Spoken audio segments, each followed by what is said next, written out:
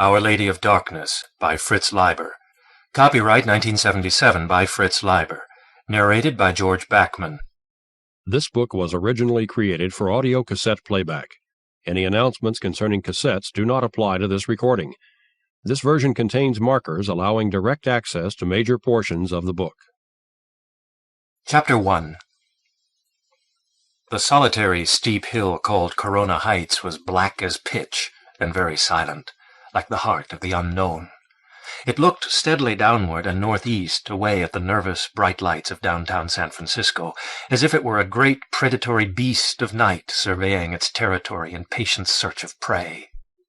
The waxing gibbous moon had set, and the stars at the top of the black heavens were still diamond-sharp.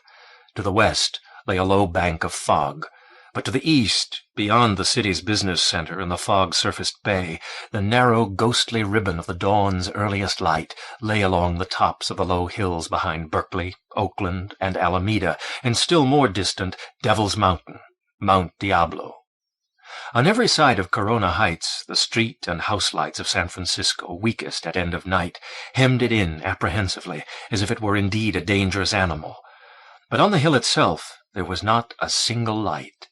An observer below would have found it almost impossible to make out its jagged spine and the weird crags crowning its top, which even the gulls avoided, and breaking out here and there from its raw, barren sides, which, although sometimes touched by fog, had not known the pelting of rain for months. Some day the hill might be bulldozed down, when greed had grown even greater than it is today, and awe of primeval nature even less, but now it could still awaken panic terror. Too savage and cantankerous for a park, it was inadequately designated as a playground. True, there were some tennis courts and limited fields of grass and low buildings, and little stands of thick pine around its base, but above those it rose rough, naked, and contemptuously aloof. And now something seemed to stir in the massed darkness there. Hard to tell what. Perhaps one or more of the city's wild dogs, homeless for generations, yet able to pass as tame. In a big city, if you see a dog going about his business, menacing no one, fawning on no one, fussing at no one, in fact, behaving like a good citizen with work to do and no time for nonsense, and if that dog lacks tag or collar, then you may be sure he hasn't a neglectful owner, but is wild and well-adjusted. Perhaps some wilder and more secret animal that had never submitted to man's rule, yet lived almost unglimpsed amongst him. Perhaps, conceivably, a man or woman so sunk in savagery or psychosis that he or she didn't need light, or perhaps only the wind. And now the eastern ribbon grew dark red, the whole sky lightened from the east toward the west, the stars were fading, and Corona Heights began to show its raw, dry, pale brown surface. Yet the impression lingered that the hill had grown restless, having at last decided on its victim. Chapter 2. 2 hours later, Franz Weston looked out of his open casement window at the 1,000-foot TV tower rising bright red and white in the morning sunlight out of the snowy fog that still masked Sutro Crest and Twin Peaks 3 miles away, and against which Corona Heights stood out, humped and pale brown. The TV tower, San Francisco's Eiffel, you could call it, was broad-shouldered, slender-waisted, and long-legged, like a beautiful and stylish woman or demi-goddess. It mediated between fronts and the universe these days, just as man is supposed to mediate between the atoms and the stars. Looking at it, admiring, almost reverencing it, was his regular morning greeting to the universe, his affirmation that they were in touch, before making coffee and settling back into bed with clipboard and pad for the day's work of writing supernatural horror stories, and especially his bread and butter, novelizing the TV program Weird Underground, so that the mob of viewers could also read, if they wanted to, something like the melange of witchcraft, Watergate, and puppy love they watched on the tube. A year or so ago, he would have been focusing inward on his miseries at this hour and worrying about the day's first drink, whether he still had it or had drunk up everything last night. But that was in the past, another matter. Faint, dismal foghorns cautioned each other in the distance. Franz's mind darted briefly 2 miles behind him to where more fog would be blanketing San Francisco Bay, except for the 4 tops thrusting from it at the first span of the bridge to Oakland. Under that frosty-looking surface there would be the ribbons of impatient, fuming cars, the talking ships, and coming from far below the water and the mucky bottom, but heard by fishermen in little boats, the eerie roar of the BART, Bay Area Rapid Transit, trains rocketing through the tube as they carried the main body of commuters to their jobs. Dancing up the sea air into his room there came the gay, sweet notes of a Telemann minuet blown by Cal from her recorder 2 floors below. She meant them for him, he told himself, even though he was 20 years older. He looked at the oil portrait of his dead wife, Daisy, over the studio bed, beside a drawing of the TV tower in spidery black lines on a large oblong of fluorescent red cardboard, and felt no guilt. 3 years of drunken grief, a record wake, had worked that all away, ending almost exactly a year ago. His gaze dropped to the studio bed, still half unmade.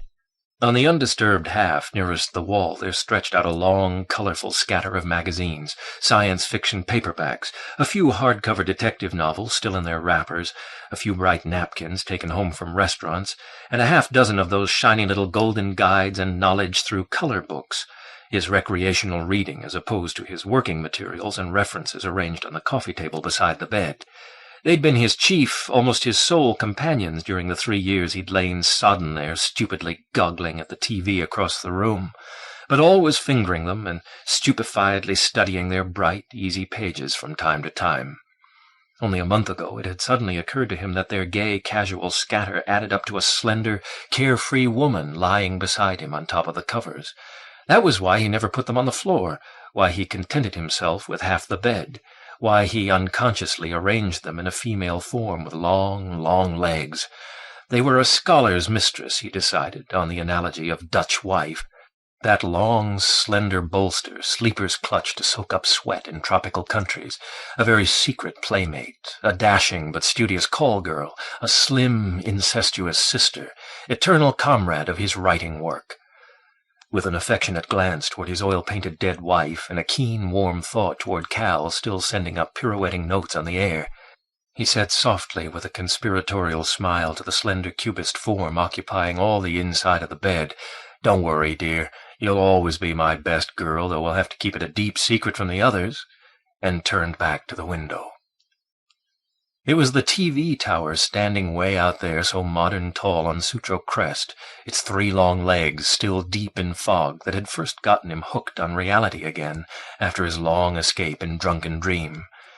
At the beginning, the tower had seemed unbelievably cheap and garish to him, an intrusion worse than the high-rises in what had been the most romantic of cities, an obscene embodiment of the blatant world of sales and advertising, even with its great red and white limbs against blue sky, as now above the fog, an emblazonment of the American flag in its worst aspects, barber pole stripes, fat, flashy, regimented stars.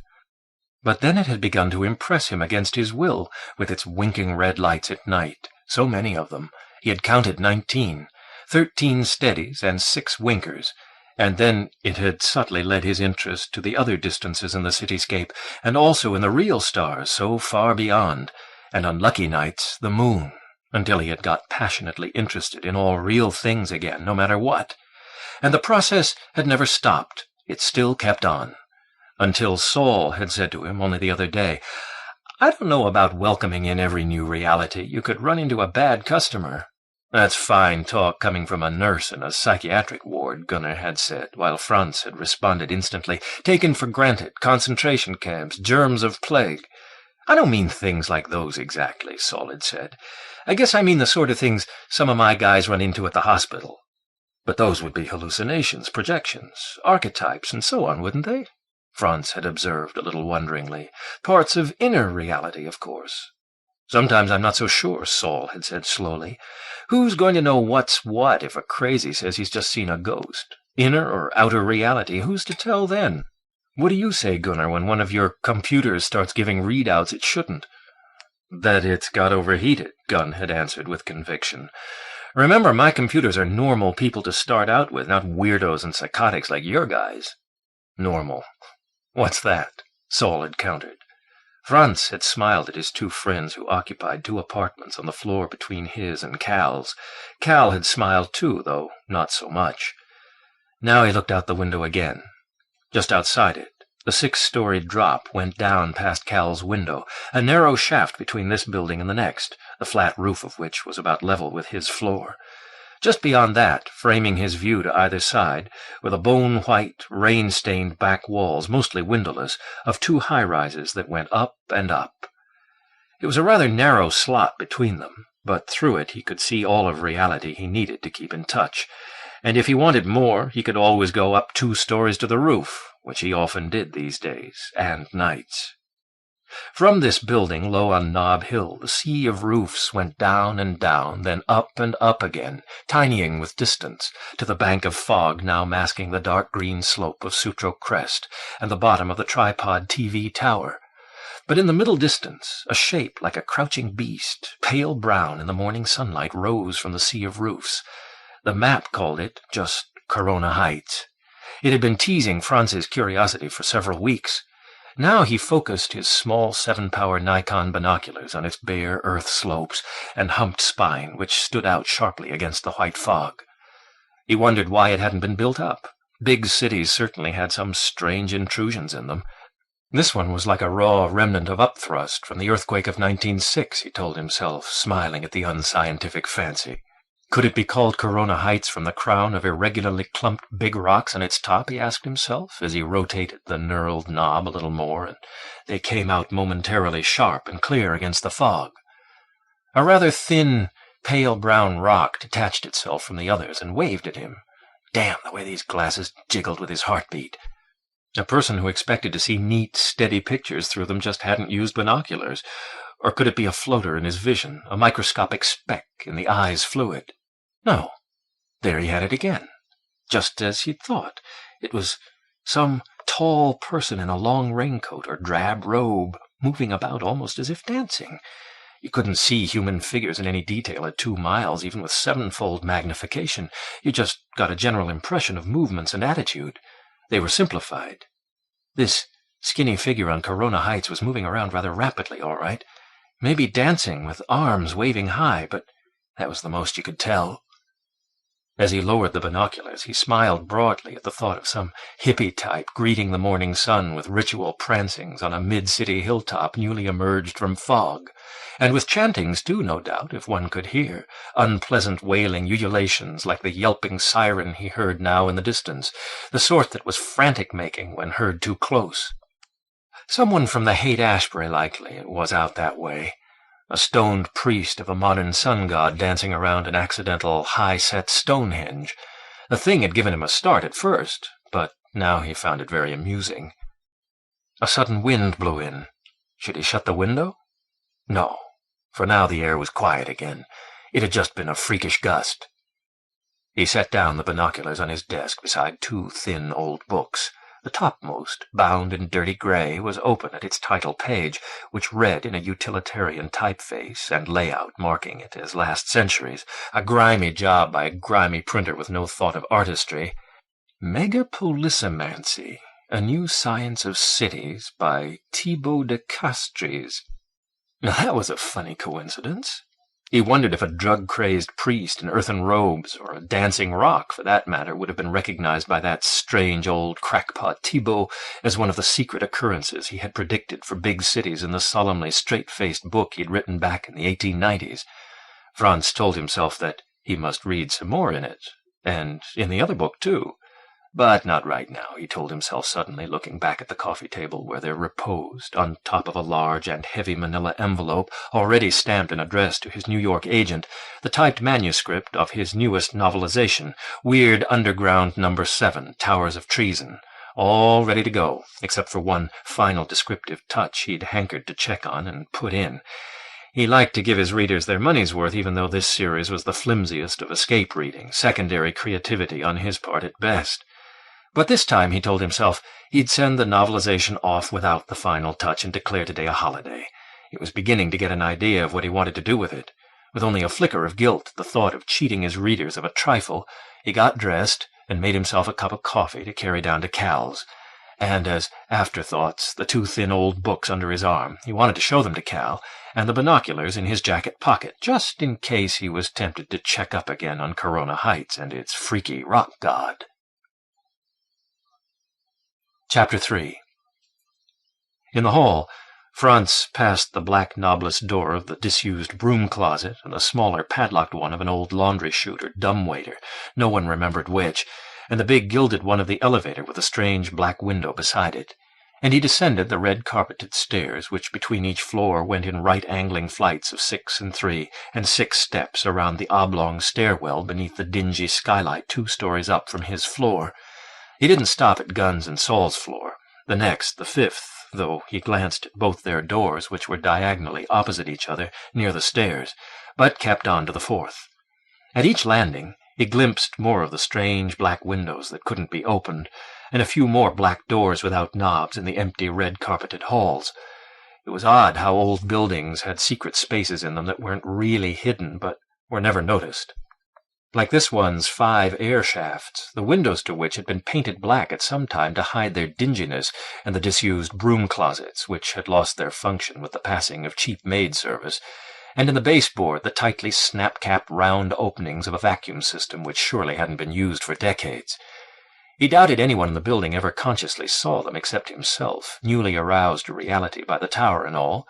Today, they made him think for a moment of the old times when this building had probably been a small hotel, with monkey-faced bellboys and maids whom his fancy pictured as French, with short skirts and naughty low laughs. Dour slatterns, more likely, reason commented. He knocked at 407. It was one of those times when Cal looked like a serious schoolgirl of 17, lightly wrapped in dreams, not 10 years older, her actual age. Long, dark hair, blue eyes, a quiet smile. They'd been to bed together twice, but didn't kiss now. It might have seemed presumptuous on his part. She didn't quite offer to, and in any case he wasn't sure how far he wanted to commit himself. She invited him in to the breakfast she was making. Though a duplicate of his, her room looked much nicer. Too good for the building. She had redecorated it completely with help from Gunnar and Saul. Only it didn't have a view. There was a music stand by the window, and an electronic piano that was mostly keyboard and black box that had earphones for silent practicing as well as speaker. "I came down because I heard you blowing the telemann," Franz said. "Perhaps I did it to summon you," Cal replied offhandedly from where she was busy with the hot plates and toaster. "There's magic in music, you know." "You're thinking of the magic flute?" he asked. "You make a recorder sound like one." "There's magic in all woodwinds," she assured him. "Mozart's supposed to have changed the plot of the magic flute midway so that it wouldn't be too close to that of a rival opera, The Enchanted Bassoon." He laughed, then went on. "Musical notes do have at least one supernatural power. They can levitate, fly up through the air. Of course, words can do that too, but not as well." "How do you figure that?" she asked over her shoulder. "From cartoons and comic strips," he told her. "Words need balloons to hold them up, but notes just come flying out of the piano or whatever." "They have those little black wings," she said, "at least the 8th and shorter ones. But it's all true. Music can fly. It's all release, and it has the power to release other things and make them fly and swirl." He nodded. "I wish you'd release the notes of this piano, though, and let them swirl out when you practice harpsichord," he said, looking at the electronic instrument, "instead of keeping them shut up inside the earphones." "You'd be the only one who'd like it," she informed him. "There's Gunn and Saul," he said. "Their rooms aren't on this shaft. Besides, you'd get sick of scales and arpeggios yourself." "I'm not so sure," he said, then teased, "But maybe harpsichord notes are too tinkly to make magic." "I hate that word," she said. "But you're still wrong. Tinkly. Ugh. Notes can make magic, too. Remember Papageno's bells. There's more than one kind of magic music in the flute." They ate toast, juice, and eggs. Franz told Cal of his decision to send the manuscript of Towers of Treason off just as it was. He finished, "So my readers won't find out just what a document shredding machine sounds like when it works. What difference does that make? I actually saw that program on the tube, but when the Satanist wizard fed in the rune, they had smoke come out, which seemed stupid." "I'm glad to hear you say that," she said sharply. You put too much effort into rationalizing that silly program." Her expression changed. "Still, I don't know. It's partly that you always try to do your best, whatever that makes me think of you as a professional." She smiled. He felt another faint twinge of guilt, but fought it down easily. While she was pouring him more coffee, he said, "I got a great idea. Let's go to Corona Heights today. I think there'd be a great view of downtown and the inner bay. We could take the Muni most of the way, And there shouldn't be too much climbing. You forget I've got to practice for the concert tomorrow night. Couldn't risk my hands in any case, she said, a shade reproachfully. But don't let that stop you, she added with a smile that asked his pardon. Why not ask Gunn or Saul? I think they're off today. Gunn's great on climbing. Where is Corona Heights? He told her, remembering that her interest in Frisco was neither as new nor as passionate as his. He had a convert's zeal. That must be close to Buena Vista Park, she said. Now don't go wandering in there, please. There have been some murders there quite recently, drug-related. The other side of Buena Vista is right up against the Haight. I don't intend to, he said. Though maybe you're a little too uptight about the Haight. It's quieted down a lot the last few years. Why, I got these 2 books there in one of those really fabulous second-hand stores. Oh, yes, you were going to show them to me, she said. He handed her the one that had been open, saying, That's just about the most fascinating book of pseudoscience I've ever seen. It has some genuine insights mixed with the hokum. No date, but printed about 1900, I'd judge. Megapolissomancy, she pronounced carefully. Now, what would that be? Telling the future from cities? From big cities, he said, nodding. Oh, yes, the mega. He went on, telling the future and all other sorts of things, and apparently making magic, too, from that knowledge, though De Castries calls it a new science, as if he were a second Galileo. Anyhow, this De Castries is very much concerned about the vast amounts of steel and paper that are being accumulated in big cities, and coal oil, kerosene, and natural gas, and electricity, too, if you can believe it. He carefully figures out just how much electricity is in how many thousands of miles of wire, how many tons of illuminating gas in tanks, how much steel in the new skyscrapers, how much paper for government records and yellow journalism, and so on. My, oh my, Cal commented. I wonder what he'd think if he were alive today. His direst predictions vindicated, no doubt. He did speculate about the growing menace of automobiles and gasoline, but especially electric cars carrying buckets of direct electricity around in batteries. He came so close to anticipating our modern concern about pollution. He even talks of the vast congeries of gigantic fuming vats of sulfuric acid needed to manufacture steel. But what he was most agitated about was the psychological or spiritual. He calls them paramental effects of all that stuff accumulating in big cities. It's sheer liquid and solid mass. A real proto-hippie, Cal put it. What sort of man was he? Where did he live? What else did he do? There's absolutely no indication in the book of any of those things, Franz told her, and I've never turned up another reference to him. In his book, he refers to New England and eastern Canada quite a bit, and New York City, but only in a general way. He also mentioned Paris. He had it in for the Eiffel Tower, and France a few times, and Egypt. Cal nodded. What's with the other book? Something quite interesting, Franz said, passing it over. As you can see, it's not a regular book at all, but a journal of blank rice paper pages, as thin as onion skin, but more opaque, bound in ribbed silk that was tea rose, I'd say, before it faded. The entries, in violet ink with a fine point fountain pen, I'd guess, hardly go a quarter of the way through. The rest of the pages are blank. Now, when I bought these books, they were tied together with an old piece of string. They looked as if they'd been joined for decades. You can still see the marks. Uh-huh, Cal agreed. Since 1900 or so? A very charming diary book. I'd like to have one like it. Yes, isn't it? No, just since 1928. A couple of the entries are dated, and they all seem to have been made in the space of a few weeks. Was he a poet? Cal asked. I see groups of indented lines. Who was he, anyway? Old De Castries. No, not De Castries, though someone who had read his book and knew him. But I do think he was a poet. In fact, I think I have identified the writer, though it's not easy to prove since he nowhere signs himself. I think he was Clark Ashton Smith. Well, I've heard that name, Cal said. Probably from me, Franz told her. He was another supernatural horror writer. Very rich, doomful stuff. Arabian Nights chinoiserie. A mood like Beddoes' Death's Jest book. He lived near San Francisco and knew the old artistic crew. He visited George Sterling at Carmel, and he could easily have been here in San Francisco in 1928 when he'd just begun to write his finest stories. I've given a photocopy of that journal to Jamie Donaldus Byers, who's an authority on Smith and who lives here on Beaver Street, which is just by Corona Heights, by the way. The map shows it. And he showed it to DeCamp, who thinks it's Smith for sure, and to Roy Squires, who's as sure it isn't. Byers himself just can't decide, says there's no evidence for an extended San Francisco trip by Smith then, and that although the writing looks like Smith's, it's more agitated than any he's ever seen. But I have reasons to think Smith would have kept the trip secret and have had cause to be supremely agitated. Oh my, Cal said. You've gone to a lot of trouble and thought about it. But I can see why. It's très romantique. Just the feel of this ribbed silk and rice paper. I had a special reason, Franz said, unconsciously dropping his voice a little. I bought the books 4 years ago, you see, before I moved here, and I read a lot in the journal. The violet ink person, whoever I think Smith, keeps writing about visiting Tiberius at 607 Rhodes. In fact, the journal is entirely or chiefly an account of a series of such interviews. That 607 Rhodes stuck in my mind so that when I went hunting a cheaper place to live and was shown the room here— "Of course, it's your apartment number, 607, Cal interrupted. Franz nodded. I got the idea it was predestined or prearranged in some mysterious way, as if I'd had to look for the 607 Rhodes and had found it.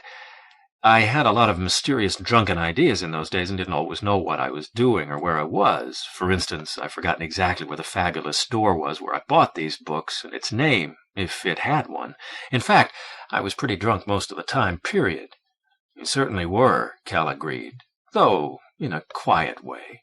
Saul and Gunn and I wondered about you, and we pumped Dorotea Luque and Bonita, she added, referring to the Peruvian apartment manager and her 13-year-old daughter.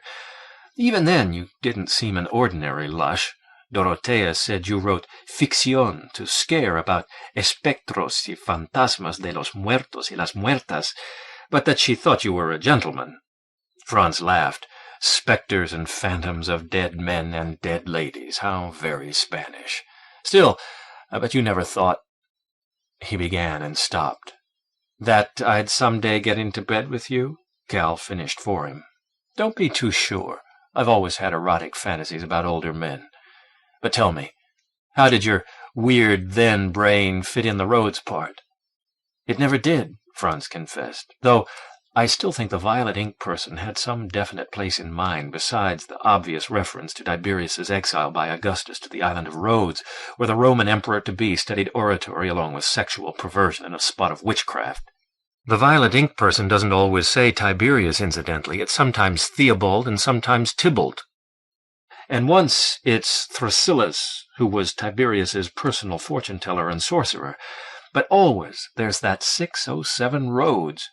And once it's Theodebaldo and once Dietbold, but 3 times Thibault, which is what makes me sure, besides all the other things, it must have been De Castries that Smith was visiting almost every day and writing about. Franz, Cal said, all this is perfectly fascinating, but I've just got to start practicing. Working up harpsichord on a dinky electronic piano is hard enough, and tomorrow night's not just anything, it's the 5th Brandenburg Concerto. I know, I'm sorry, I forgot about it. It was inconsiderate of me. A male chauvinist, Franz began, getting to his feet. Now, don't get tragic, Cal said briskly. I enjoyed every minute, really. But now I've got to work. Here, take your cup, and for heaven's sake, these books, or I'll be peeking into them when I should be practicing. Cheer up. At least you're not a male chauvinist pig. You only ate 1 piece of toast. And Franz, she called. He turned with his things at the door. Do be careful up there around Beaver and Buena Vista. Take Gunn or Saul. And remember— Instead of saying what, she kissed 2 fingers and held them out toward him for a moment, looking quite solemnly into his eyes. He smiled, nodded twice, and went out feeling happy and excited. But as he closed the door behind him, he decided that whether or not he went to Corona Heights, he wouldn't ask either of the 2 men on the next floor up to go with him. It was a question of courage, or at least independence. Nope. Today would be his own adventure. Damn the torpedoes. Full speed ahead. Chapter 4. The hall outside Cal's door duplicated all the features of the one on Franz's floor. Black-painted air-shaft window, knobless door to disused broom closet, drab golden elevator door, and low-set, snap-capped vacuum outlet, a relic of the days when the motor for a building's vacuum system was in the basement and the maid handled only a long hose and brush.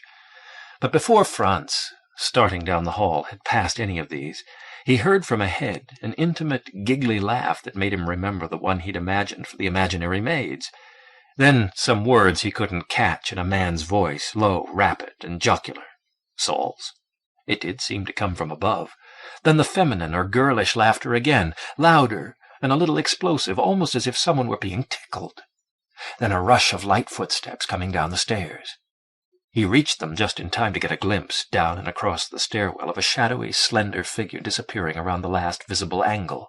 Just the suggestion of black hair and clothing and slim white wrists and ankles, all in swift movement.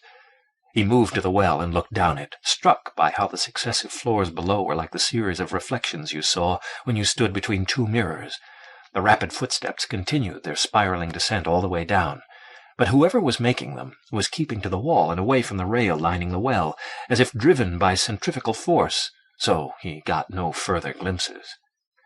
As he peered down that long, narrow tube dimly lit from the skylight above, still thinking of the black-clad limbs and the laughter, a murky memory rose in his mind, and for a few moments possessed him utterly. Although it refused to come wholly clear, it gripped him with the authority of a very unpleasant dream or bad drunk. He was standing upright in a dark, claustrophobically narrow, crowded, musty space. Through the fabric of his trousers he felt a small hand laid on his genitals, and he heard a low, wicked laugh. He looked down in his memory and saw the foreshortened, ghostly, featureless oval of a small face, and the laugh was repeated, mockingly. Somehow, it seemed there were black tendrils all around him. He felt a weight of sick excitement and guilt and almost fear. The murky memory lifted as Franz realized the figure on the stairs had to have been that of Bonita Luque, wearing the black pajamas and robe and feathered black mules she'd been handed down from her mother and already outgrown, but sometimes still wore as she darted around the building on her mother's early morning errands. He smiled disparagingly at the thought that he was almost sorry, not really, he was no longer drunk, and so able to nurse various kinky excitements. He started up the stairs, but stopped almost at once when he heard Gunn's and Saul's voices from the floor above. He did not want to see either of them now, at first simply from a reluctance to share today's mood and plans with anyone but Cal. But as he listened to the clear and sharpening voices, his motive became more complicated. Gunn asked, "What was that all about?" Saul answered, "Her mother sent the kid up to check if either of us had lost a cassette player recorder. She thinks her kleptomaniac on the second floor has one that doesn't belong to her." Gunn remarked, "That's a big word for Mrs. Luque." Saul said, "Oh, I suppose she said Esteeler. I told the kid that no, I still had mine." Gunn asked, "Why didn't Bonita check with me?" Saul answered, "Because I told her you didn't have a cassette player to start with. What's the matter? Feeling left out?" "No." During this interchange, Gunn's voice had grown increasingly nagging, Saul's progressively cooler, yet also teasing. Franz had listened to mild speculation about the degree of homosexuality in Gunn's and Saul's friendship, but this was the first time he found himself really wondering about it. No, he definitely didn't want to barge in now. Saul persisted. "Then what's the matter? Hell, Gunn, you know I always horse around with Bonnie." Gunn's voice was almost waspish as he said, "I know I'm a Puritanized North European, but I'd like to know just how far liberation from Anglo-Saxon body contact taboos is supposed to go." And Saul's voice was almost taunting as he replied, "Why, just as far as you both think proper, I suppose." There was the sound of a door closing very deliberately. It was repeated. Then silence. Franz breathed his relief, continued softly up, and as he emerged into the fifth-floor hall, found himself almost face-to-face with Gunn, who was standing in front of the shut door to his room, glaring across at Saul's. Set on the floor beside him was a knee-high rectangular object with a chrome carrying handle protruding from its gray fabric cover. Gunnar Nordgren was a tall, slim man, ashen blond, a fine-down Viking. Right now, he had shifted his gaze and was looking at Franz with a growing embarrassment that matched Franz's own feelings. Abruptly, Gunn's usual amiability flooded back into his face, and he said, "Say, I'm glad you came by. A couple of nights ago you were wondering about document shredding machines. Here's one I had here from the office overnight." He whipped off the cover, revealing a tall blue and silvery box with a foot-wide maw on top and a red button. The maw fed down into a deep basket, which Franz, coming closer, could see was 1/4 filled with a dirty snow of paper diamonds less than 1/4 inch across. The uncomfortable feelings of a moment before were gone. Looking up, Franz said, "I know you're going to work and all, but could I hear it in operation once?" "Of course." Gunn unlocked the door behind him and led Franz into a neat, rather sparely furnished room, the first features of which to strike the eye were large astronomical photographs in color and skiing equipment. As Gunn unrolled the electric cord and plugged it in, he said light-heartedly, "This is a shred basket put out by Destroys It. Properly dire names, eh? Costs only $500 or so. Larger models go up to $2,000. A set of circular knives cuts the paper to ribbons, then another set cuts the ribbons across. Believe it or not, these machines were developed from ones for making confetti. I like that. It suggests that mankind first thinks of making frivolous things and only later puts them to serious use, if you can call this serious. Games before guilt." The words poured out of him in such an excess of excitement or relief that Franz forgot his wonder as to why Gunn should have brought such a machine home, what he'd been destroying. Gunn continued, "The ingenious Italians. What was it Shakespeare said? Super subtle Venetians. Lead the world, in inventing machines for food and fun, ice cream makers, pasta extruders, espresso coffee machines, set-piece fireworks, hurdy-gurdies, and confetti. Well, here goes." Franz had taken out a small notebook and ballpoint pen. As Gunn's finger moved toward the red button, he leaned close, rather cautiously, expecting some rather loud sound. Instead, there came a faint, breathy buzzing, as if time were clearing her throat. Delightedly, Franz jotted down just that. Gunn fed in a pastel sheet. Pale blue snow showered down upon the dirty white. The sound barely thickened a little. Franz thanked Gunn and left him coiling up the cord. Mounting past his own floor, the 7th, toward the roof, he felt pleased. Getting that scrap of observed fact had been just the bit of luck he'd needed to start the day perfectly. Chapter 5. The cubicle room housing the elevator's hoist was like a wizard's den atop a tower, skylight thickly filmed with dust, electric motor like a broad-shouldered dwarf in greasy green armor, and old-fashioned relays in the form of 8 black cast-iron arms that writhed when in use like those of a chained-down giant spider, and with big copper switches that clashed loudly as they opened and closed whenever a button was pushed below, like such a spider's jaws. Franz stepped out into sunlight on the flat, low-walled roof. Tar-embedded gravel gritted faintly under his shoes. The cool breeze was welcome. To the east and north bulked the huge downtown buildings and whatever secret spaces they contained, blocking off the bay. How old Thibault would have scowled at the Transamerica Pyramid and the purple-brown Bank of America monster. Even at the new Hilton and St. Francis Towers, the words came into his head. The ancient Egyptians only buried people in their pyramids. We are living in ours. Now, where had he read that? Why, in Megapolisomancy, of course. How apt. And did the modern pyramids have in them secret markings foretelling the future and crypts for sorcery? He walked past the low-walled rectangular openings of the narrow air shafts lined with gray sheet iron to the back of the roof, and looked up between the nearby high-rises, modest compared with those downtown, at the TV tower in Corona Heights. The fog was gone, but the pale, irregular hump of the latter still stood out sharply in the morning sunlight. He looked through his binoculars, not very hopefully, but yes, by God, there was that crazy, drably robed worshipper, or whatnot, still busy with his ritual or whatever. If these glasses would just settle down. Now the fellow had run to a slightly lower clump of rocks and seemed to be peering furtively over it. Franz followed the apparent direction of his gaze down the crest, and almost immediately came to its probable object, 2 hikers trudging up. Because of their colorful shorts and shirts, it was easier to make them out. Yet, despite their flamboyant garb, they somehow struck Franz as more respectable characters than the lurker at the summit. He wondered what would happen when they met at the top. Would the robed hierophant try to convert them, or solemnly warn them off, or stop them like the ancient mariner and tell them an eerie story with a moral? Franz looked back, but now the fellow, or could it have been a woman, was gone. A shy type, evidently. He searched the rocks, trying to spot him hiding, and even followed the plodding hikers until they reached the top and disappeared on the other side, hoping for a surprise encounter, but none came. Nevertheless, when he shoved the binoculars back in his pocket, he had made up his mind. He'd visit Corona Heights. It was too good a day to stay indoors.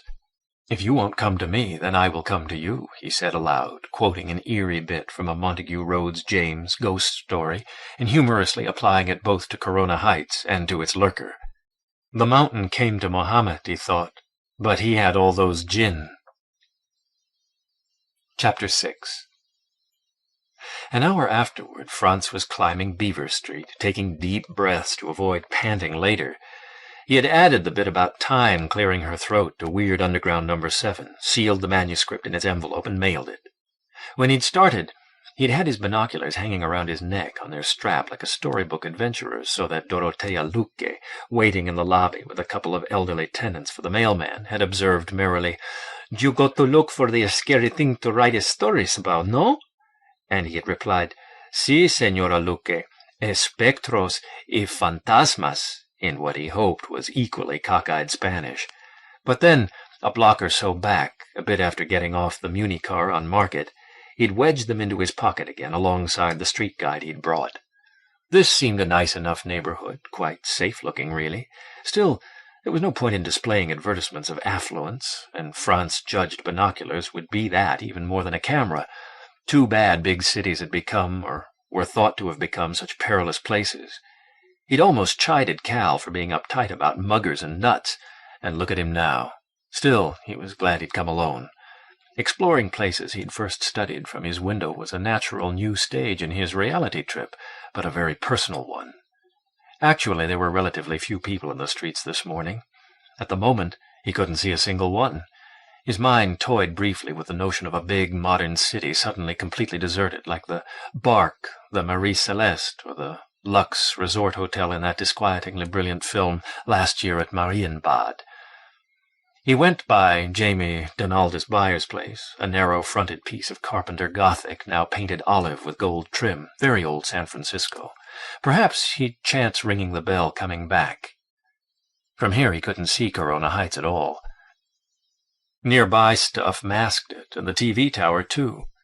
Conspicuous at a distance, he'd got a fine view of its jagged crest at Market and DuBose. It had hidden itself like a pale brown tiger on his approach, so that he had to get out his street guide and spread its map to make sure he hadn't got off the track. Beyond Castro, the way got very steep, so that he stopped twice to even out his breathing. At last, he came out on a short, dead-end cross street behind some new apartments. At its other end, a sedan was parked with two people sitting in the front seats. Then he saw that he'd mistaken headrests for heads. They did look so like dark little tombstones. On the other side of the cross street were no more buildings, but green and brown terraces going up to an irregular crest against blue sky. He saw he'd finally reached Corona Heights, somewhat on the far side from his apartment. After a leisurely cigarette, he mounted steadily past some tennis courts and lawn, and up a fenced and winding hillside ramp, and emerged on another dead-end street, or road, rather. He felt very good, really, in the outdoors. Gazing back the way he'd come, he saw the TV tower looking enormous, and handsomer than ever, less than a mile away, yet somehow just the right size.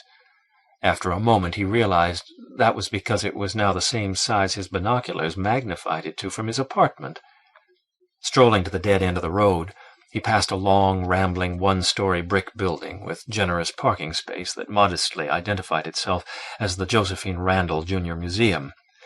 There was a panel truck with the homely label Sidewalk Astronomer. He recalled hearing of it from Dorothea Luque's daughter Bonita as the place where children could bring pet tame squirrels and snakes, and brindled Japanese rats and bats, when for some reason they could no longer keep them. He also realized he'd seen its low roofs from his window. From the dead end, a short path led him to the foot of the crest, and there on the other side was all the eastern half of San Francisco, and the bay beyond, and both the bridges spread out before him. Resolutely resisting the urge to scan in detail, he set himself to mounting the ridge by the hard, gravelly path near its crest. This soon became rather tiresome. He had to pause more than once for breath, and set his feet carefully to keep from slipping. When he'd about reached the spot where he'd first seen the hikers, he suddenly realized that he'd grown rather childishly apprehensive. He almost wished he had brought gun and sawl, or run into other climbers of the solid, respectable sort, no matter how colorfully clad or otherwise loud and noisy. At the moment, he wouldn't even object to a transistor radio blatting. He was pausing now not so much for breath as to scan, very carefully, each rock clump before circling by it. For if he thrust his head too trustingly around one, what face, or no face, might he not see? This really was too childish of him, he told himself. Didn't he want to meet the character on the summit and find out just what sort of an oddball he was? A gentle soul, most likely, from his simple garb and timidity and love of solitude, though of course he most likely had departed by now. Nevertheless, Franz kept using his eyes systematically as he mounted the last of the slope, gentler now to its top. The ultimate outcropping of rocks, the corona, the crown, was more extensive and higher than the others. After holding back a bit to spy out the best route, he told himself, he mounted by 3 ledges, each of which required a leg-stretching step, to the very top, where he at last stood up, though rather carefully, bracing his feet wide. There was a lot of wind from the Pacific up here, with all of Corona Heights beneath him. He slowly turned around in a full circle, tracing the horizon, but scanning very thoroughly all the clumps of rock and all the brown and green slopes immediately below him, familiarizing himself with his new surroundings and incidentally ascertaining that there wasn't another being besides himself anywhere on Corona Heights. Then he went down a couple of ledges and settled himself comfortably in a natural rock seat facing east, completely out of the wind. He felt very much at ease and remarkably secure in this eyrie, especially with the sense of the mighty TV tower rising behind him like a protective goddess. While smoking another leisurely cigarette, he surveyed with unaided eyes the great spread of the city and bay, with its great ships, tinier than toys, from the faintly greenish thin pillow of smog over San Jose in the south, to the dim little pyramid of Mount Diablo beyond Berkeley, and on to the red towers of the Golden Gate Bridge in the north, with Mount Tamalpais beyond them. It was interesting how landmarks shifted with this new vantage point. Compared with his view from the roof, some of the downtown buildings had shot up, while others seemed trying to hide behind their neighbors. After another cigarette, he got out his binoculars and put their strap around his neck and began to study this and that. They were quite steady now, not like this morning. He chucklingly spelled out a few big billboards south of Market on the Embarcadero and the Mission, mostly ads for cigarettes and beer and vodka, that black velvet theme, and a couple of the larger topless spots for the tourists.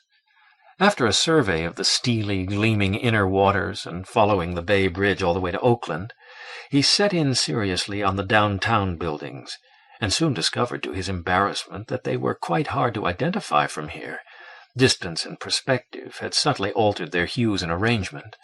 And then contemporary skyscrapers were so very anonymous, no signs or names, no pinnacle statues or weathercocks or crosses, no distinctive facades and cornices, no architectural ornament at all, just huge blank slabs of featureless stone or concrete or glass that was either sleekly bright with sun or dark with shadow.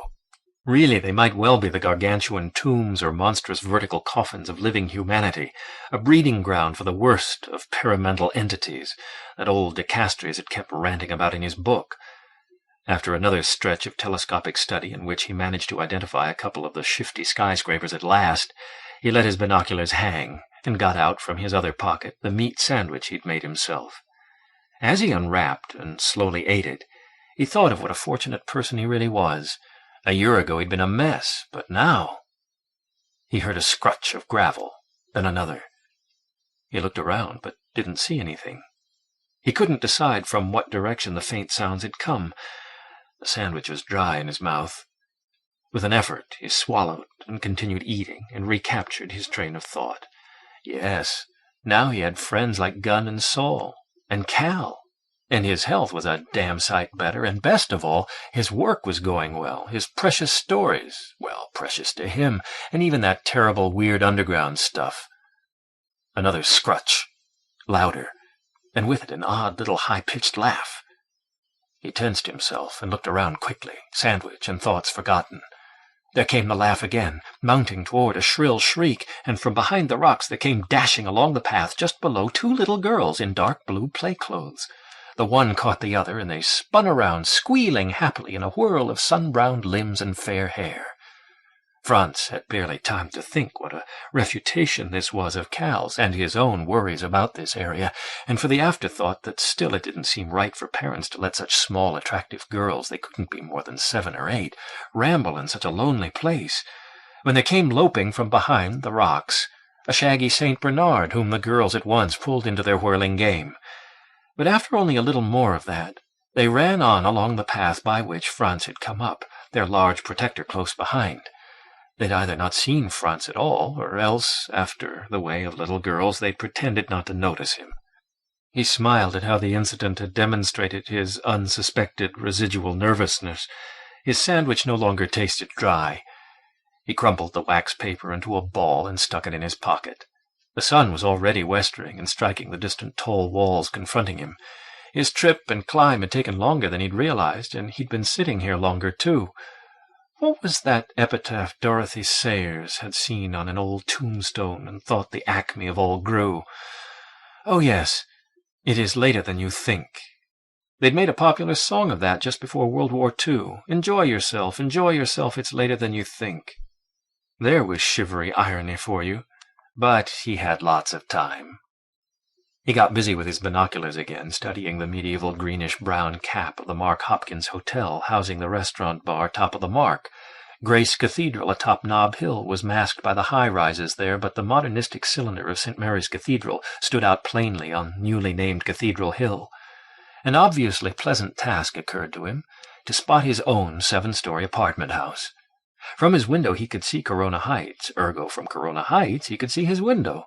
It would be in a narrow slot between 2 high-rises, he reminded himself, but the sun would be striking into that slot by now, giving good illumination. To his chagrin, it proved extremely difficult. From here the lesser roofs were almost a trackless sea, literally, and such a foreshortened one that it was very hard to trace the line of streets, a checkerboard viewed from the edge. The job preoccupied him so that he became oblivious of his immediate surroundings.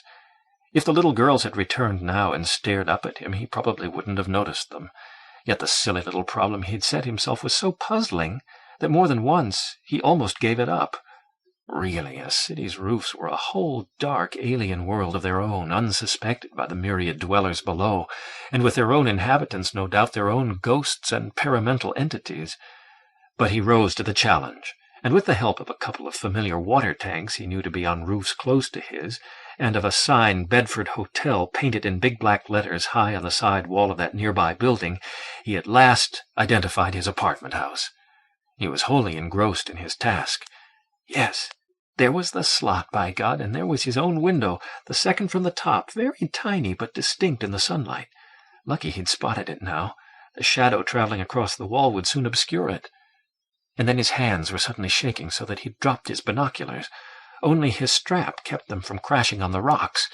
A pale brown shape had leaned out of his window and waved at him.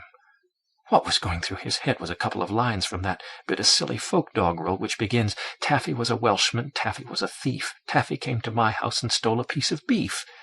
But it was the ending that was repeating itself in his head. "I went to Taffy's house, Taffy wasn't home, Taffy went to my house and stole a marrow bone." Now, for God's sake, don't get so excited, he told himself, taking hold of the dangling binoculars and raising them again. "And stop breathing so hard. You haven't been running." He was some time locating his building in the slot again. Damn the dark sea of roofs! But when he did, there was the shape again in his window. Pale brown, like old bones. Now, don't get morbid. It could be the drapes, he told himself, half blown out of his window by the wind. He'd left it open. There were freakish winds among high buildings. His drapes were green, of course, but their lining was a nondescript hue like this, and the figure wasn't waving to him now. Its dancing was that of the binoculars, but rather regarding him thoughtfully, as if saying, "You chose to visit my place, Mr. Weston, so I decided to make use of that opportunity to have a quiet look at yours." Quit it, he told himself. The last thing we need now is a writer's imagination. He lowered his binoculars to give his heartbeat a chance to settle down and to work his cramped fingers. Suddenly anger filled him. In his fantasizing, he'd lost sight of the plain fact that someone was mucking about in his room. But who? Dorothea Luque had a master key, of course, but she was never a bit sneaky. nor her grave brother Fernando, who did the janitor work and had hardly any English at all, but played a remarkably strong game of chess. Franz had given his own duplicate key to Gunn a week ago, a matter of a parcel to be delivered when he was out, and hadn't got it back, which meant that either Gunn or Saul, or Cal for that matter, might have it now. Cal had a big old faded bathrobe she sometimes mucked around in. But no, it was ridiculous to suspect any of them. But what about what he'd overheard from Saul on the stairs, the Estiler Dorothea Luque had been worried about? That made more sense. Face up to it, he told himself. While he was gadding about out here, satisfying obscure aesthetic curiosities, some sneak thief, probably on hard drugs, had somehow got into his apartment and was ripping him off.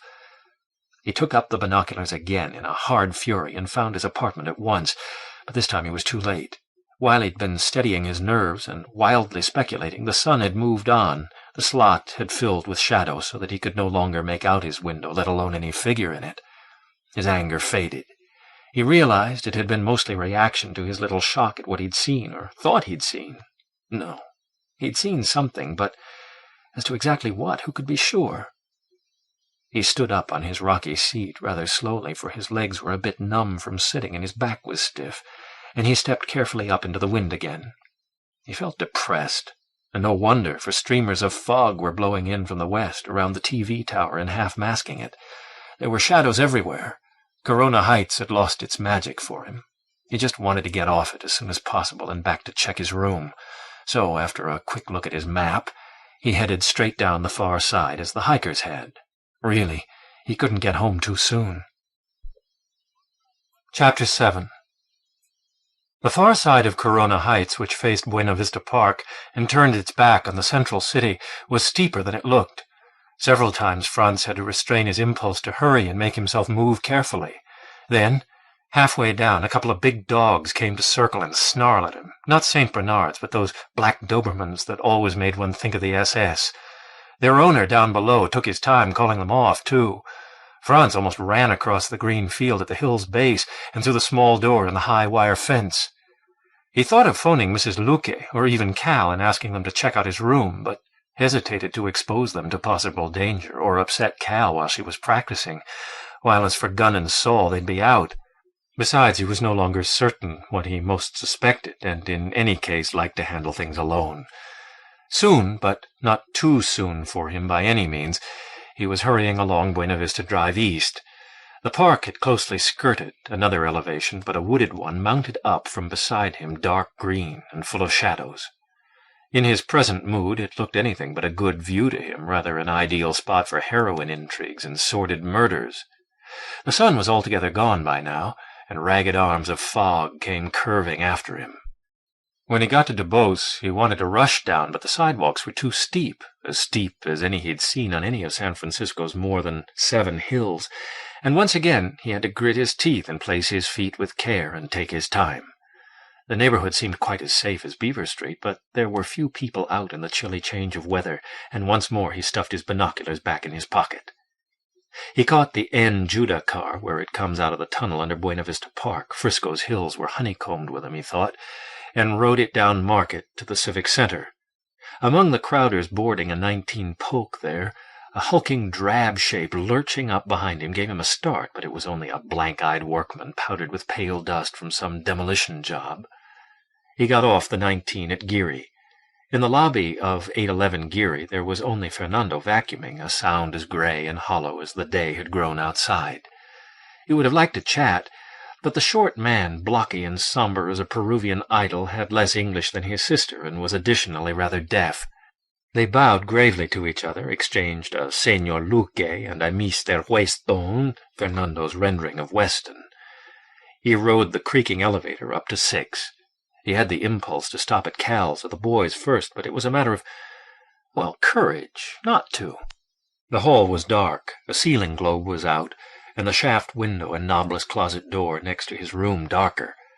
As he approached his own door, he realized his heart was thumping. Feeling both foolish and apprehensive, he slipped his key into the lock, and clutching his binoculars in his other hand as an impromptu weapon, he thrust the door swiftly open and quickly switched on the ceiling light inside.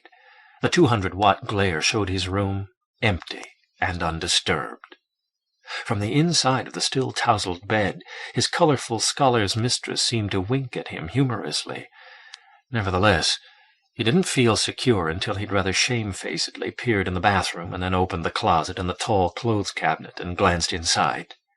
He switched off the top light then and went to the open window. The green drapes were lined with a sun-faded tan, all right, but if they'd been blown halfway out the window at some point, a change of wind had blown them neatly back into place afterward. The serrated hump of Corona Heights showed up dimly through the advancing high fog. The TV tower was wholly veiled. He looked down and saw that the windowsill and his narrow desk abutting it and the carpet at his feet were all strewn with crumbles of brownish paper that reminded him of Gunn's paper-shredding machine. He recalled that he'd been handling some old pulp magazines here yesterday, tearing out pages he wanted to save. Had he thrown the magazines away afterward? He couldn't remember, but probably they weren't lying around anywhere nearby, at any rate only a neat little stack of ones he hadn't looted yet. Well, a thief who stole only gutted old pulp magazines was hardly a serious menace, more like a trash man, a helpful scavenger. The tension that had been knotting him departed at last. He realized he was very thirsty. He got a split of ginger ale from the small refrigerator and drank it eagerly. While he made coffee on the hot plate, he sketchily straightened the disordered half of the bed and turned on the shaded light at its head. He carried over his coffee and the 2 books he'd shown Cal that morning and settled himself comfortably and read around in them and speculated. When he realized it was getting darker outside, he poured himself more coffee and carried it down to Cal's. The door was ajar.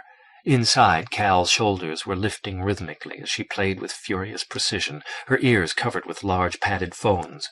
Franz couldn't be sure whether he heard the ghost of a concerto or only the very faint thuds of the keys.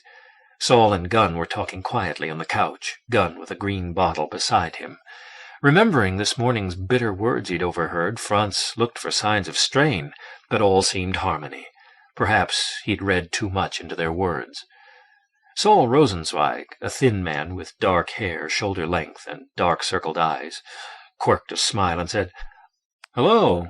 Calvina asked us down to keep her company while she practices, though you'd think a couple of window dummies could do the job as well, but Calvina's a romantic Puritan at heart. Deep inside, she wants to frustrate us." Cal had taken off her headphones and stood up. Without a word or a look at anyone or anything, apparently, she picked up some clothes and vanished like a sleepwalker into the bathroom, whence there came presently the sound of showering. Gunn grinned at Franz and said, "Greetings. Sit down and join the devotees of silence. How goes the writer's life?" They talked inconsequentially and lazily of this and that. Saul carefully made a long, thin cigarette. Its piney smoke was pleasant, but Franz and Gunn smilingly declined to share, Gunn tilting his green bottle for a long swallow. Cal reappeared in a surprisingly short time, looking fresh and demure in a dark brown dress. She poured herself a tall, thin glass of orange juice from the fridge and sat down. "Saul," she said quietly, "you know my long name is not Calvina, but Calpurnia, the minor Roman Cassandra who kept warning Caesar. I may be a Puritan, but I wasn't named for Calvin. My parents were both born Presbyterians, it's true, but my father early progressed into Unitarianism and died a devout ethical culturist. He used to pray to Emerson and swear by Robert Ingersoll, while my mother was rather frivolously into Baha'i. And I don't own a couple of window dummies, or I might use them. No pot, thank you. I have to hold myself intact until tomorrow night. Gunn, thanks for humoring me. It does help to have people in the room, even when I'm incommunicada. It helps especially when evening begins to close in. That ale smells wonderful, but alas, same reason as no pot. Franz, you're looking quietly prodigious. What happened at Corona Heights?" Pleased that she had been thinking about him and observing him so closely and accurately, Franz told the story of his adventure. He was struck by how in the telling it became rather trivial-seeming and less frightening, though paradoxically more entertaining, the writer's curse and blessing. Gunn happily summed up, "So you go to investigate this apparition or whatnot and find it's pulled the big switch and is thumbing its nose at you from your own window 2 miles away. Taffy went to my house. That's neat." Saul said, "Your Taffy story reminds me of my Mr. Edwards. He gets the idea that two enemies in a parked car across the street from the hospital have got a pain ray projector trained on him. We wheel him over there so he can see for himself there ain't no one in any of the cars. He's very much relieved and keeps thanking us, but when we get him back to his room, he lets out a sudden squeal of agony. Seems his enemies have taken advantage of his absence to plant a pain ray projector somewhere in the walls. "Oh, Saul," Cal said in mildly scathing tones, "we're not all of us your hospital people, at least yet. Franz, I wonder if those two innocent-seeming little girls may not have been involved. You said they were running around and dancing like your pale brown thing. I'm sure that if there's such a thing as psychic energy, little girls have lots of it." "I'd say you have a good artistic imagination. That angle hadn't even occurred to me," Franz told her, acutely aware that he was beginning to disparage the whole incident, but unable to help himself.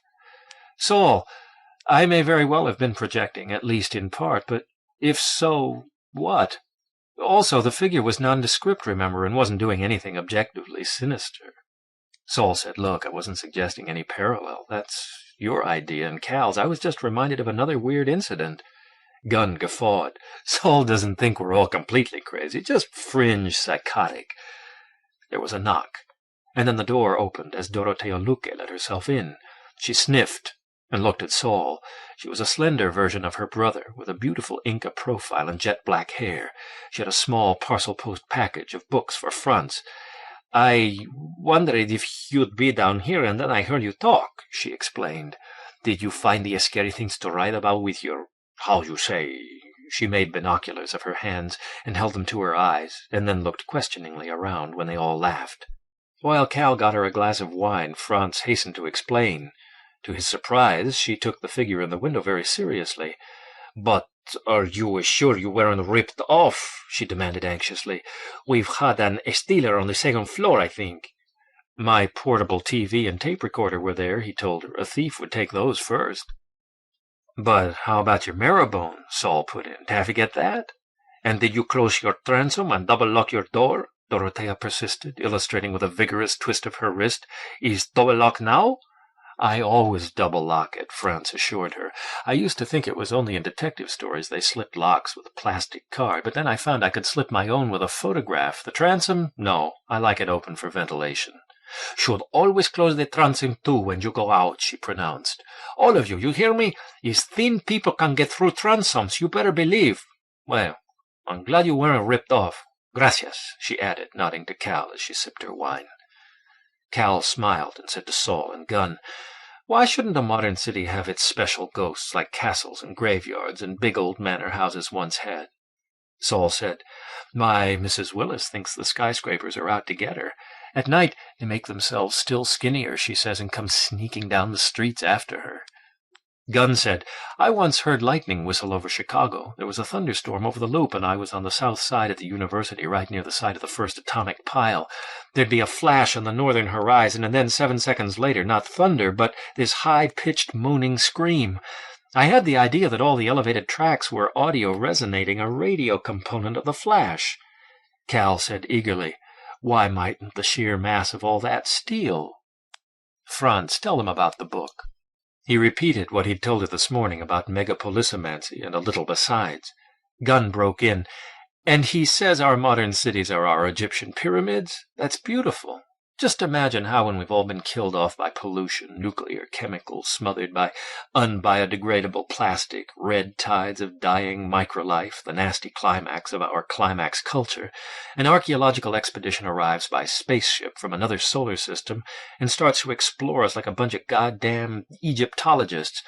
They'd use roving robot probes to spy through our utterly empty cities, which would be too dangerously radioactive for anything else, as dead and deadly as our poisoned seas. What would they make of World Trade Center in New York City and the Empire State Building, or the Sears Building in Chicago, or even the Transamerica Pyramid here, or that space launch assembly building at Canaveral that's so big you can fly light planes around inside? They'd probably decide they were all built for religious and occult purposes, like Stonehenge. They'd never imagine people lived and worked there. No question, our cities will be the eeriest ruins ever. Franz, this De Castries had a sound idea. The sheer amount of stuff there is in cities, that's heavy. Heavy." Saul put in. "Mrs. Willis says the skyscrapers get very heavy at night when they, screw her." Dorothea Luque's eyes grew large. Then she exploded in giggles. "Oh, that's naughty," she reproved him merrily, wagging a finger. Saul's eyes got a faraway look like a mad poet's, and he embroidered his remark with, "Can't you imagine their tall, gray, skinny forms sneaking sideways down the streets, one flying buttress erected for a stony phallus?" And there was more sputtery laughter from Mrs. Luque. Gunn got her more wine and himself another bottle of ale. Chapter 8. Cal said, "Franz, I've been thinking on and off all day, in the corner of my mind that wasn't Brandenburging, about that 607 Rhodes that drew you to move here. Was it a definite place, and if so, where?" 607 Rhodes, what's that all about?" Saul asked. Franz explained again about the rice paper journal and the violet ink person who might have been Clark Ashton Smith, and his possible interviews with de Castres. Then he said, "The 607 can't be a street address, like 811 Geary here, say. There's no such street as Rhodes in Frisco, I've checked.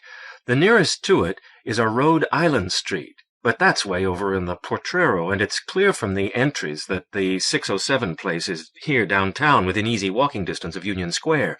And once the journal keeper describes looking out the window at Corona Heights and Mount Sutro, of course there wasn't any TV tower then. Hell, in 1928 there weren't even the Bay and Golden Gate bridges," Gunn put in. "And at Twin Peaks," Franz went on. "And then he says that Thibault always referred to Twin Peaks as Cleopatra's breasts." "I wonder if skyscrapers ever have breasts," Saul said. "I must ask Mrs. Willis about that." Dorothea bugged her eyes again, indicated her bosom, said, "Oh, no," and once more burst into laughter. Cal said, "Maybe Rhodes is the name of a building or hotel. You know, the Rhodes Building." "Not unless the name's been changed since 1928, Franz told her. "There's nothing like that now that I've heard of. The name Rhodes strike a bell with any of you?" It didn't. Gunn speculated. "I wonder if this building ever had a name, the poor old rattled deer." "You know," Cal said, "I'd like to know that too." Dorothea shook her head. "It's just 811 Geary. Was once hotel maybe, you know, night clerk and maid, but I don't know." "Buildings anonymous," Saul remarked, without looking up from the reefer he was making. "Now we do close transom," said Dorothea, suiting actions to words. "Okay, smoke pot, but do not how you say advertise." Heads nodded wisely. After a bit, they all decided that they were hungry, and should eat together at the German cook's around the corner because it was his night for sauerbraten. Dorothea was persuaded to join them. On the way, she picked up her daughter Bonita and the taciturn Fernando, who now beamed. Walking together behind the others, Cal asked Franz, "Taffy is something more serious than you're making out, isn't it?" He had to agree, though he was becoming curiously uncertain of some of the things that had happened today, the usual not unpleasant evening fog settling around his mind like a ghost of the old alcoholic one. High in the sky, the lopsided circle of the gibbous moon challenged the streetlights. He said, "When I thought I saw that thing in my window, I strained for all sorts of explanations to avoid having to accept a, supernatural one. I even thought it might have been you in your old bathrobe." "Well, it could have been me, except it wasn't," she said calmly. "I've still got your key, you know. Gunn gave it to me that day your big package was coming and Dorothea was out. I'll give it to you after dinner." "No hurry," he said. "I wish we could figure out that 607 Rhodes," she said, "and the name of our own building if it ever had one." "I'll try to think of a way," he said. "Cal, did your father actually swear by Robert Ingersoll?" "Oh, yes, in the name of, and so on, and by William James, too, and Felix Adler, the man who founded ethical culture. His rather aesthetic co-religionists thought it odd of him, but he liked the ring of sacerdotal language. He thought of science as a sacrament." Inside the friendly little restaurant, Gunn and Saul were shoving 2 tables together with the smiling approval of blonde and red-cheeked Rose, the waitress. The way they ended up, Saul sat between Dorothea and Bonita, with Gunn on Bonita's other side. Bonita had her mother's black hair, but was already a half-head taller, and otherwise looked quite Anglo. the narrow-bodied and faced North European type, nor was there any trace of Spanish in her American schoolgirl voice. He recalled hearing that her divorced and now nameless father had been black Irish. Though pleasingly slim in sweater and slacks, she looked somewhat gawky, very far from the shadowy, hurrying shape that had briefly excited him this morning and awakened an unpleasant memory. He sat beside Gunn with Cal between himself and Fernando, who was next to his sister. Rose took their orders. Gunn switched to a dark beer. Saul ordered a bottle of red wine for himself and the Lucas. The sauerbraten was delicious, the potato pancakes with applesauce out of this world. Bella, the gleaming-faced German cook, Hungarian actually, had outdone himself. In a lull in the conversation, Gunn said to Franz, "That was really a very strange thing that happened to you on Corona Heights, as near as you can get today to what you'd call the supernatural." Saul heard and said at once, "Hey, what's a materialist scientist like you doing talking about the supernatural?" "Come off it, Saul," Gunn answered with a chuckle. "I deal with matter, sure, but what is that? Invisible particles, waves, and force fields. Nothing solid at all. Don't teach your grandmother to suck eggs." "You're right," Saul grinned, sucking his. "There's no reality but the individual's immediate sensations, his awareness. All else is inference. Even the individuals are inference." Cal said, "I think the only reality is number and music, which comes to the same thing. They are both real, and they both have power." "My computers agree with you all the way down the line," Gunn told her. "Number is all they know. Music? Well, they could learn that." Franz said, "I'm glad to hear you all talk that way. You see, supernatural horror is my bread and butter, both that weird underground trash—" Bonita protested. "No, and the more serious junk, but sometimes people tell me there's no such thing as supernatural horror anymore. That science has solved, or can solve, all mysteries. That religion is just another name for social service, and that modern people are too sophisticated and knowledgeable to be scared of ghosts even for kicks." "Don't make me laugh," Gunn said. "Science has only increased the area of the unknown, and if there is a God, her name is mystery." Saul said, "Refer those brave, erudite skeptics to my Mr. Edwards or Mrs. Willis, or simply to their own inevitable buried fears, or refer 'em to me, and I'll tell 'em the story of the invisible nurse who terrorized the locked ward at St. Luke's. And then there was—" He hesitated, glancing toward Cal. "No, that's too long a story to tell now." Bonita looked disappointed. Her mother said eagerly, "But are strange things in Lima, this city too, brujas, how you say witches." She shuddered happily. Her brother beamed his understanding and lifted a hand to preface one of his rare remarks. Hechicería," he said vehemently with a great air of making himself clear. "Hechicería ocultado en murallas." He crouched a little, looking up. "Murallas muy altas." Everyone nodded pleasantly, as if they understood. Franz asked Cal in a low voice, "What's that hechi?" She whispered, "Witchcraft, I think. Witchcraft, hidden in the walls, very high walls." She shrugged. Franz murmured, "Where in the walls, I wonder? Like Mr. Edwards' pain ray projector?" Gunn said, "There's one thing, though, Franz, I do wonder about, whether you really identified your own window correctly from Corona. You said the roofs were like a sea on edge. It reminds me of difficulties I've run into in identifying localities in photographs of stars or pictures of the Earth taken from satellites. The sort of trouble every amateur astronomer runs into, the pros too. So many times you come across two or more localities that are almost identical." "I've thought of that myself," Franz said. "I'll check it out." Leaning back, Saul said, "Say, here's a good idea. Let's all of us someday soon go for a picnic to Corona Heights. You and I, Gunn, could bring our ladies. They'd like it. How does that grab you, Bonnie?" "Oh, yes," Bonita replied eagerly. On that note, they broke up. Dorotea said, "We thank you for the wine, but remember, double lock doors and close transoms when go out."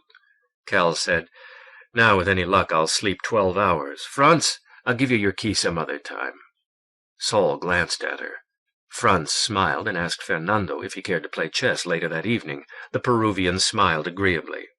Bella, Slavic, sweating from his labors, himself made change as they paid their checks, while Rose fluttered about and held the door for them.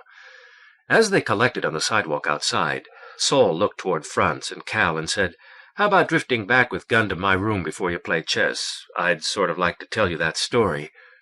Franz nodded. Cal said, "Not me, straight off to bed." Saul nodded that he understood her. Bonita had heard. "You're going to tell him the story of that invisible nurse," she said accusingly. "I want to hear that too."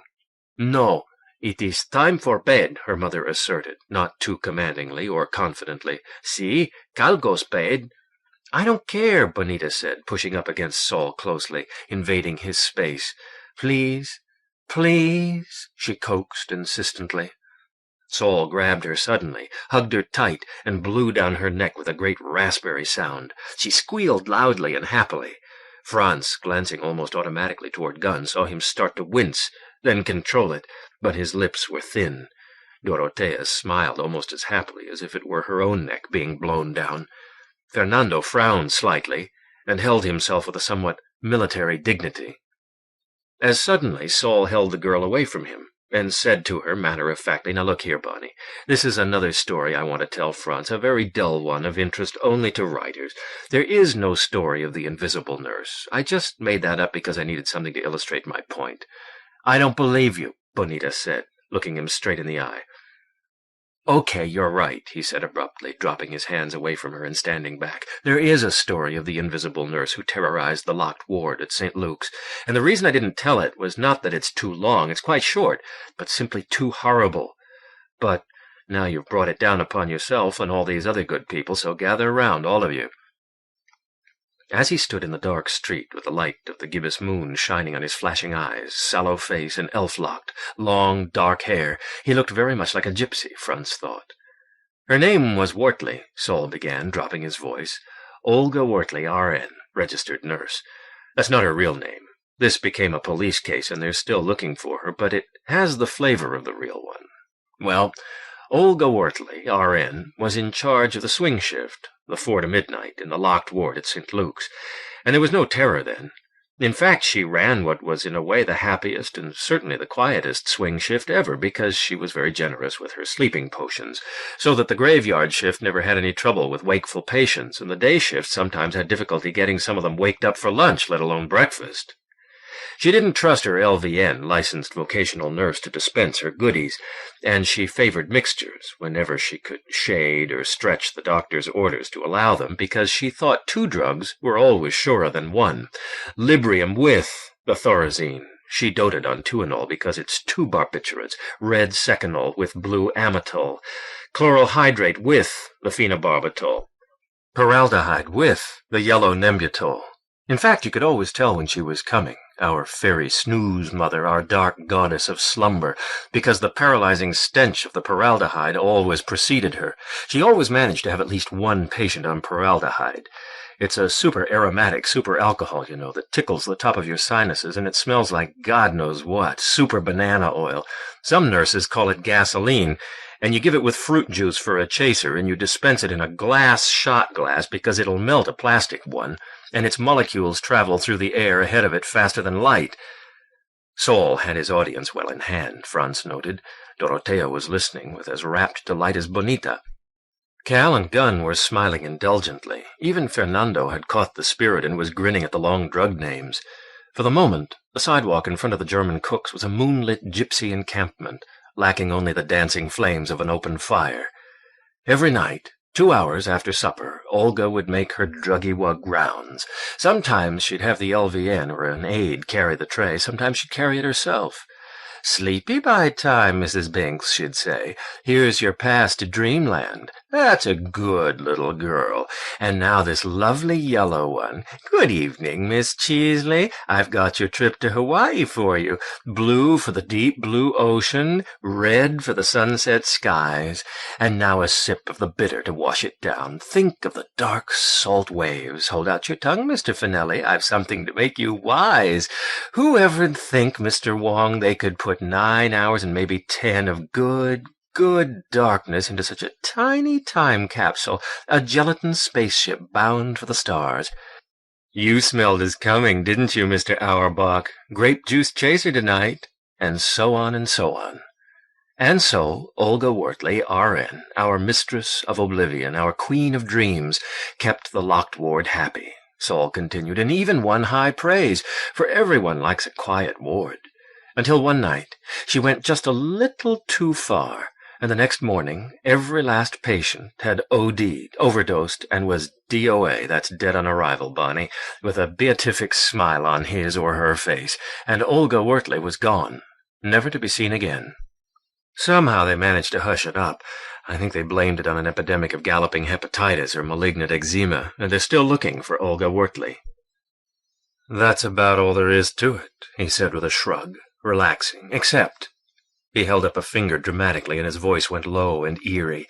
Except, they say that on nights when there's a lot of moonlight, just like this now, and it's sleepy-by time, and the LVN is about to start out with their tray of night medicines in their cute little paper favor cups, you get a whiff of paraldehyde at the nurse's station, although they never use that drug there now, and it travels from room to room and from bed to bed, not missing one. That unmistakable whiff does, the invisible nurse making her rounds. And with more or less appropriate oohs, ahs, and chuckles, they set out for home in a body. Bonita seemed satisfied. Dorothea said extravagantly, "Oh, I am frightened. When I wake up tonight, I think nurse coming. I can't see make me swallow that Periali stuff." "Paraldehyde," Fernando said slowly, but with surprising accuracy. Chapter 9. There was so much stuff in Saul's room, and such a variety of it, apparently unorganized. In this respect it was the antithesis of guns, that you wondered why it wasn't a mess, until you realized that nothing in it looked thrown away or tossed aside. Everything looked loved. The stark and unglamorized photographs of people, mostly elderly. They turned out to be patients at the hospital. Saul pointed out Mr. Edwards and Mrs. Willis. Books from Merck's Manual to Colette, The Family of Man to Henry Miller, Edgar Rice to William S. Burroughs to George Borrow, The Gypsies in Spain, Wild Whales, and the Sincali. A copy of Gnostics, The Subliminal Occult. That really startled Franz. A lot of hippie Indian and American Indian beadwork, hash-smoking accessories, a beer stein filled with fresh flowers, an eye chart, a map of Asia, and a number of paintings and drawings from childish to mathematical to wild, including a striking acrylic abstraction on black cardboard that teemed with squirming shapes and jewel and insect colors, and seemed to reproduce in miniature the room's beloved confusion. Saul indicated it, saying, "I did that the one time I took cocaine. If there is a drug, which I doubt, that adds something to the mind instead of just taking away, then it's cocaine. If I ever went the drug route again, that'd be my choice." "Again?" Gunn asked quizzically, indicating the pot paraphernalia. "Pot is a plaything," Saul averred. "A frivolity, a social lubricant to be classed with tobacco, coffee, and the other tea. When Anslinger got Congress to classify it as, for all practical purposes, a hard drug, he really loused up the development of American society and the mobility of its classes." "As much as that?" Gunn began skeptically. "It's certainly not in the same league as alcohol," Franz agreed, "which mostly has the community's blessing, at least the advertising half of it. Drink booze and you will be sexy, healthy, and wealthy, the ads say, especially those black velvet ones. You know, Saul, it was funny you should bring paraldehyde into your story. The last time I was separated from alcohol, to use that oh-so-delicate medical expression, I got a little paraldehyde for 3 nights running. It really was delightful. The same effect as alcohol when I first drank it. A sensation I thought I'd never experience again, that warm, rosy glow." Saul nodded. "It does the same job as alcohol without so much immediate wear and tear on the chemical systems. So the person who's worn out with drinking ordinary booze responds to it nicely. But of course it can become addictive, too, as I'm sure you know. Say, how about more coffee? I've only got the freeze-dried, of course." As he quickly set water to boil and measured brown crystals into colorful mugs, Gunn ventured, "But wouldn't you say that alcohol is mankind's natural drug, with thousands of years of use and expertise behind it, learning its ways, becoming seasoned to it?" "Time enough, at any rate," Saul commented, "for it to kill off all the Italians, Greeks, Jews, and other Mediterraneans with an extreme genetic weakness in respect to it. The American Indians and Eskimos aren't so lucky. They're still going through that. But hemp and peyote and the poppy and the mushroom have pretty long histories, too. Yes, but there you get into the psychedelic, consciousness distorting, I'd say, instead of enlarging sort of thing, Gunn protested, while alcohol has a more straightforward effect. I've had hallucinations from alcohol, too, Franz volunteered in partial contradiction, though not so extreme as those you get from acid, from what they tell me. But only during withdrawal, oddly, the first 3 days, in closets and dark corners and under tables, never in very bright light. I'd see these black and sometimes red wires about the thickness of telephone cords vibrating, whipping around. Made me think of giant spiders' legs and such. I'd know they were hallucinations. They were manageable, thank God. Bright light would always wipe them out. Withdrawal's a funny and sometimes touch-and-go business, Saul observed as he poured boiling water. That's when drinkers get delirium tremens, not when they're drinking. I'm sure you know that, too. But the perils and agonies of withdrawal from the hard drugs have been vastly exaggerated. It's part of the mythos. I learned that when I was a paramedical worker in the great days of the Haight-Ashbury, before I became a nurse, running around and giving Thorazine to hippies who'd OD'd or thought they had. Is that true? Franz asked, accepting his coffee. I've always heard that quitting heroin cold turkey was about the worst. Part of the mythos, Saul assured Franz, shaking his long-haired head as he handed Gunn his coffee and began to sip his own. The mythos that Anslinger did so much to create back in the 30s, when all the boys who'd been big in prohibition enforcement were trying to build themselves equal narcotics jobs, when he went to Washington with a couple of veterinary doctors who knew about doping racehorses and a satchel of sensational Mexican and Central American newspaper clippings about murders and rapes and such committed by peons supposedly crazed with marijuana. A lot of writers jumped on that bandwagon, Franz put in. The hero would take one drag of a strange cigarette and instantly start having weird hallucinations, mostly along the lines of sex and bloodshed. Say, maybe I could suggest a weird underground episode bringing in the Narcotics Bureau, he added thoughtfully, more to himself than them. It's a thought. And the agonies of cold turkey withdrawal were part of that mythos picture Saul took up, so that when the beats and hippies and such began taking drugs as a gesture of rebellion against the establishment and their parents' generation, they started having all the dreadful hallucinations and withdrawal agonies the cop-invented mythos told them they would. He smiled crookedly. You know, I've sometimes thought it was very similar to the long-range effects of war propaganda on the Germans. In World War II, they committed all the atrocities and more that they were accused of, mostly falsely, in World War I. I hate to say it, but people are always trying to live up to worst expectations. Gunn added, the hippie era analog to the SS Nazis being the Manson family. At any rate, Saul resumed, that's what I learned when I was rushing around the Hashbury at dead of night giving Thorazine to flipping flower children per annum. I couldn't use a hypodermic needle because I wasn't a real nurse yet. Gunn put in reflectively, that's how Saul and I met. But it wasn't to Gunn I was giving the rectal Thorazine, Saul amended. That would have been just too romantic, but to a friend of his who'd OD'd, then called him up, so he called us. That's how we met. My friend recovered very nicely, Gunn put in. How did you both meet Cal? Franz asked. When she moved here, Gunn said. At first it was only as if a silence had descended on us, Saul said thoughtfully, for the previous occupant of her room had been exceptionally noisy, even for this building. Gunn said, and then it was as if a very quiet but musical mouse had joined the population, because we became aware of hearing flute music. We thought it was, but so soft we couldn't be sure we weren't imagining it. At the same time, Saul said, we began to notice this attractive, uncommunicative, very polite young woman who'd get on or off at 4, always alone and always opening and closing the elevator gates very gently. Gunn said, and then one evening we went to hear some Beethoven quartets at the Veterans Building. She was in the audience and we introduced ourselves. All three of us taking the initiative, Saul added. By the end of the concert we were pals. And the next weekend we were helping her redecorate her apartment, Gunn finished. It was as if we'd known each other for years. Or at least as if she'd known us for years, Saul qualified. We were a lot longer learning about her. What an incredibly overprotected life she'd led, her difficulties with her mother, how hard her father's death hit her, Gunn threw in, and how determined she was to make a go of things on her own, and Saul shrugged, and learn about life. He looked at Franz.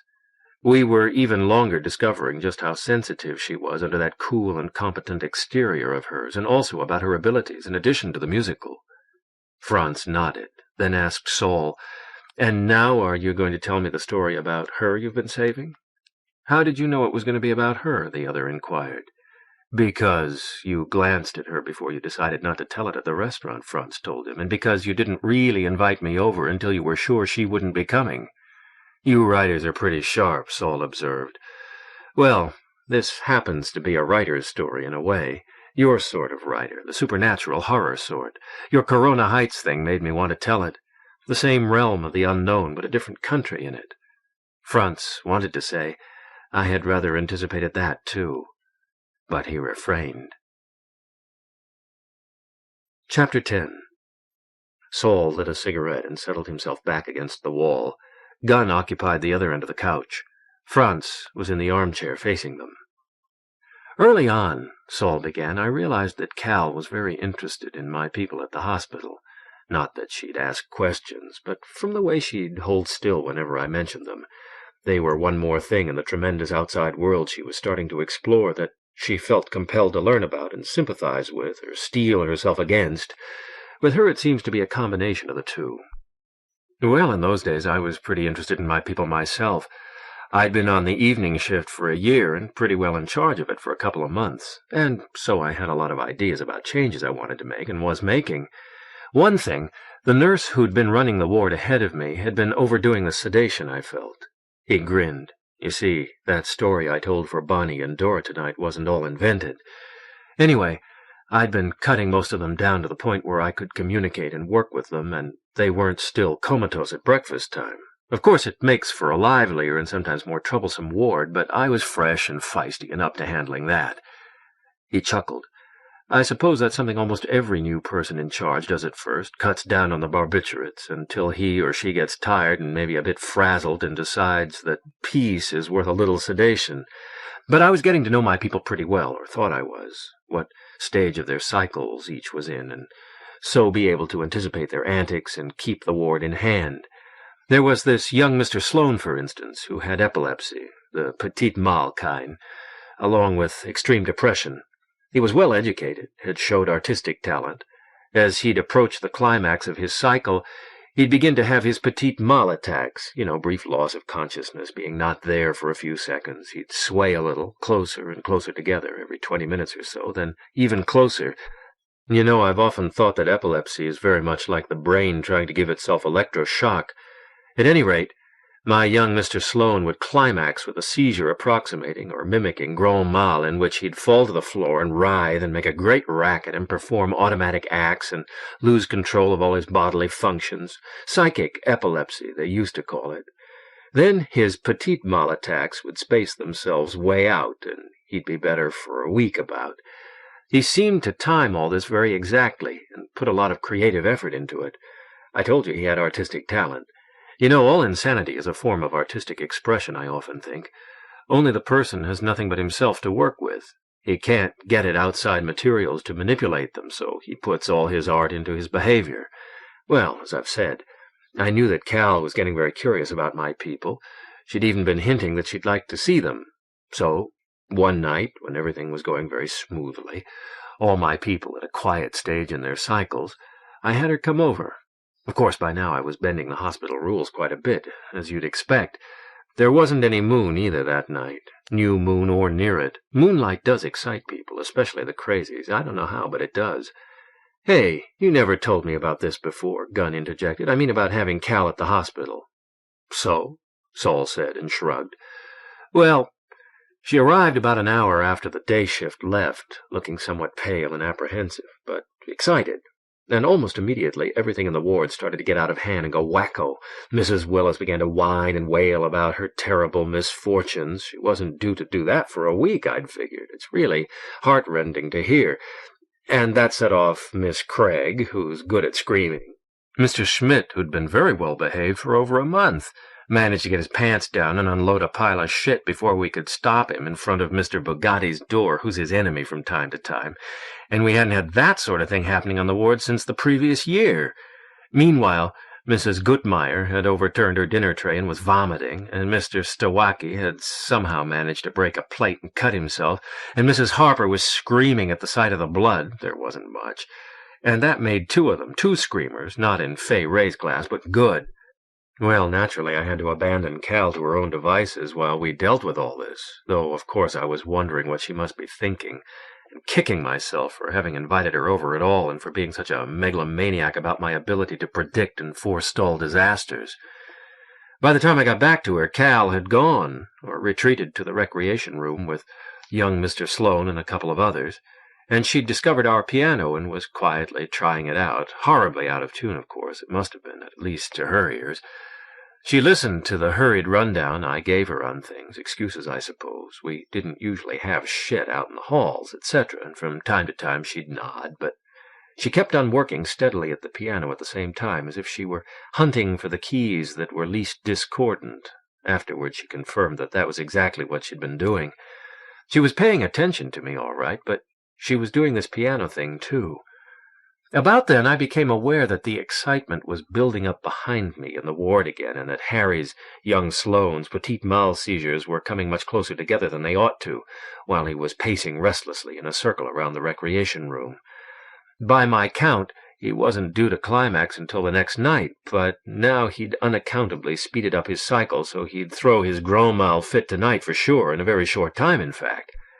I started to warn Cal about what was likely to happen, but just then she sat back and screwed up her face a little, like she sometimes does when she's starting a concert.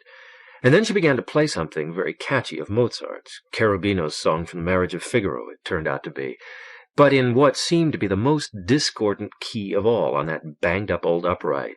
Afterward she confirmed this, too. Next thing, she was modulating the music into another key that was only a shade less discordant than the first, and so on and so on. Believe it or not, in her fooling around, she'd worked out a succession of the keys, from the most to the least discordant on that old out-of-tune loony's piano, and now she was playing that Mozart air in all of them in the same order, least to most harmonious Cherubino's song, the words to which go something like, in English, "We who love's power surely do feel, why should it ever through my heart steal?"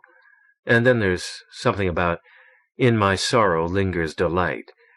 Meanwhile, I could feel the tensions building up around me, and I could actually see young Harry's petit mal attacks coming faster and faster as he shuffled around, and I knew he was going to have his big one the next minute.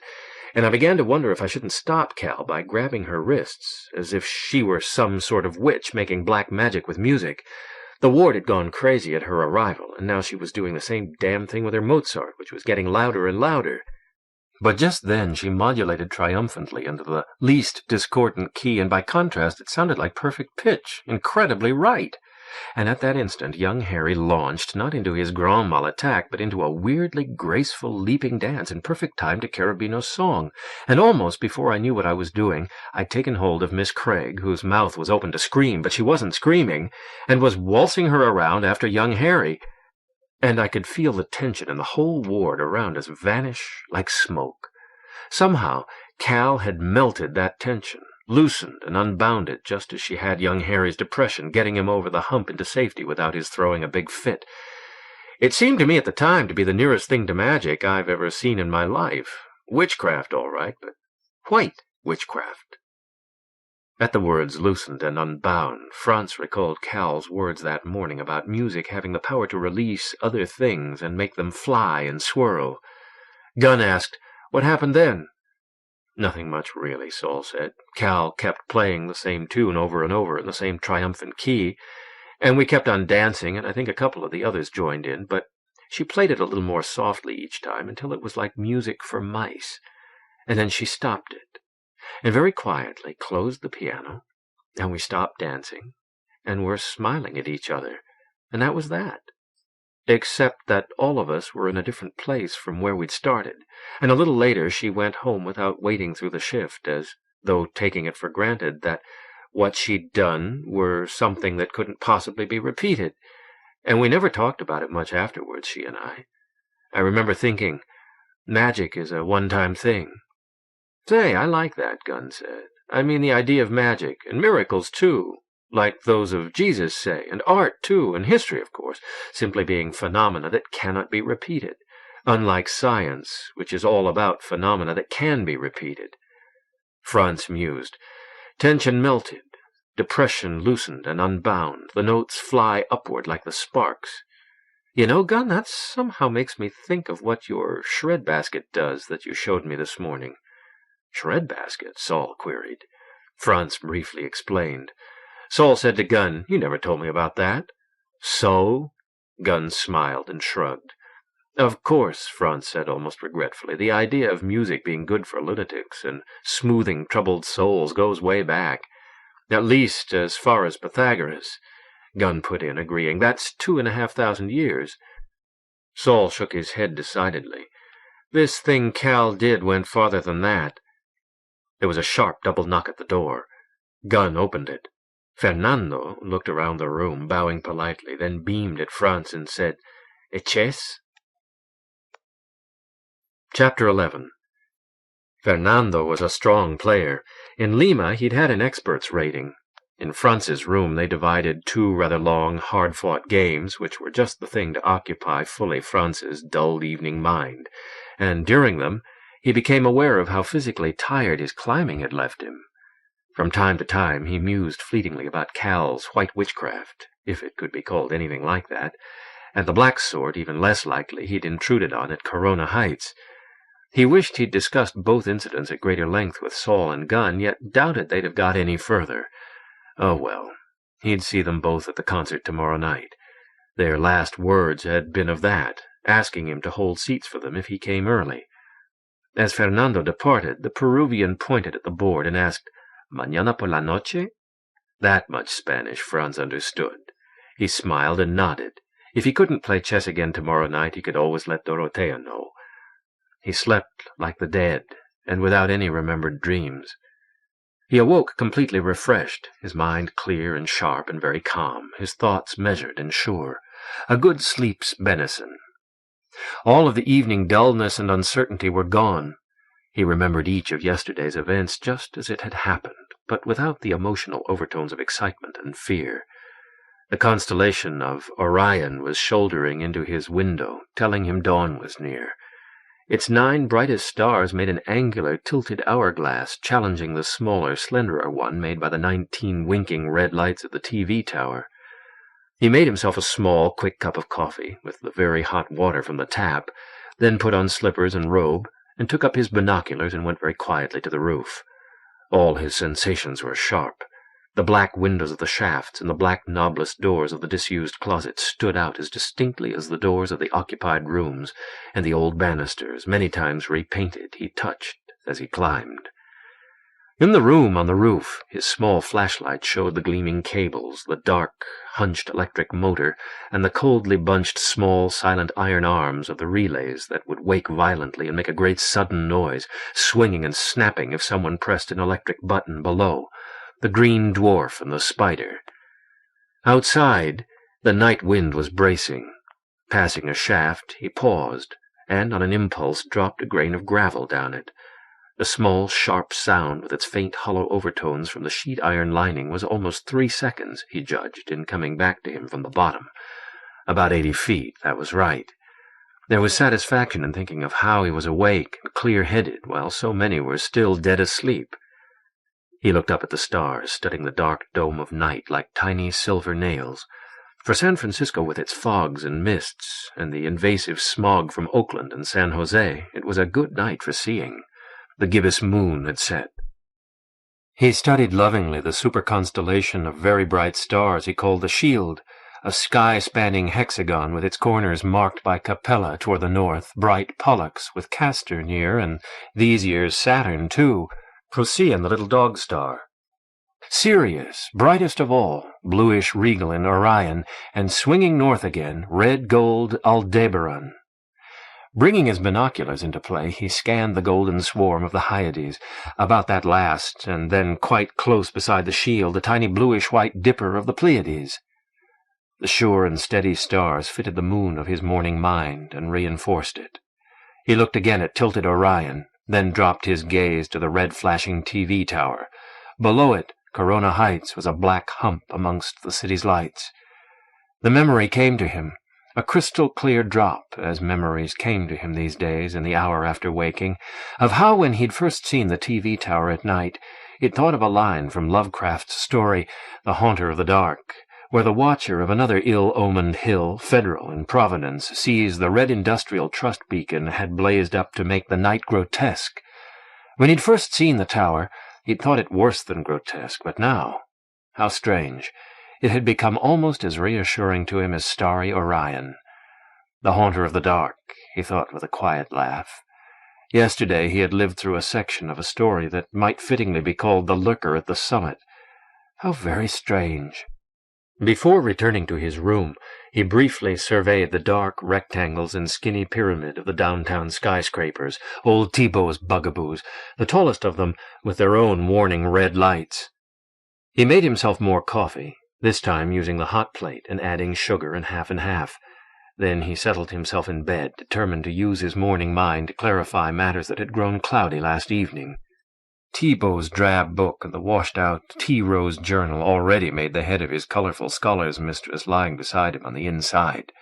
To them he added the thick black rectangles of Lovecraft's The Outsider and the collected ghost stories of Montague Rhodes James, and also several yellowed old copies of Weird Tales. Some Puritan had torn their lurid covers off, containing stories by Clark Ashton Smith, shifting some bright magazines to the floor to make room, and the colorful napkins with them. "You're fading, dear," he told her gaily in his thoughts, putting on somber hues. "Are you getting dressed for a funeral?" Then for a space he read more systematically in megapolissomancy. My God, the old boy certainly could do a sort of scholarly flamboyant thing quite well. Consider, at any particular time of history, there have always been one or two cities of the monstrous sort, viz., Babel or Babylon, Lhasa, Nineveh, Syracuse, Rome, Samarkand, Tenochtitlan, Peking. But we live in the megapolitan or necropolitan age, when such disastrous blights are manifold and threaten to conjoin and enshroud the world with funereal yet multipotent city stuff. We need a black Pythagoras to spy out the evil lay of our monstrous cities and their foul shrieking songs, even as the white Pythagoras spied out the lay of the heavenly spheres and their crystalline symphonies 2.5 millennia ago. Or adding thereto more of his own brand of the occult. Since we modern city men already dwell in tombs, inured after a fashion to mortality, the possibility arises of the indefinite prolongation of this life in death. Yet, although quite practicable, it would be a most morbid and dejected existence, without vitality or even thought, but only paramentation, our chief companions, paramental entities of azoic origin, more vicious than spiders or weasels. Now, what would paramentation be like? Franz wondered. Trance? Opium dreams? Dark, writhing phantoms born of sensory deprivation? Or something entirely different? Or the electromephitic city stuff whereof I speak has potencies for achieving vast effects at distant times and localities, even in the far future and on other orbs, but of the manipulations required for the production and control of such I do not intend to discourse in these pages. As the overworked yet vigorous current exclamation had it, wow! Franz picked up one of the old crumble-edged pulps and was tempted to read Smith's marvelous fantasy, The City of the Singing Flame, in which great looming metropolises move about and give battle to each other, but he resolutely set it aside for the journal. Smith, he was sure it was he, had certainly been greatly impressed by De Castries. Must be he also. As well he might have been almost 50 years ago, and he had clearly read Megapolissomancy too. It occurred to Franz that this copy was most likely Smith's. Here was a typical passage in the journal. 3 hours today at 607 Rhodes with a furious Tybalt. All I could take.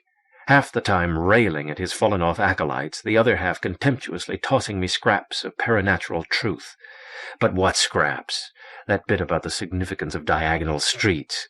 How that old devil sees into cities and their invisible sicknesses, a new Pasteur, but of the dead alive.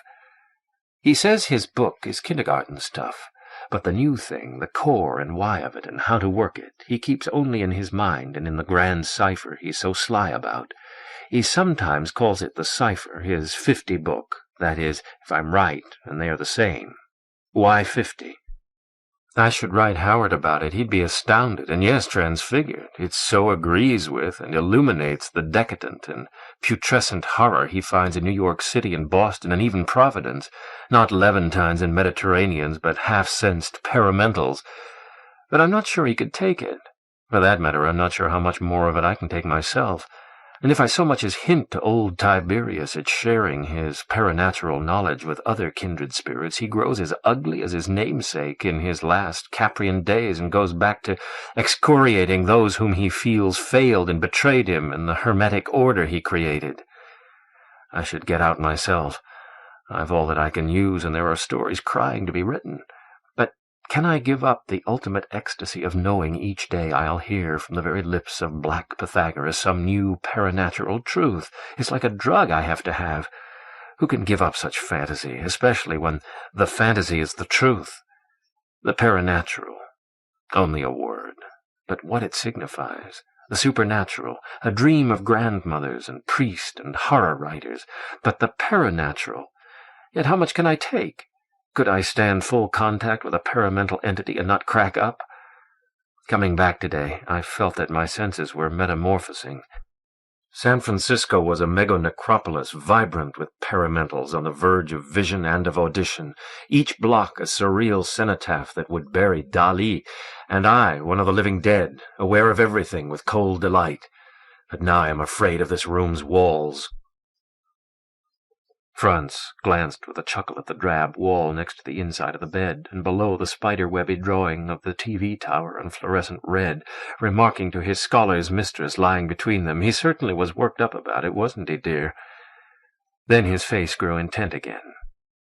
The Howard in the entry had to be Howard Phillips Lovecraft, that 20th-century puritanic Poe from Providence, with his regrettable but undeniable loathing of the immigrant swarms he felt were threatening the traditions and monuments of his beloved New England and the whole eastern seaboard.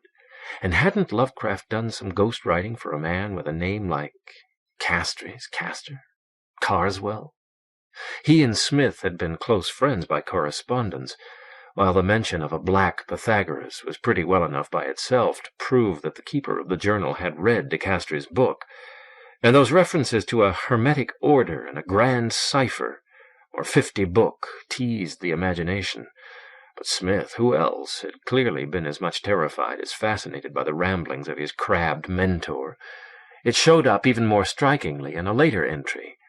Hated what gloating Tiberius hinted today about the disappearance of Bierce and the deaths of Sterling and Jack London.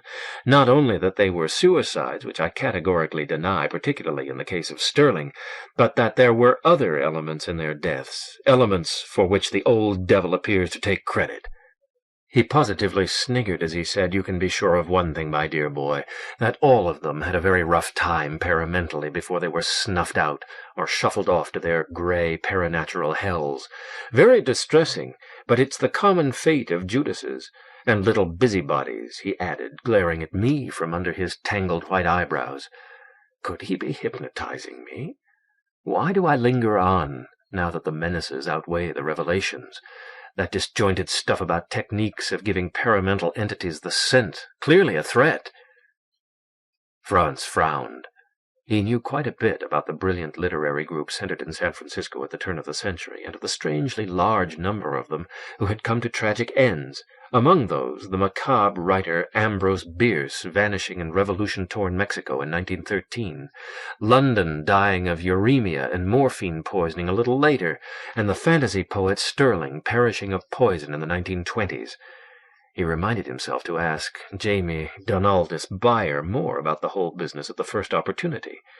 The final diary entry, which broke off in the middle of a sentence, was in the same vein. Today surprised Tiberius making entries in black ink in a ledger of the sort used for bookkeeping. His 50 book, the grand cipher. I glimpsed a solid page of what looked like astronomical and astrological symbols. Could there be 50 such? Before he snapped it shut and accused me of spying. I tried to get him off the topic, but he would talk of nothing else. Why do I stay? The man is a genius, paragenius, but he's also a paranoiac.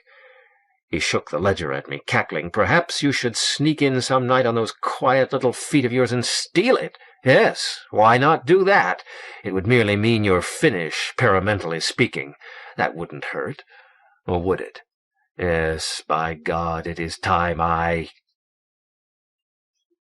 Franz riffled through the next few pages, all blank, and then gazed over them at the window, which from the bed showed only the equally blank wall of the nearer of the two high-rises. It occurred to him what an eerie fantasia of buildings all this was. De Castries' ominous theories about them, Smith seeing San Francisco as mega-necropolis, Lovecraft's horror of the swarming towers of New York, the downtown skyscrapers seen from the roof here, the sea of roofs he'd scanned from Corona Heights, and this beaten old building itself, with its dark halls and yawning lobby, strange shafts and closets, black windows and hiding holes. Chapter 12. Franz made himself more coffee. It had been full daylight now for some time, and lugged back to bed with him an armful of books from the shelves by his desk. To make room for them, more of the colorful recreational reading had to go on the floor. He joked with his scholar's mistress, "You're growing darker and more intellectual, my dear, but not a day older, and as slim as ever. How do you manage it?" The new books were a fair sampling of what he thought of as his reference library of the really eerie, mostly not the new occult stuff which tended to be the work of charlatans and hacks out for the buck, or naive self-deceivers innocent even of scholarship. Flotsam and froth on the rising tide of witchcraft, which Franz was also skeptical about, but books which approached the weird obliquely, yet from far firmer footings. He leafed about in them swiftly, intently, quite delightedly, as he sipped his steaming coffee. There was Professor D.M. Nostick's The Subliminal Occult, that curious, intensely skeptical book which rigorously disposes of all claims of the learned parapsychologists and still finds a residue of the inexplicable. Montague's witty and profound monograph White Tape, with its thesis that civilization is being asphyxiated, mummy-wrapped by its own records, bureaucratic and otherwise, and by its infinitely recessive self-observations, precious, dingy copies of those two extremely rare, slim books thought spurious by many critics, Âme et Fantôme de Douleur, by the Marquis de Sade, and Knochenmädchen in Pelze mit Peitsche, by Zachar Masoch, Oscar Wilde's De Profundis, and Suspiria de Profundis, with its Three Ladies of Sorrow, by Thomas de Quincey, that old opium-eater and metaphysician, both commonplace books, but strangely linked by more than their titles. The Mauritius Case, by Jakob Wassermann, Journey to the End of the Night, by Céline, several copies of Bonnewitt's periodical Gnostica, The Spider Glyph in Time, by Mauricio Santos Lobos, and The Monumental Sex, Death, and Supernatural Dread, by Ms. Frances de Letland, Ph.B. For a long space, his morning mind darted about happily in the eerie wonder-world evoked and buttressed by these books, and De Castries, and the journal, and by clear-cut memories of yesterday's rather strange experiences. Truly, modern cities were the world's supreme mysteries, and skyscrapers their secular cathedrals. Scanning The Ladies of Sorrow, prose poem in Suspiria, he wondered, not for the first time, whether those creations of De Quincey had anything to do with Christianity. True, Mater Lacrimarum, Our Lady of Tears, the eldest sister, did remind one of Mater Dolorosa, a name of the Virgin, and the second sister, too, Mater Suspiriorum, Our Lady of Sighs, and even the terrible and youngest sister, Mater Tenebrarum, Our Lady of Darkness. De Quincey had intended to write a whole book about her, The Kingdom of Darkness, but apparently never had. That would have been something now. But no, their antecedents were in the classical world. They paralleled the three fates and the three furies, and in the labyrinths of the English laudanum drinker's drug-widened awareness. Meanwhile, his intentions were firming as to how he'd spend this day, which promised to be a beauty, too. First, start pinning down that elusive 607 Rhodes, beginning by getting the history of this anonymous building, 811 Geary. It would make an excellent test case, and Cal as well as Gunn had wanted to know. Next, go to Corona Heights again to check out whether he'd really seen his own window from there. Sometime in the afternoon visit Jamie Donaldus Byers. Call him first. Tonight, of course, Cal's concert. He blinked and looked around. Despite the open window, the room was full of smoke. With a sorry laugh, he carefully stubbed out his cigarette on the edge of the heaped ashtray. The phone rang. It was Cal, inviting him down to late breakfast. He showered and shaved and dressed, and went. Chapter 13. In the doorway, Cal looked so sweet and young in a green dress, her hair in a long ponytail, that he wanted to grab and kiss her, but she also still had on her rapt, meditative look, keep intact for Bach. She said, "Hello, dear. I actually slept those 12 hours I threatened to in my pride. God is merciful. Do you mind eggs again? It's really brunch time. Pour yourself coffee." "Any more practice today?" he asked, glancing toward the electronic keyboard. "Yes, but not with that. This afternoon I'll have 3 or 4 hours with the concert harpsichord, and I'll be tuning it." He drank creamed coffee and watched the poetry of motion as she dreamily broke eggs, an unconscious ballet of white ovoids and slender key-flattened fingertips. He found himself comparing her to Daisy, and, to his amusement, to his scholar's mistress. Cal and the latter were both slender, somewhat intellectual, rather silent types, touched with the white goddess definitely, dreamy but disciplined. Daisy had been touched with the white goddess too, a poet, and also disciplined, keeping herself intact for brain cancer. He veered off from that. But white was certainly Cal's adjective. All right, no lady of darkness, but a lady of light, and in eternal opposition to the other, yang to its yin, Ormuzd to its Ahriman, yes, by Robert Ingersoll. And she really did look such a schoolgirl, her face a mask of gay innocence and good behavior. But then he remembered her as she had launched into the first piece of a concert. He'd been sitting up close and a little to one side so that he had seen her full profile. As if by some swift magic, she had become someone he'd never seen before, and wasn't sure for a moment he wanted to. Her chin had tucked down into her neck, her nostril had flared, her eye had become all-seeing and merciless, her lips had pressed together and turned down at the corners quite nastily like a savage schoolmistress, and it had been as if she had been saying, "Now hear me, all your strings and Mr. Chopin. You behave perfectly now, or else." It had been the look of the young professional. "Eat them while they're hot," Cal murmured, slipping his plate in front of him. "Here's the toast, buttered somehow." After a while she asked, "How did you sleep?" He told her about the stars. She said, "I'm glad you worship." Yes, that's true in a way, he had to admit. St. Copernicus, at any rate, and Isaac Newton. "My father used to swear by them, too," she told him. "Even I remember once by Einstein. I started to do it myself, too, but Mother gently discouraged me.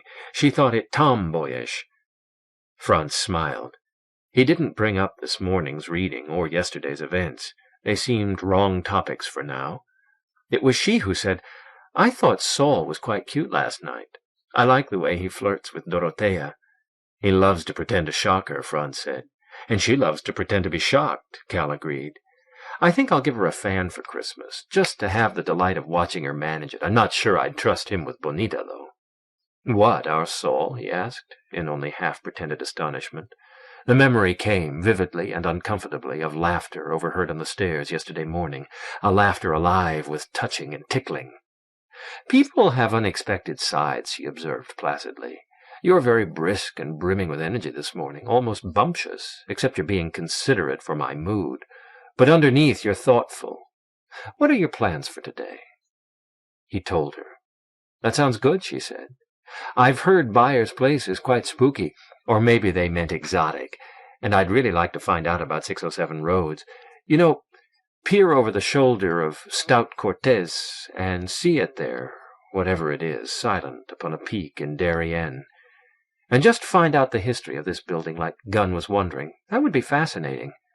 Well, I should be getting ready." "Will I see you before? Take you there?" he asked as he got up. "No, not before, I think," she said thoughtfully. "But afterward." She smiled at him. "I'm relieved to hear you'll be there. Take care, Franz." "You take care too, Cal," he told her. "On concert days I wrap myself in wool. No, wait." She came toward him, head lifted, continuing to smile. He got his arms around her before they kissed. Her lips were soft, and cool. Chapter 14. An hour later, a pleasantly grave young man in the recorder's office at City Hall informed Frantz that 811 Geary Street was designated Block 320, Lot 23 in his province. For anything about the lot's previous history, he said, you'd have to go to the assessor's office. They would know because they handle taxes. Frantz crossed the wide, echoing marble corridor with its ceiling 2 stories high to the assessor's office, which flanked the main entrance to City Hall on the other side. The 2 great civic guards and idols, he thought, papers and moneys. A worried woman with graying red hair told him, your next step is to go to the Office of Building Permits in the City Hall Annex across the street to your left when you go out, and find when a permit to build on the lot was applied for. When you bring us that information, we can help you. It should be easy. They won't have to go back far. Everything in that area went down in 1906. Frantz obeyed, thinking that all this was becoming not just a fantasia, but a ballet of buildings. Investigating just one modest building had led him into what you could call this courtly minuet of the runaround. Doubtless the bothersome public was supposed to get bored and give up at this point, but he'd fool 'em. The brimming spirits Cal had noticed in him were still high. Yes, a national ballet of all buildings, great and small, skyscrapers and shacks, all going up and haunting our streets and cross-streets for a while and then eventually coming down, whether helped by earthquakes or not, to the tune of ownership, money, and records, with a symphony orchestra of millions of clerks and bureaucrats, papermen all, each intently reading and obediently tootling his scrap of the infinite score, which itself would all be fed as the buildings tumbled into the document-shredding machines, ranks upon ranks of them like banks of violins, not Stradivariuses, but shred-masters, and over everything the paper snow. In the annex, a business-like building with low ceilings, Frantz was pleasantly surprised, but his cynicism rather dashed when a portly young China person, upon being properly supplicated with the ritual formula of numbered block and lot, within 2 minutes handed him a folded old printed form filled in with ink that had turned brown, and which began, Application for permit to erect a 7-story brick building with steel frame on the south side of Geary Street, 25 feet west of Hyde Street, at estimated cost of $74,870 for use as a hotel, and ended with, filed July 15th, 1925. His first thought was that Cal and the others would be relieved to hear that the building apparently had a steel frame, a point they'd wondered about during earthquake speculations and to which they'd never been able to get a satisfactory answer. His second was that the date made the building almost disappointingly recent, the San Francisco of Dashiell Hammett and Clark Ashton Smith. Still, the big bridges hadn't been built then. Ferries did all their work. 50 years was a respectable age. He copied out most of the brown ink stuff, returned the application to the stout young man who smiled, hardly inscrutably, and footed it back to the assessor's office, swinging his briefcase jauntily. The red-haired woman was worrying elsewhere, and 2 ancient men who both limped received his information dubiously, but finally deigned to consult a computer, joking together as to whether it would work, but clearly reverent for all their humor. One of them pushed some buttons and read off from a screen invisible to the public. Yep. Permit granted, September 9, 1925, and built in 26. Construction completed June. They said it was for use as a hotel, Frantz asked. Could you tell me what name? For that, you'd have to consult a city directory for the year. Ours don't go back that far. Try in the public library across the square. Frantz dutifully crossed the wide gray expanse, dark green with little segregated trees, and bright with small gushing fountains and 2 long pools rippling in the wind. On all 4 sides the civic buildings stood pompously, most of them blocky and nondescript, but City Hall behind him, with its greenish dome and classic cupola, and the main public library ahead somewhat more decorated, the latter with names of great thinkers and American writers, which, score 1 for our side, included Poe, while a block north the darkly severe and wholly modern all-glass Federal Building loomed up like a watchful elder brother. Feeling ebullient, and now a bit lucky, too, Frantz hurried. He still had much to do today, and the high sun said it was getting on. Inside the swinging doors, he angled through the press of harsh young women with glasses, children, belted hippies, and cranky old men, typical readers all, returned 2 books, and without waiting for an okay, he took the elevator to the empty corridor of the 3rd floor. In the hushed, rather elegant San Francisco room, a slightly precious lady whispered to him that her city directories went up only to 1918. The later, more common ones were in the main catalog room on the 2nd floor with the phone books. Feeling slightly deflated and a bit run around again, but not much, Fritz descended to the big, fantastically high-ceilinged, familiar room. In the last century, in the early years of this, libraries had been built in the same spirit as banks and railroad stations, all pomp and pride. In a corner partitioned off by high, packed shelves, he found the rows of books he wanted. His hand went toward the 1926, then shifted to the 1927. That would be sure to list the hotel, if there had been one. Now for some fun. Looking up the addresses of everyone mentioned in the application and finding the hotel itself, of course, though that last would take some hunting. Have to check the addresses, which might be given by cross streets rather than numbers, of all the hotels, and maybe of the apartment hotels, too. Before seating himself, he glanced at his wristwatch. My God, it was later than he'd thought. If he didn't make up some time, he'd arrive at Corona Heights after the sun had left the slot, and so too late for the experiment he intended. And books like this didn't circulate. He took only a couple of seconds coming to a decision. After a casual but searching look all around to make sure no one was watching him at the moment, he thrust the directory into his deep briefcase and marched out of the catalog room, picking up a couple of paperbacks at random from one of the revolving wire stands set here and there. Then he tramped softly and measuredly down the great marble stairs that were wide and lofty and long and broad-stepped enough for a triumph in a Roman film epic, feeling all eyes upon him, but hardly believing that. He stopped at the desk to check out the 2 paperbacks and dropped them ostentatiously into his briefcase, and then walked out of the building without a glance at the guard, who never did look into briefcases and bags, so far as Fritz had noticed, provided he'd seen you check out some books at the desk. Fritz seldom did that sort of thing, but today's promise seemed to make it worth taking little risks. There was a 19 poke coming outside. He caught it, thinking somewhat complacently that now he had successfully become one of Saul's kleptomaniacs. Hey-ho for the compulsive life. Chapter 15. At 8:11, Fritz glanced at his mail, nothing worth opening right away, and then looked around the room. He'd left the transom open. Dorothea was right. A thin, athletic person could crawl through it. He shut it.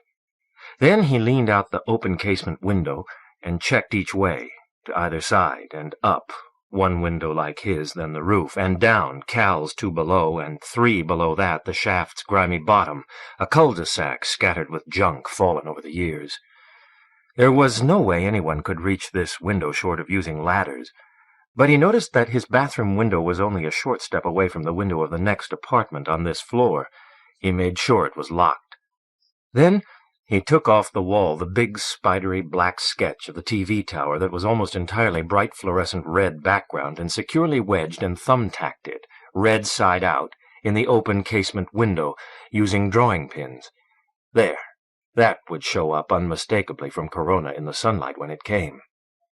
Next, he put on a light sweater under his coat, it seemed a bit chillier than yesterday, and stuck an extra pack of cigarettes in his pocket. He didn't pause to make himself a sandwich. After all, he'd had 2 pieces of toast this morning at Cal's.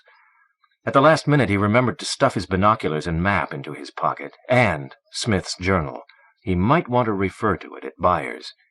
He'd called the man up earlier and gotten a typically effusive but somewhat listless invitation to drop in any time after the middle of the afternoon, and stay if he liked for the little party coming up in the evening. Some of the guests would be in costume, but costume was not mandatory. As a final touch, he placed the 1927 city directory where his scholar's mistress's rump would be, and giving it a quick, intimate caress, said flippantly, "There, my dear, I've made you a receiver of stolen property, but don't worry, you're going to give it back." Then, without further leave-taking, or any send-off at all, he double-locked the door behind him and was away into the wind and sunlight. At the corner there was no bus coming, so he started to walk the 8 short blocks to Market, striding briskly. At Ella's, he deliberately devoted a few seconds to looking at worshipping his favorite tree in San Francisco, a 6-story candlestick pine guyed by some thin, strong wires, waving its green fingers over a brown wooden wall trimmed with yellow between 2 taller buildings in a narrow lot the high-rise moguls had somehow overlooked. Inefficient bastards. A block farther on, the bus overtook him, and he got aboard. It would save a minute. Transferring to the N Judah car at Market, he got a start and had to sidestep swiftly when a pallid drunk in a shapeless, dirty pale gray suit but no shirt came staggering diagonally from nowhere, and apparently bound for the same place. He thought, there but for the grace of God, etc., and veered off from those thoughts, as he had at Cal's from the memories of Daisy's mortal disease. In fact, he banished all dark stuff so well from his mind that the creaking car seemed to mount Market and then Dubose in the bright sunlight like the victorious general's chariot in a Roman triumph. Should he be painted red and have a slave at his elbow reminding him continuously in a low voice that he was mortal? A charming fancy. He swung off at the tunnel's mouth and climbed dizzying Dubose, breathing deeply. It seemed not quite so steep today, or else he was fresher, and always easier to climb up than down if you had wind enough, the mountaineering experts said. The neighborhood looked particularly neat and friendly. At the top, a young couple, hand in hand, lovers quite obviously, were entering the dappling shades and green glooms of Buena Vista Park. Why had the place seemed so sinister yesterday? Some other day he'd follow in their path to the park's pleasantly wooded summit, and then stroll leisurely down the other side into the festive hate, that overrated menace. With Cal and perhaps the others, the picnic Sold suggested. But today, his was another voyage. He had other business, pressing business too. He glanced at his wristwatch and stepped along smartly, barely pausing for the fine view of the Hate's jaggedy crest from the top of Park Hill. Soon he was going through the little gate in the high wire fence and across the green field back of the brown-sloped heights with their rocky crown. To his right, 2 little girls were supervising a sort of dolls' tea party on the grass. Why, they were the girls he'd seen running yesterday. And just beyond them, their St. Bernard was stretched out beside a young woman in faded blue denim who was kneading his loose, thickly furred mane as she combed her own long blonde hair. While to the left, 2 Dobermans, the same 2, by God, were stretched out and yawning beside another young couple, lying close together though not embracing. As Franz smiled at them, the man smiled back and waved a casual greeting. It really was the poet's cliché, an idyllic scene. Nothing at all like yesterday. Now Cal's suggestion about the dark, psionic powers of little girls seemed quite overwrought, even if charming. He would have lingered, but time was wasting. Gotta go to Taffy's house, he thought with a chuckle. He mounted the ragged, gravelly slope. It wasn't all that steep, with just one breather. Over his shoulder the TV tower stood tall, her colors bright, as fresh and gussied up and elegant as a brand-new whore. Your pardon, goddess. He felt fey. When he got to the Corona, he noticed something he hadn't yesterday. Several of the rock surfaces, at least on this side, had been scrawled on at past times with dark and pale and various-colored paints from spray cans, most of it rather weathered now. There weren't so many names and dates as simple figures, lopsided 5- and 6-pointed stars, a sunburst, crescents, triangles, and squares. And there a rather modest phallus with a sign beside it like 2 parentheses joined, yoni as well as lingam. He thought of all things, de Castri's grand cipher. Yes, he noted with a grin, there were symbols here that could be taken as astronome and or logical.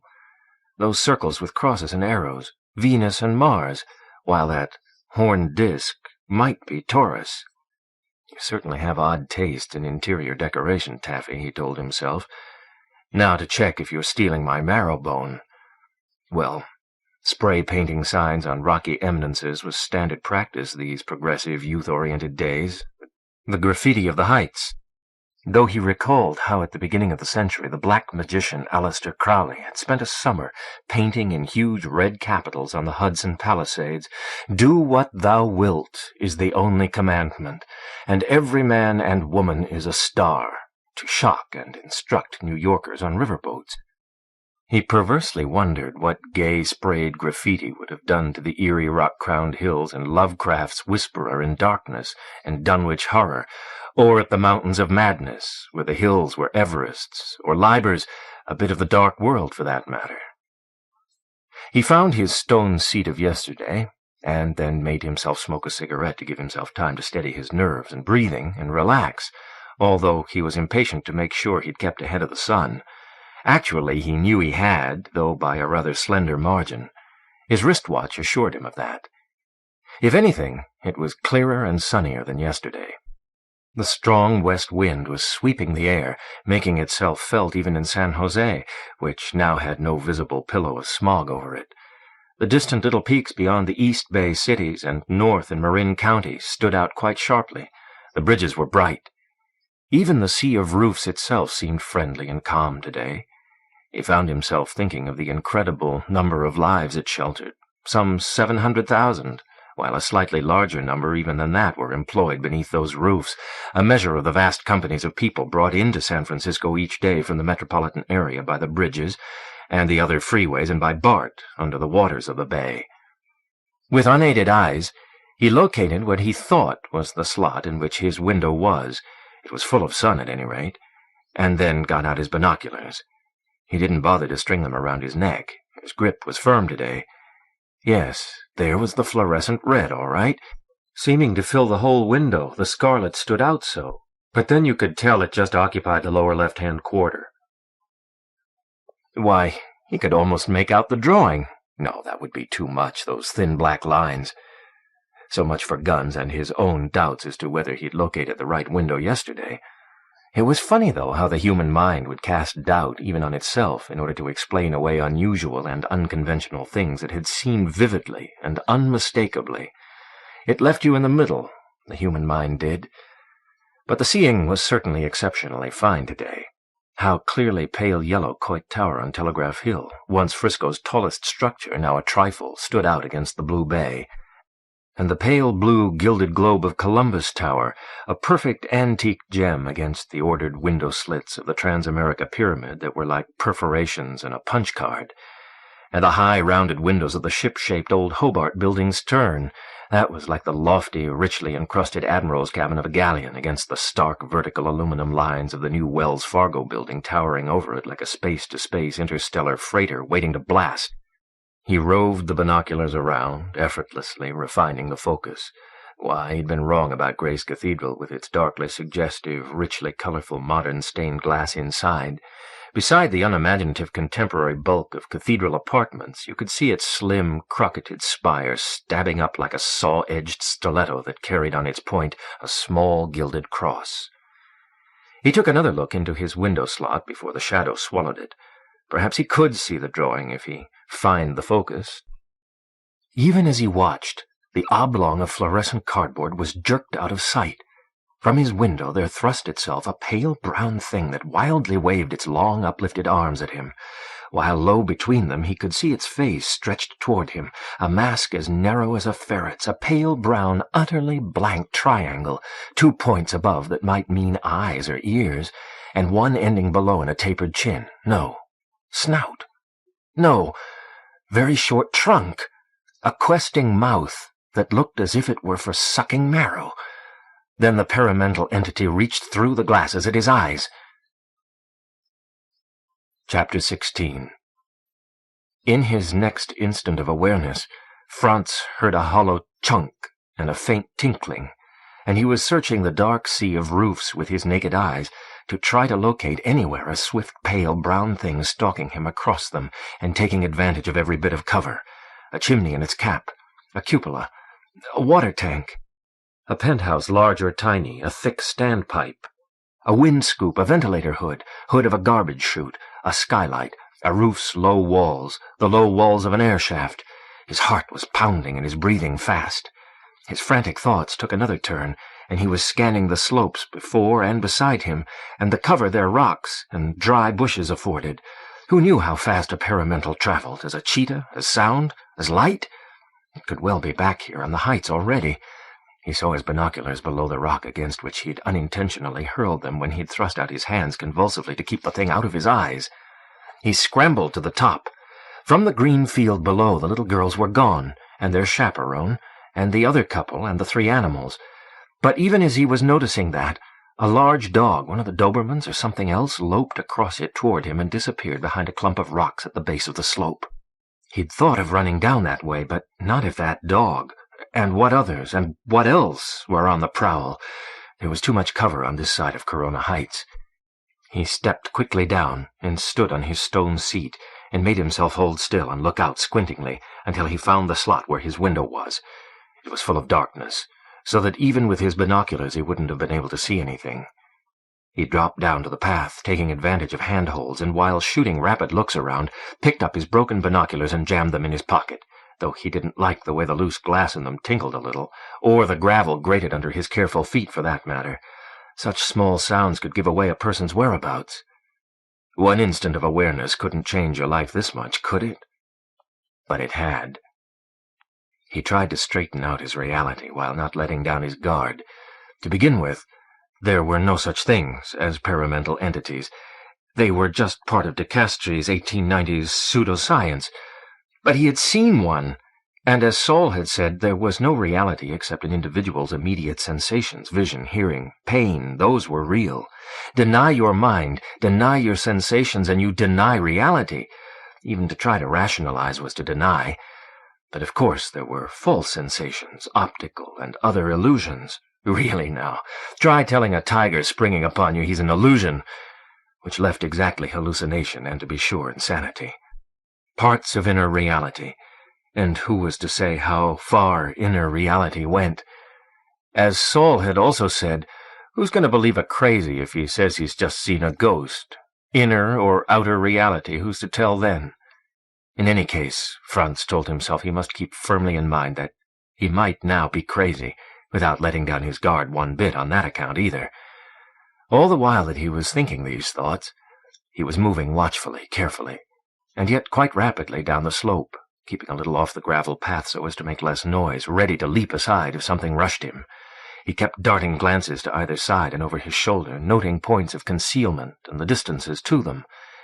He got the impression that something of considerable size was following him, something that was wonderfully clever in making its swift moves from one bit of cover to the next, something of which he saw or thought he saw only the edges. One of the dogs? Or more than one? Perhaps urged on by rapt-faced, fleet-footed little girls, or— He found himself picturing the dogs as spiders, as furry and as big.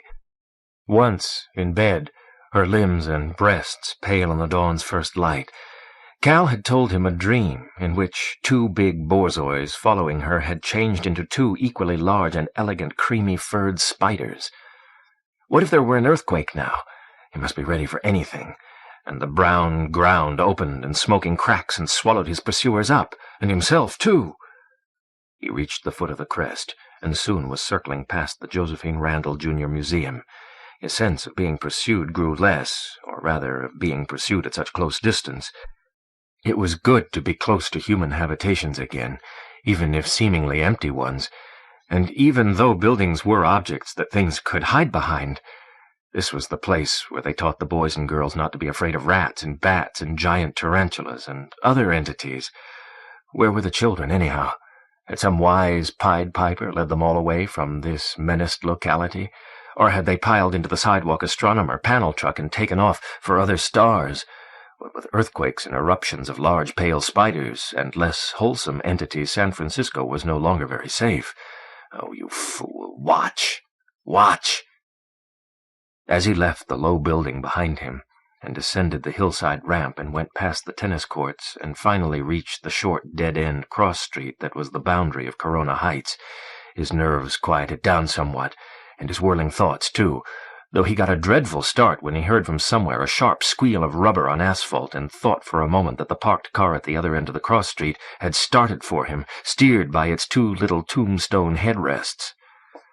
Approaching Beaver Street by way of a narrow public stairway between 2 buildings, he had another quick vision of a local quake behind him and of Corona Heights convulsed but intact, and then lifting up its great brown shoulders and rocky head and shaking the Josephine Randall Jr. Museum off its back, preparatory to stalking down into the city. As he descended Beaver Street, He began to encounter people at last, not many, but a few. He remembered, as if from another lifetime, his intention to visit Byers. He'd even phoned, and debated whether to go through with it. He'd never been here before. His previous meetings in San Francisco with the man had been at a mutual friend's apartment in the Haight. Cal had said someone had told her it was a spooky place, but it didn't look that from the outside, with its fresh olive-green paint and thin gold trim.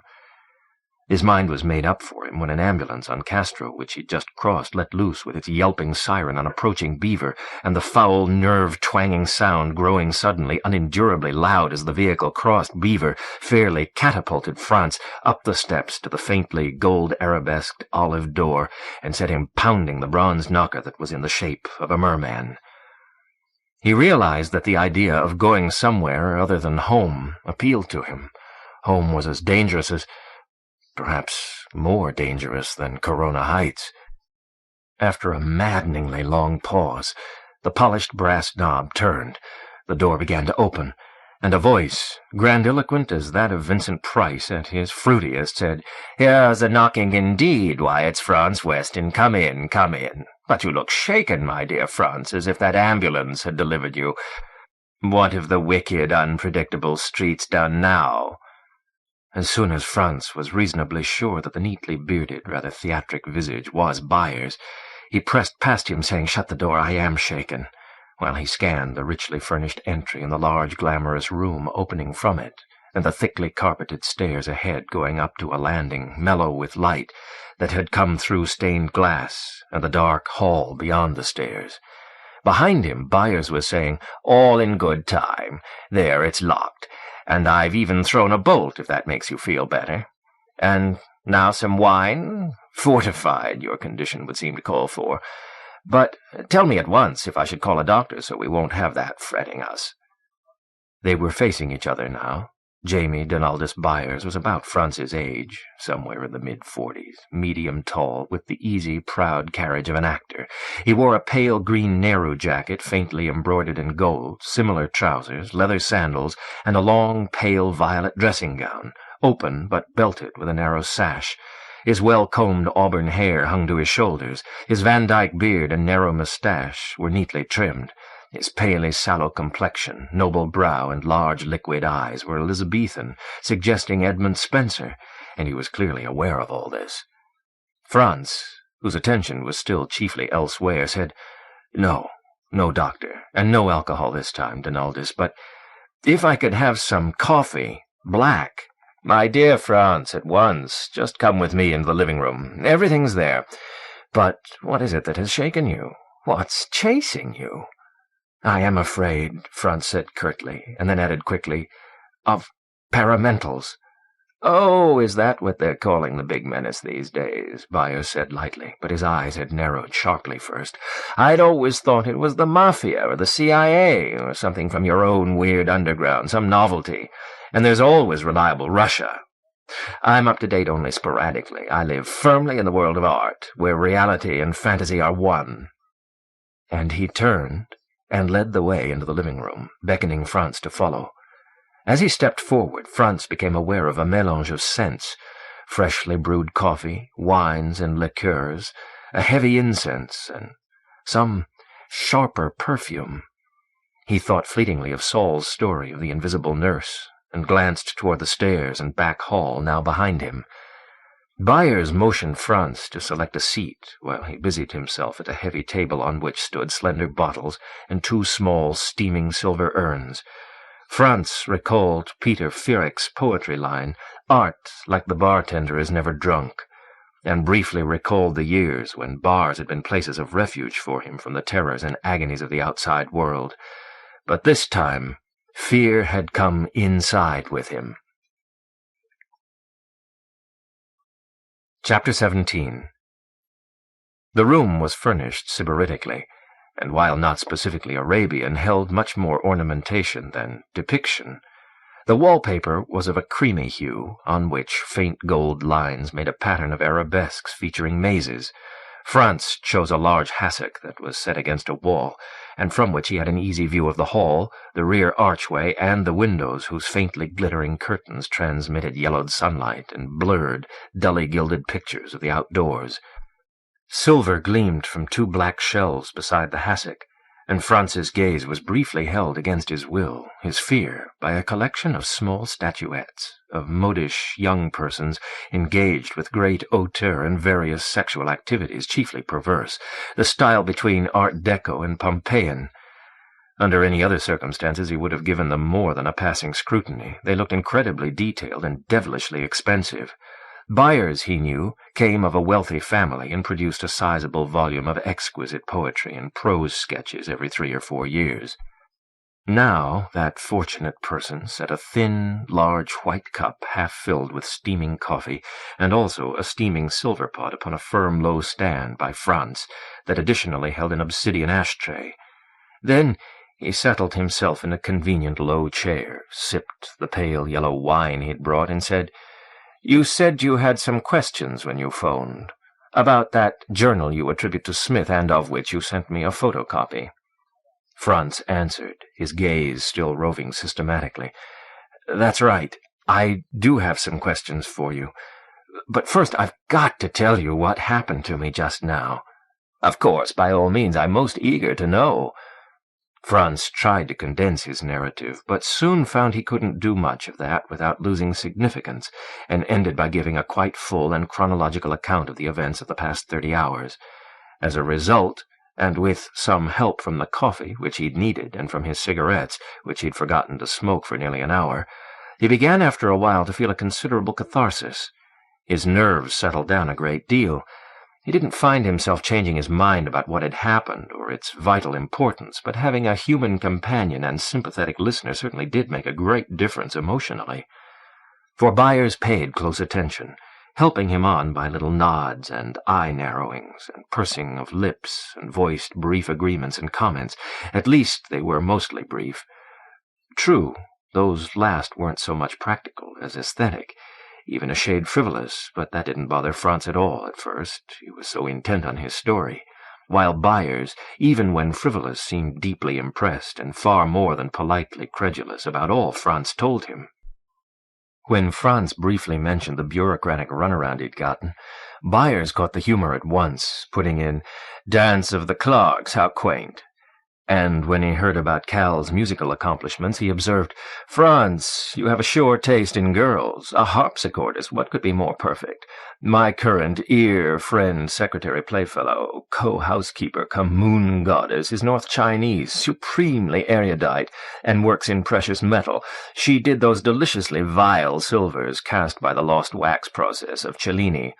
She'd have served you your coffee, except it's one of our personal days when we recreate ourselves apart.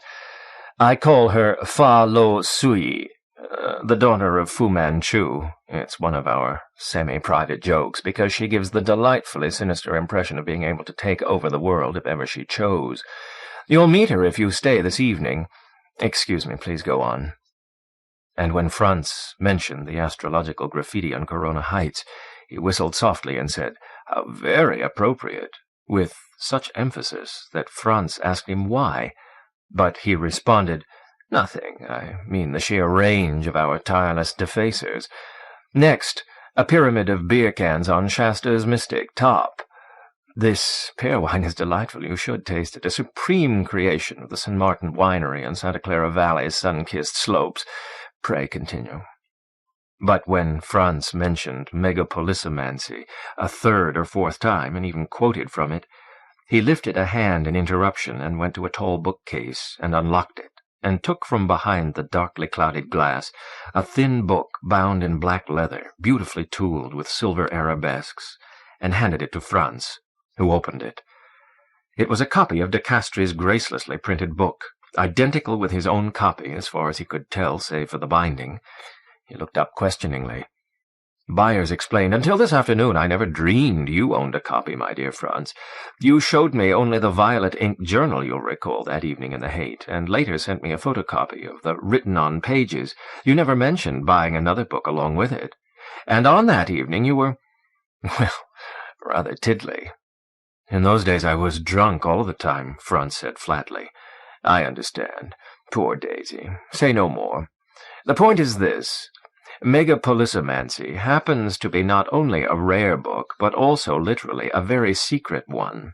In his last years, De Castries had a change of mind about it and tried to hunt down every single copy and burn them all, and did. Almost. He was known to have behaved vindictively toward persons who refused to yield up their copies. He was, in fact, a very nasty, and I would say, except I abhor moral judgments, evil old man. At any rate, I saw no point at the time in telling you that I possessed what I thought then to be the sole surviving copy of the book." Franz said, "Thank God. I was hoping you knew something about De Castries." Byers said, "I know quite a bit. But first finish your story. You were on Corona Heights, today's visit, and had just looked through your binoculars at the Transamerica Pyramid, which made you quote De Castries on our modern pyramids." "I will," Franz said, and did it quite quickly. But it was the worst part. It brought vividly back to him his sight of the triangular pale brown muzzle and his flight down Corona Heights, and by the time he was done he was sweating and darting his glance about again. Byers let out a sigh, then said with relish, "And so you came to me, pursued by paramentals to the very door." And he turned in his chair to look somewhat dubiously at the blurry golden windows behind him. "Donaldus," Franz said angrily, "I'm telling you things that happened, not some damn weird tale I've made up for your entertainment. I know it all hangs on a figure I saw several times at a distance of 2 miles with 7-power binoculars, and so anyone's free to talk about optical illusions and instrumental defects and the power of suggestion, but I know something about psychology and optics, and it was none of those. I went pretty deeply into the flying saucer business, and I never once saw or heard of a single UFO that was really convincing, and I've seen haloed highlights on aircraft that were oval-shaped and glowed and pulsed exactly like the ones in half the saucer's sightings. But I have no doubts of that sort about what I saw today and yesterday." But even as he was pouring that out, and still uneasily checking the windows and doors and glooms himself, Franz realized that deep down inside he was beginning to doubt his memories of what he'd seen. Perhaps the human mind was incapable of holding a fear like his for more than about an hour unless it were reinforced by repetition, but he was damned if he'd tell Donaldus so. He finished icily, "Of course it's quite possible I've gone insane, temporarily or permanently, and am seeing things, but until I'm sure of that, I'm not going to behave like a reckless idiot, or a hilarious one." Donaldus, who had been making protesting and imploring faces at him all the while, now said injuredly and placatingly, "My dear Franz, I never for a moment doubted your seriousness, or had the faintest suspicion that you were psychotic. Why, I've been inclined to believe in paramental entities ever since I read De Castries' book, and especially after hearing several circumstantial, very peculiar stories about him. And now your truly shocking eyewitness narrative has swept my last doubts away. But I've not seen one yet, and if I did, I'm sure I'd feel all the terror you do and more. But until then, and perhaps in any case, and despite the proper horror they evoke in us, they are most fascinating entities, don't you agree? Now as for thinking your account a tale or story, my dear Franz, to be a good story is to me the highest test of the truth of anything. I make no distinction whatever between reality and fantasy, or the objective and the subjective. All life and all awareness are ultimately one, including intensest pain and death itself. Not all the play need please us, and ends are never comforting. Some things fit together harmoniously and beautifully and startlingly with thrilling discords. Those are true, and some do not, and those are merely bad art. Don't you see?" Franz had no immediate comment. He certainly hadn't given De Castries' book the least credence by itself, but he nodded thoughtfully, though hardly in answer to the question. He wished for the sharp minds of Gunn and Saul, and Cal. "And now to tell you my story," Donaldus said, quite satisfied. "But first a touch of brandy. That seems called for. And you? Well, some hot coffee, then. I'll fetch it. And a few biscuits, yes?" Franz had begun to feel headachy and slightly nauseated. The plain arrowroot cookies, barely sweet, seemed to help. He poured himself coffee from the fresh pot, adding some of the cream and sugar his host had thoughtfully brought this time. It helped, too. He didn't relax his watchfulness, but he began to feel more comfortable in it, as if the awareness of danger were becoming a way of life. Chapter 18. Donaldus lifted a finger with a ring of silver filigree on it and said, "You have to keep in mind, Castres died when I and you were infants. Almost all my information comes from a couple of the not-so-close and hardly well-beloved friends of de Castres' last declining years, George Ricker, who was a locksmith and played Go with him, and Herman Klaas, who ran a second-hand bookstore on Turk Street and was a sort of romantic anarchist, and for a while a technocrat. And a bit from Clark Ashton Smith. Ah, that interests you, doesn't it? It was only a bit. Clark didn't like to talk about de Castres. I think it was because of de Castres and his theories that Clark stayed away from big cities, even San Francisco, and became the hermit of Auburn and Pacific Grove. And I've got some data from old letters and clippings, but not much. People didn't like to write down things about de Castres, and they had reasons, and in the end the man himself made secrecy a way of life. Which is odd, considering that he began his chief career by writing and publishing a sensational book. Incidentally, I got my copy from Klaas when he died, and he may have found it among de Castres' things after de Castres died. I was never sure. Also, Donaldus continued, I'll probably tell the story, at least in spots, in a somewhat poetic style. Don't let that put you off. It merely helps me organize my thoughts and select the significant items. I won't be straying in the least from the strict truth as I've discovered it, though there may be traces of paramentals in my story, I suppose, and certainly one ghost. I think all modern cities, especially the crass, newly built, highly industrial ones, should have ghosts. They are a civilizing influence. Chapter 19. Donaldus took a generous sip of brandy, rolled it around on his tongue appreciatively, and settled back in his chair. In 1900, as the century turned, he began dramatically, Thibaut de Castres came to sunny, lusty San Francisco like a dark portent from realms of cold and coal smoke in the east that pulsed with Edison's electricity, and from which thrust Sullivan's steel-framed skyscrapers. Madame Curie had just proclaimed radioactivity to the world, and Marconi radio spanning the seas. Madame Blavatsky had brought eerie theosophy from the Himalayas, and passed on the occult torch to Annie Besant. The Scottish astronomer Royal Piazzi Smith had discovered the history of the world in its ominous future in the Grand Gallery of the Great Pyramid of Egypt, while in the law courts Mary Baker Eddy and her chief female acolytes were hurling accusations of witchcraft and black magic at each other. Spencer preached science, Ingersoll thundered against superstition, Freud and Jung were plunging into the limitless dark of the subconscious.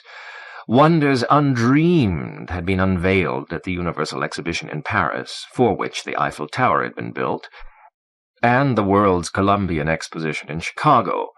New York was digging her subways.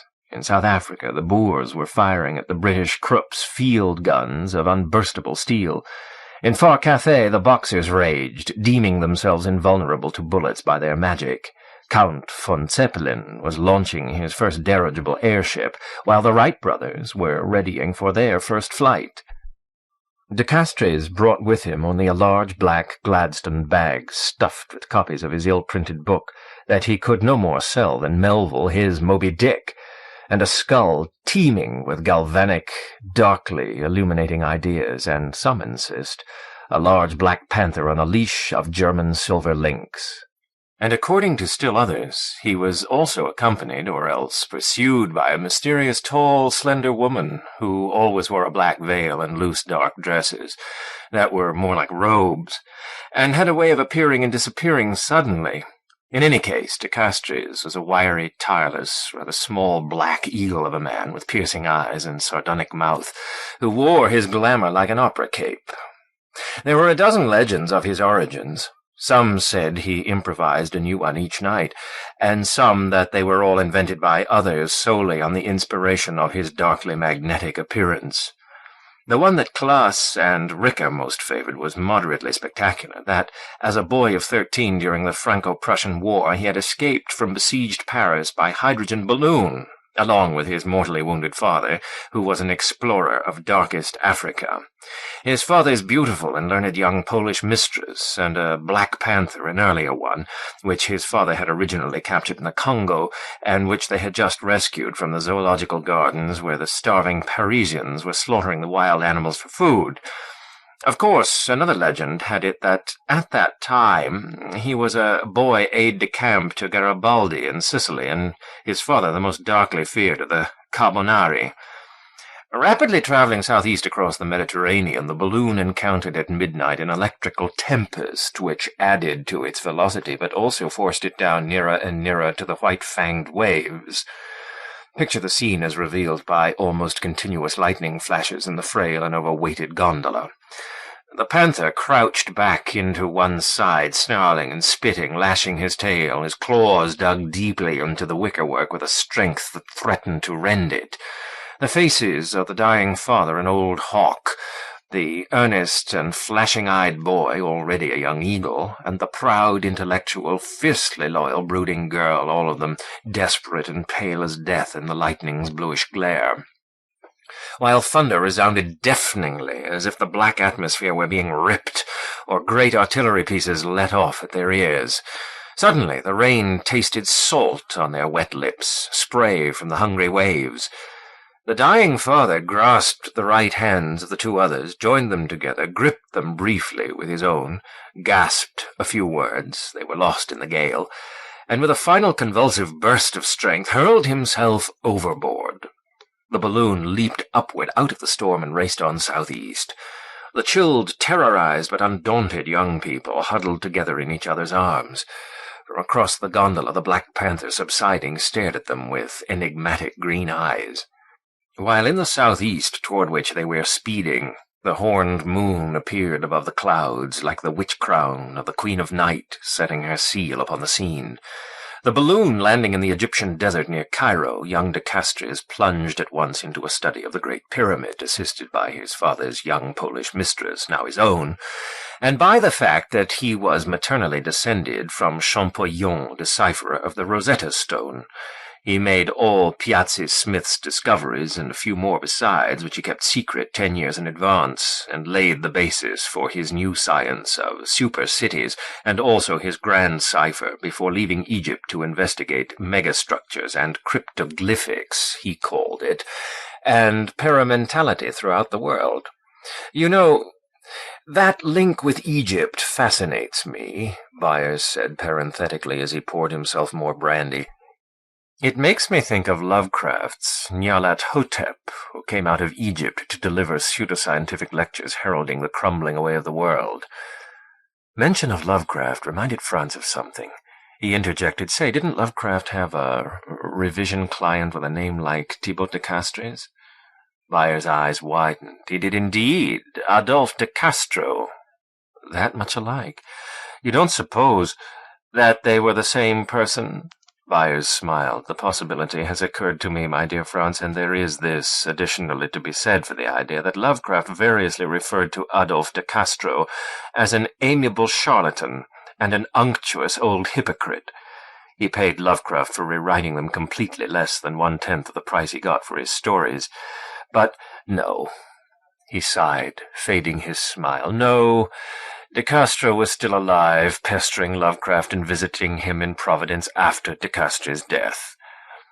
To resume about De Castres, we don't know if his young Polish mistress accompanied him, and possibly was the mysterious veiled lady who some said turned up at the same time he did in San Francisco. Ricker thought so. Klaas was inclined to doubt it. Ricker tended to romance about the Pole. He pictured her as a brilliant pianist. They're apt to say that about most Poles, aren't they? Chopin has much to answer for, who had totally suppressed that talent in order to put all her amazing command of languages and her profound secretarial skills, and all the solaces of her fierce young body, at the disposal and in the service of the still younger genius whom she adored even more devotedly than she had his adventurer father. "What was her name?" Franz asked. "I could never learn," Byers replied. "Either Klaas and Ricker had forgotten, or else, more likely, it was one of the points on which the old boy went secretive on them. Besides, There's something so satisfying about just that one phrase, his father's young Polish mistress. What could be more exotic or alluring? It makes one think of harpsichords and oceans of lace, champagne, and pistols. For under her cool and learned mask she seethed with temperament, and with temper too, as Ricker pictured her, so that she'd almost seem to fly apart or on the verge of it when in her rages, like an explosive rag doll. The fellaheen feared her, thought she was a witch. It was during those years in Egypt that she began to go veiled, Ricker said. At still other times she'd be incredibly seductive, the epitome of continental femininity, initiating de Castries into the most voluptuous erotic practices and greatly deepening and broadening his grasp of culture and art. At all events, de Castries had acquired a lot of dark, satanic charm from somewhere by the time he arrived at the city by the Golden Gate. He was, I'd guess, quite a bit like the Satanist Anton LaVey, who kept a more or less tame lion for a while. Did you know? Except that he had no desire for the usual sort of publicity. He was looking rather for an elite of scintillating, freewheeling folk with a zest for life at its wildest. And if they had a lot of money, that wouldn't hurt a bit. And of course he found them. Promethean and Dionysian, Jack London, George Sterling, fantasy poet and romantic idol, favorite of the wealthy Bohemian Club set.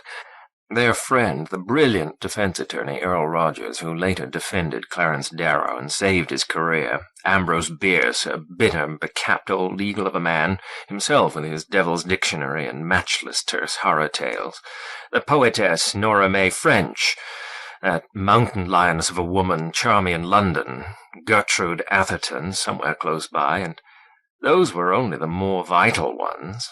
And of course they fell upon de Castries with delight. He was just the sort of human curiosity they, and especially Jack London, loved. Mysterious cosmopolitan background, Munchausen anecdotes, weird and alarming scientific theories, a strong anti-industrial and, we'd say, anti-establishment bias, the apocalyptic touch, the note of doom, hints of dark powers. He had them all. For quite a while he was their darling, their favorite guru of the left-hand path, almost, and I imagine he thought this himself, their new god. They even bought copies of his new book, and sat still and drank while he read from it. Prize egotists like Bierce put up with him, and London let him have stage center for a while. He could afford to. And they were all quite ready to go along, in theory, with his dream of a utopia in which megapolitan buildings were forbidden, had been destroyed or somehow tamed, and paramentality put to benign use with themselves, the aristocratic elite, and he, the master spirit over all. Of course, most of the ladies were quite taken with him romantically, and several, I gather, eager to go to bed with him, and not above taking the initiative in the matter. These were dramatic and liberated females for their day, remember.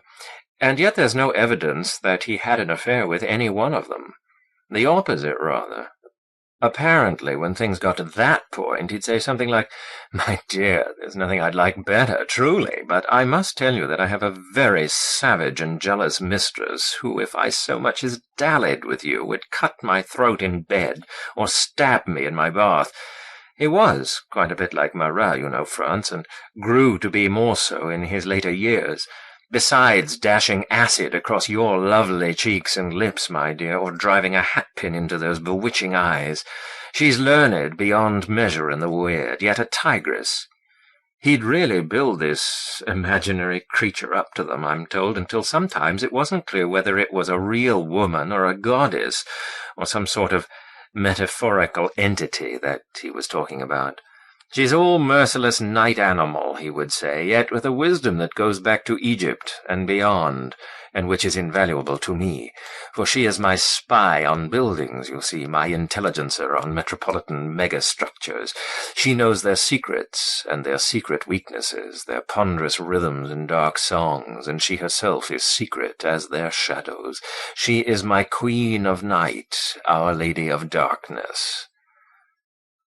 As Byers dramatized those last words of de Castries, Frantz flashed that Our Lady of Darkness was one of de Quincey's Ladies of Sorrow, the third and youngest sister who always went veiled in black crape.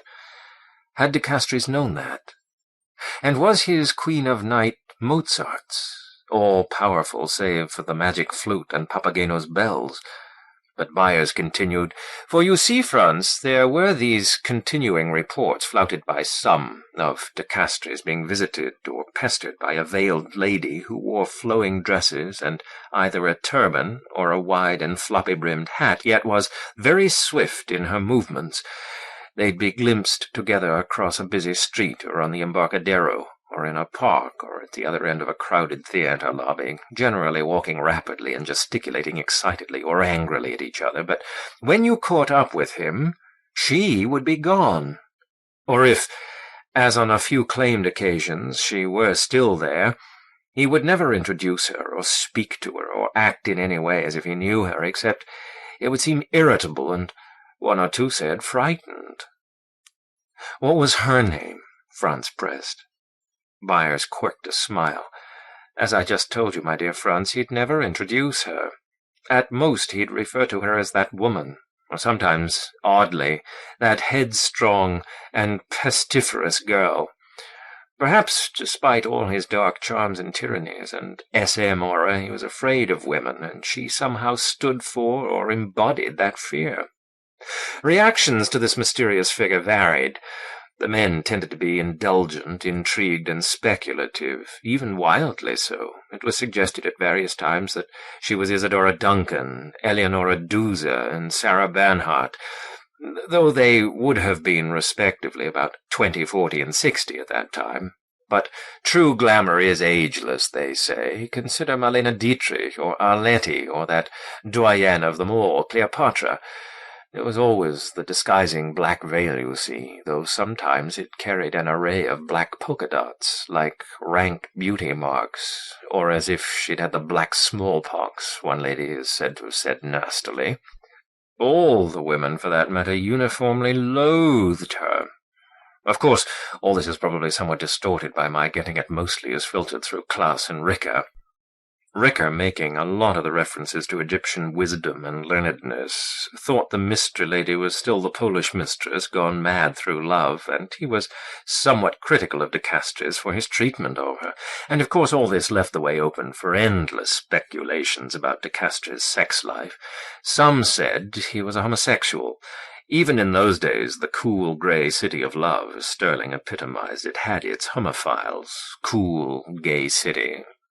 Others that he was very kinky in an SM way, bondage and discipline of the direst sort. Quite a few chaps have accidentally strangled themselves that way, you know. Almost in one breath it was said that he was a pederast, a pervert, a fetishist, utterly asexual, or else that only slim little girls could satisfy his Tiberian lusts. I'm sorry if I offend you, Franz, but truly all the left-hand paths and their typical guides or conductresses were mentioned. However, all this is really by the by. The important consideration is that for a while de Castries seemed to have his chosen group just where he wanted them. Chapter 20. Donaldus continued. The high point of Thibaut de Castries' San Francisco adventure came when, with much hush-hush and weedings out and secret messages and some rare private occult pomps and ceremonies, I suppose, he organized the Hermetic Order. "Is that the Hermetic Order that Smith or the Journal mentions?" Franz interrupted. He had been listening with a mixture of fascination, irritation, and wry amusement, with at least half his attention clearly elsewhere, but he had grown more attentive at mention of the grand cipher. "It is," Byers nodded. "I'll explain. In England at that time there was the Hermetic Order of the Golden Dawn, an occult society with members like the mystic poet Yeats, who talked with vegetables and bees and lakes, and Dian Fortune and George Russell, A.E., and your beloved Arthur Machen. You know, Franz, I've always thought that in his The Great God Pan, the sexually sinister femme fatale, Helen Vaughan, was based on the real-life female Satanist Diana Vaughan, even though her memoirs and perhaps she herself were a hoax perpetuated by the French journalist Gabriel Jogon. Franz nodded impatiently, restraining his impulse to say, "Get on with it, Donaldus." The other got the point. "Well, anyhow," he continued, In 1898, Aleister Crowley managed to join the Gilded Dayspringers. Neat, eh? And almost broke up the society by his demands for satanistic rituals, black magic, and other real tough stuff. In imitation, but also as a sardonic challenge to Castres called his society the Hermetic Order of the Onyx Dusk. He is said to have worn a large black ring of pietra dura work with a bezel of mosaicked onyx, obsidian, ebony, and black opal polished flat, depicting a predatory black bird, perhaps a raven. It was at this point that things began to go wrong for de Castres, and that the atmosphere became by degrees very nasty. Unfortunately, it's also the period for which I've had the most difficulty getting information that's at all reliable, or even any information at all, for reasons which are or will become very obvious. As nearly as I can reconstruct it, this is what happened. As soon as his secret society had been constituted, Thibault revealed to its double handful of highly select members that his utopia was not a far-off dream, but an immediate prospect, and that it was to be achieved by violent revolution, both material and spiritual, that is, paramental, and that the chief, and at first the sole instrument of that revolution, was to be the Hermetic Order of the Onyx Dusk. This violent revolution was to begin with acts of terrorism somewhat resembling those the Nihilists were carrying out in Russia at that time, just before the abortive revolution of 1905, but with a lot of a new sort of black magic, his mega-polysomancy, thrown in. Demoralization rather than slaughter was to be the aim, at least at first. Black powder bombs were to be set off in public places and on the roofs of big buildings during the deserted hours of the night. Other big buildings were to be plunged into darkness by locating and throwing their main switches. Anonymous letters and phone calls would heighten the hysteria. But more important would be the mega-polysomantic operations which would cause buildings to crumple to rubble, people to go screaming mad until every last soul is in panic flight from San Francisco, choking the roads and foundering the ferries. At least that's what Klaus said. De Castres confided to him many years later while in a rare communicative mood. Say, Franz, did you know that Nikola Tesla, America's other electrical wizard, claimed in his last years to have invented, or at least envisaged, a device small enough to be smuggled into a building in a dispatch case and left there to shake the building to pieces at a preset time by sympathetic vibrations? Hermann Klaus told me that too, but I digress. These magical or pseudoscientific acts, what would you call them, would require absolute obedience on the part of Thibault's assistants, which was the next demand Thibault seems to have made on every last one of his acolytes in the Hermetic Order of the Onyx Dusk. One of them would be ordered to go to a specific address in San Francisco at a specified time and simply stand there for 2 hours, blanking his or her mind, or else trying to hold one thought, or he'd be directed to take a bar of copper or a small box of coal or a toy balloon filled with hydrogen to a certain floor in a certain big building and simply leave it there, the balloon against the ceiling, again at a specified time. Apparently, the elements were supposed to act as catalysts, or 2 or 3 of them would be commanded to meet in a certain hotel lobby or at a certain park bench and just sit there together without speaking for half an hour, and everyone would be expected to obey every order unquestioningly and unhesitatingly in exact detail, or else there would be, I suppose, various chilling Carbonari-style penalties and reprisals. Big buildings were always the main targets of his megapolysomancy. He claimed they were the chief concentration points for city stuff that poisoned great metropolises or weighed them down intolerably. 10 years earlier, according to one story, he had joined other Parisians in opposing the erection of the Eiffel Tower. A professor of mathematics had calculated that the structure would collapse when it reached the height of 700 feet, but Thibault had simply claimed that all that naked steel looking down upon the city from the sky would drive Paris mad. And considering subsequent events, Franz, I've sometimes thought that a case could be made out that it did just that. World Wars I and II brought on like locust plagues by overly concentrated populations due to a rash or fever of high buildings. Is that so fabulous? But since he had found he couldn't stop the erection of such buildings, Thibault had turned to the problem of their control. In some ways, he had the mentality of an animal trainer inherited from his Afric-traveled father, perhaps. Thibault seems to have thought that there was, or that he had invented a kind of mathematics whereby minds and big buildings and paramental entities could be manipulated. Neo-Pythagorean metageometry, he called it. It was all a question of knowing the right times and spots. He'd quote Archimedes, "Give me a place to stand and I will move the world," and then conveying there the right person in mind or material object. He also seemed to have believed that a limited clairvoyance and clairaudience and prescience existed at certain places in megacities for certain people. Once he started to outline in detail to class a single act of megapolisomancy, give him the formula for it, so to speak, but then he got suspicious. Though there is one other anecdote about the mega-magic thing. I'm inclined to doubt its authenticity, but it is attractive. It seems that Thibault proposed to give a warning shake to the Hobart building, or at any rate one of those early flat-iron structures on Market. Whether it would actually fall down would depend on the integrity of the builder, the old boy is supposed to have said. In this case, his 4 volunteers, or conscripts, were probably Jack London, George Sterling, an octoroon ragtime singer named Olive Church, who was a protege of that old voodoo queen, etc., Mammy Pleasant, and a man named Fenner. You know Lotta's fountain there on Market, gift to the city of Lotta Crabtree, the toast of the goldfields, who was taught dancing and related arts by Lola Montez. She's of the spider dance and Ludwig of Bavaria and all. Well, the 4 acolytes were supposed to approach the fountain by streets that would trace the 4 arms of a counterclockwise swastika, centering on the fountain while concentrating in their mind on the 4 points of the compass, and bearing objects representing the 4 elements: Olive, a potted lily for earth; Fenner, a magnum of champagne for fluid; Sterling, a rather large toy hydrogen-filled balloon for the gaseous; and Jack, a long cigar for fire.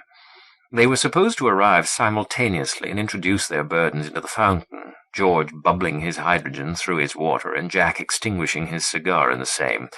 Olive and Fenner arrived first, Fenner somewhat drunk. Perhaps he'd been sampling his offering, and we may assume that all 4 of them were at least somewhat elevated. Well, apparently, Fenner had been nursing a lech for Olive, and she'd been turning him down, and now he wanted her to drink champagne with him, and she wouldn't, and he tried to force it on her, and it succeeded in sloshing it over her bosom and the potted lily she was holding and down her dress. While they were struggling that way at the fountain's edge, George came up protesting and tried to control Fenner without letting go of his balloon, with Olive shrieking and laughing at them while they were scuffling and while she still hugged the potted lily to her wet breasts. At this point, Jack came up behind them, drunkest of all, and getting an irresistible inspiration, thrust out his cigar at arm's length and touched off the balloon with its glowing tip. There was quite a loud, flaming explosion. Eyebrows were singed. Fenner, who thought Sterling had shot him, fell flat on his back in the fountain, letting go the magnum, which shattered on the sidewalk. Olive dropped her pot and went into hysterics. George was livid with fury at Jack, who was laughing like a demented god, while Thibault was doubtless cursing them blackly from the sideline somewhere. The next day, they all discovered that almost exactly at the same time that night a small brick warehouse behind Rincon Hill had collapsed into a pile of masonry. Age and structural inadequacy were given as the causes, but of course Thibault claimed it was his mega-magic misfiring because of their general frivolousness and Jack's idiot prank. I don't know if there's any truth to that whole story. At best, it probably distorted in the telling for comedy's sake. Still, it does give an idea, a sort of atmosphere at least. Well, in any case, you can imagine how those prima donnas that he'd recruited reacted to Thibault's demands. Conceivably, Jack London and George Sterling might have gone through with things like the light switch business for a lark if they'd been drunk enough when Thibault asked them, and even crotchety old Bierce might have enjoyed a little black powder thunder if someone else did all the work and set it off. But when he asked them to do boring things, he wouldn't explain. It was too much. A dashing and eccentric society lady who was a great beauty and an acolyte is supposed to have said, if only he'd asked me to do something challenging, such as seduce President Roosevelt. She'd have meant Teddy Frantz, or appear naked in the rotunda of the city of Paris, and then swim out to the seal rocks and chain myself to them like Andromeda. But just to stand in front of the public library with 7 rather large steel ball bearings in my brassiere, thinking of the South Pole and saying nothing for an hour and 20 minutes, I ask you, darling. When it got down to cases, you see, they must simply have refused to take him seriously, either his revolution or his new black magic. Jack London was a Marxist socialist from way back, and had written his way through a violent class war in his science fiction novel The Iron Heel. He could and would have poked holes in both the theory and the practice of Thibault's reign of terror, and he'd have known that the first city to elect a Union Labour Party government was hardly the place to start a counter-revolution. He was also a Darwinian materialist and knew his science. He'd have been able to show up Thibault's new black science as a pseudo-scientific travesty and just another name for magic, with all the unexplained action at a distance. At any rate, they all refused to help him make even a test run of his mega-magic, or perhaps a few of them went along with it once or twice, the Lotta's fountain sort of thing, and nothing happened. I suppose that at this point he lost his temper and began to thunder orders and invoke penalties, and they just laughed at him. And when he wouldn't see that the game was over and kept up with it, simply walked away from him. Or taken more active measures. I can imagine someone like London simply picking up the furious, spluttering little man by his coat collar and the seat of his pants and pitching him out. Byers' eyebrows lifted, which reminds me, Frantz, that Lovecraft's client de Castro knew Ambrose Bierce and claimed to have collaborated with him, but at their last meeting, Bierce sped de Castro's departure by breaking a walking stick over his head. Really quite similar to what I was hypothesizing for de Castries. Such an attractive theory that they were the same. But no, for de Castro was it Lovecraft to rewrite his memoirs of Bierce after de Castro's death.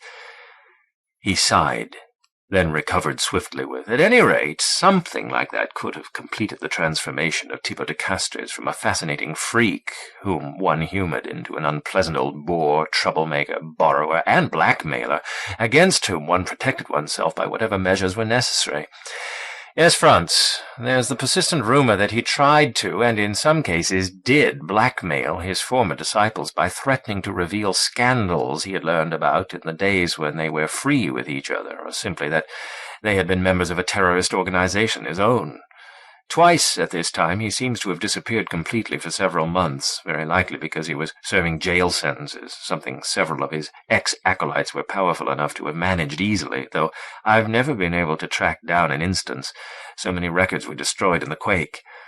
But some of the old dark glamour must have lingered about him for quite a while in the eyes of his ex-acolytes, the feeling that he was a being with sinister, paranatural powers, for when the earthquake did come very early in the morning of April 18th, 1906, thundering up Market in brick and concrete waves from the west and killing its hundreds, one of his lapsed acolytes, probably recalling his intimations of a magic that would topple skyscrapers, is supposed to have said, "He's done it, the old devil's done it." And there's the suggestion that Thibault tried to use the earthquake in his blackmailing, I've done it once. I can do it again. Apparently, he'd use anything that occurred to him to try to frighten people. In a couple of instances, he's supposed to have threatened people with his Queen of Night, his Lady of Darkness, his old mystery lady or girl, that if they didn't fork up, he'd send his black tigress after them. But mostly my information for this period is very sketchy and one-sided. The people who'd known him best were all trying to forget him, suppress him, you might say, while my two chief informants, Klaas and Ricker, knew him only as an old man in the 1920s and had heard only his side, or sides, of the story. Ricker, who was non-political, thought of him as a great scholar and metaphysician, who had been promised money and support by a group of wealthy, frivolous people, and then cruelly disappointed, abandoned. He never seriously believed the revolution part. Klaas did, and viewed de Castres as a failed great rebel, a modern John Brown, a Sam Adams, or Marat, who'd been betrayed by wealthy, pseudo-artistic, thrill-seeking backers, who'd then gotten cold feet. They both indignantly rejected the blackmail stories. Frantz interposed. What about his mystery lady? Was she still around? What did Klaus and Ricker have to say about her? Byers shook his head. She was completely vanished by the 1920s, if she ever had any real existence in the first place. To Ricker and Klaus, she was just one more story, one more of the endlessly fascinating stories they teased out of the old man from time to time, or else not so fascinating, endured in repetition. According to them, he enjoyed no female society whatever while they knew him. Except Klaus once let slip the thought the old man occasionally hired a prostitute, refused to talk about it further when I pressed him, said it was the old man's business, no one else's. While Ricker said the old boy had a sentimental interest in, a soft spot in his heart for little girls. Almost innocent, a modern Lewis Carroll, he insisted. Both of them vehemently denied any suggestion of a kinky sex life on the old man's part, just as they had denied the blackmail stories, and the even nastier rumors that came later on that de Castries was devoting his declining years to getting revenge on his betrayers by somehow doing them to death or suicide by black magic. "I know about some of those cases," Frantz said, "at least the ones I imagine you're going to mention. What happened to Nora Mae French?" "She was the first to go, in 1907, just a year after the quake. A clear case of suicide. She died most painfully by poison, very tragic." "And when did Sterling die?" "November 17th, 1926. Franz said thoughtfully, though still not lost in thought. "There certainly seems to have been a suicidal drive at work, though operating over a period of 20 years. A good case can be made out that it was a death wish drove Bierce to go to Mexico when he did. A war-haunted life, so why not such a death? And probably attach himself to Pancho Villa's rebels as a sort of unofficial revolution correspondent, and most likely get himself shot as an uppity old gringo who wouldn't stay silent for the devil himself. While Sterling was known to have carried a vial of cyanide in his vest pocket for years, whether he finally took it by accident, pretty far-fetched, or by intention. And then there was that time, Roger's daughter tells about it in her book, when Jack London disappeared on a 5-day spree and then came home when Charmian and Roger's daughter and several other worried people were gathered, and, with the mischievous, icy logic of a man who'd drunk himself sober, challenged George Sterling and Rogers not to sit up with the corpse, though I'd think alcohol was enough villain there without bringing in any of de Castries' black magic or its power of suggestion.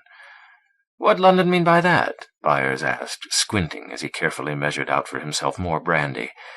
"That when they felt life losing its zest, their powers starting to fail, they take the noseless one by the arm without waiting to be asked, and exit laughing." "The noseless one?" "Why, simply London's sobriquet for death himself, the skull beneath the skin. The nose is all cartilage, and so the skull—" Byers' eyes widened, and he suddenly shot a finger toward his guest.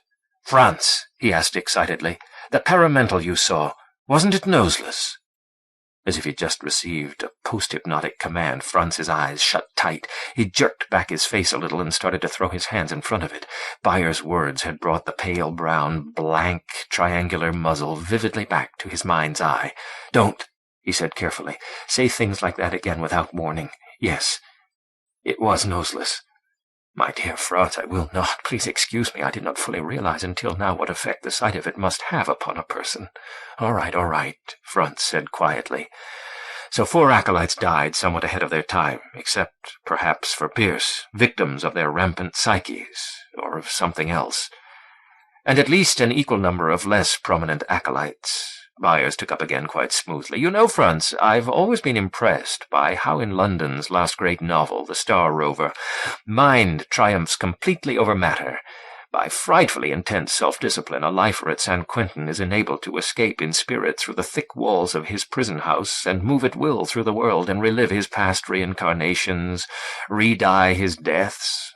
Somehow that makes me think of old de Castries in the 1920s, living alone in downtown cheap hotels and brooding about past hopes and glories and disasters, and dreaming meanwhile of foul, unending tortures, about the wrongs done him, and about revenge, whether or not he actually worked something there, and about who knows what else, sending his mind upon who knows what journeys."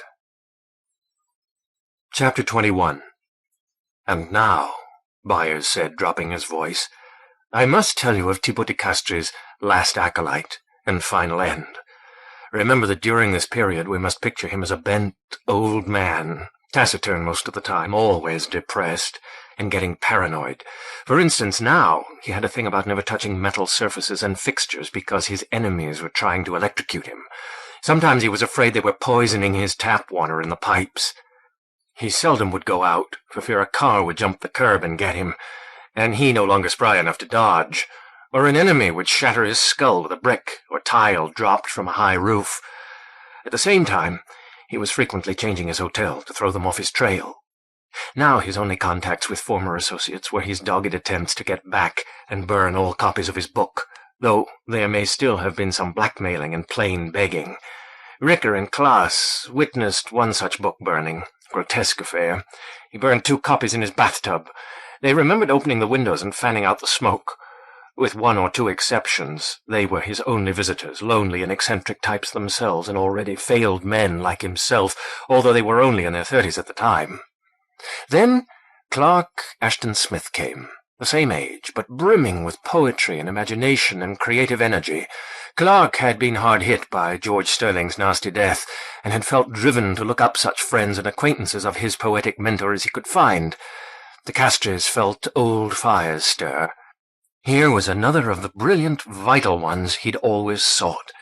He was tempted, finally yielding entirely to exert his formidable charm for a last time, to tell his fabulous tales, to expound compellingly his eerie theories, and to weave his spells. And Clark Ashton, a lover of the weird and of its beauty, highly intelligent, yet in some ways still a naive, small-town youth, emotionally turbulent, made a most gratifying audience. For several weeks, Clark delayed his return to Auburn, fearfully reveling in the ominous, wonder-shot, strangely real world that old Tiberius, the scarecrow emperor of terror and mysteries, painted for him afresh each day. A San Francisco of spectral, though rock-solid, mega-buildings and invisible paramental entities more real than life. It's easy to see why the Tiberius metaphor caught Clark's fancy. At one point he wrote, "Hold on for a moment, Franz, while I get that photocopy." "There's no need," Franz said, dragging the journal itself out of his side pocket. The binoculars came out with it, and dropped to the thickly carpeted floor with a shivery little clash of the broken glass inside. Byers' eyes followed them with morbid curiosity. "So, those are the glasses that, take warning, Franz, several times saw a paramental entity, and were in the end destroyed by it." His gaze shifted to the journal. "Franz, you sly dog, you came prepared for at least part of this discussion before you ever went to Corona Heights today." Franz picked up the binoculars and put them on the low table beside his overflowing ashtray, meanwhile glancing rapidly around the room and at its windows, where the gold had darkened a little. He said quietly, "It seems to me, Donaldus, you've been holding out too. You take for granted now that Smith wrote the journal, but in the hate, and even in the letters we exchanged afterwards, you said you were uncertain." "You've got me," Byers admitted with a rather odd little smile, perhaps ashamed. "But it really seemed wise, Franz, to let as few people in on it as possible. Now, of course, you know as much as I do, or will in a few minutes. But the most camp of clichés is there are some things man was not meant to know, but there are times when I believe it really applies to Thibaut de Castres and the paranatural. Might I see the journal?" Franz flipped it across. Byers caught it as if it were made of eggshell, and with an aggrieved look at his guest, carefully opened it, and as carefully turned a couple of pages. "Yes, here it is. 3 hours today at 607 Rhodes. What a locus for genius. How prosaic, as Howard would spell it. And yet Tiberius is Tiberius indeed, miserly doling out his dark Thrasilla secrets in the canyoned cavernous Capri called San Francisco to his frightened young heir. God, no, not I, Caligula, and wondering how soon I too will go mad." As he finished reading aloud, Byers began to turn the next pages one at a time, and kept it up even when he came to the blank ones. Now and then he'd look up at Franz, but he examined each page minutely with fingers and eyes before he turned it. He said conversationally, "Clark did think of San Francisco as a modern Rome, you know, both cities with their 7 hills. From Auburn he'd seen George Sterling and the rest living as if all life were a Roman holiday, with Carmel perhaps analogous to Capri, which was simply Tiberius's little Rome, for the more advanced fun and games. Fishermen brought fresh-caught lobsters to the goatish old emperor. Sterling dove for giant abalone with his knife. Of course, Rhodes was the Capri of Tiberius's early middle years. No, I can't see why Clark would not have wanted to be Caligula. Art, like the bartender, is never drunk. Or, really, skiz. Hello, what's this? His fingernails were gently teasing at the edge of a page. It's clear you're not a bibliophile, dear Franz. I should have gone ahead and stolen the book from you that evening in the hate, as at one point I fully intended to, except that something gallant in your drunken manner touched my conscience, which is never a good guide to follow. There. With the ghostliest of cracklings, the page came apart into two, revealing writing hidden between. He reported, "It's black as new. India ink for certain, but done very lightly so as not to groove the paper in the slightest. Then a few tiny drops of gum arabic, not enough to wrinkle, and hey, presto, it's hidden quite neatly. The obscurity of the obvious. Upon their vestments is a writing no man may see. Oh, dear me, no!" He resolutely averted his eyes, which had been reading while he spoke. Then he stood up, and holding the journal at arm's length, came over and squatted on his hams, so close beside Franz that his brandy breath was obvious, and held the newly liberated page spread before their faces. Only the right-hand one was written upon, in very black yet spider-fine characters, very neatly drawn, and not remotely like Smith's handwriting. "Thank you," Franz said. "This is weird. I riffled through those pages a dozen times. But you did not examine each one minutely with the true bibliophile's profound mistrust. The signatory initials indicate it was written by old Tiberius himself, and I'm sharing this with you not so much out of courtesy as fear. Glancing at the opening, I got the feeling this was something I did not want to read all by myself. This way feels safer. At least it spreads the danger." Together, they silently read the following. "A curse upon Master Clark Ashton Smith and all his heirs, who thought to pick my brain and slip away, false fleeting agent of my old enemies. Upon him the long death, the paramental agony, when he strays back, as all men do.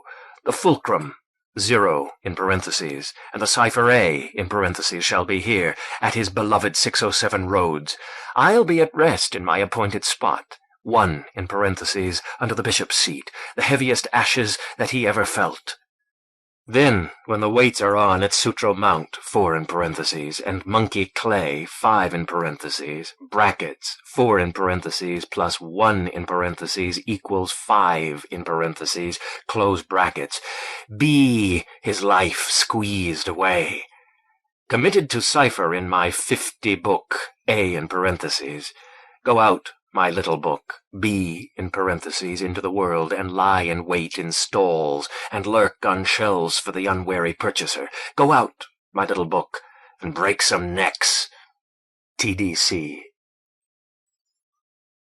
As he finished reading it, Franz's mind was whirling with so many names of places and things, both familiar and strange, that he had to prod himself to remind himself to check visually the windows and doors and corners of Byers' gorgeous living room, now filling with shadows. That business about when the weights are on, he couldn't imagine what it meant, but taken together with heaviest ashes, it made him think of the old man pressed to death with heavy stones on a plank on his chest for refusing to testify at the Salem witchcraft trial of 1692, as if a confession could be forced out like a last breath. Monkey clay, Byers muttered puzzledly. Ape of clay, poor suffering man, moulded of dust. Franz shook his head, and in the midst of all he thought, that damnably puzzling 607 Rhodes, which kept turning up again and again, and had in a way touched all this off. And to think he'd had this book for years and not spotted the secret. It made a person suspect and distrust all things closest to him, his most familiar possessions. What might not be hidden inside the lining of your clothes, or in your right-hand trousers pocket, or for a woman in her handbag or bra, or in the cake of soap with which you washed, which might have a razor blade inside. Also, to think that he was looking at last at de Castries' own handwriting, so neatly drawn, and yet so crabbed for all that. One detail puzzled him differently. "Donaldus," he said, "how would de Castries ever have got hold of Smith's journal?" Byers let out a long, alcohol-laden sigh, massaged his face with his hands. Franz clutched the journal to keep it from falling, and said, "Oh, that. Klaas and Ricker both told me that de Castries was quite worried and hurt when Clark went back to Auburn, it turned out, without warning, after visiting the old man every day for a month or so. De Castries was so bothered, they said, that he went over to Clark's cheap rooming house and convinced them he was Clark's uncle, so that they gave him some things Clark had left behind when he checked out in a great tearing hurry. I'll keep them for little Clark, he told Klaas and Ricker, and then later, after they'd heard from Clark, he added, I've shipped him back his things. They never suspected that the old man ever entertained any hard feelings about Clark." Franz nodded. "But then how did the journal, now with the curse in it, get from de Castries to wherever I bought it?" Byers said wearily, "Who knows? The curse, though, does remind me of another side of de Castries' character that I haven't mentioned. His fondness for rather cruel practical jokes. Despite his morbid fear of electricity, he had a chair Ricker helped rig for him to give the sitter an electric shock through the cushion that he kept for salesmen and salesladies, children, and other stray visitors. He nearly got into police trouble through that, too. Some young lady looking for typing work got her bottom burned. Come to think of it, that has an SM feeling, don't you think? The genuine sadomasochistic touch. Electricity, bringer of thrills and pain. Don't writers speak of electric kisses? Ah, the evil that lurks in the hearts of men." Byers finished sententiously and stood up, leaving the journal in Franz's hands, and went back to his place.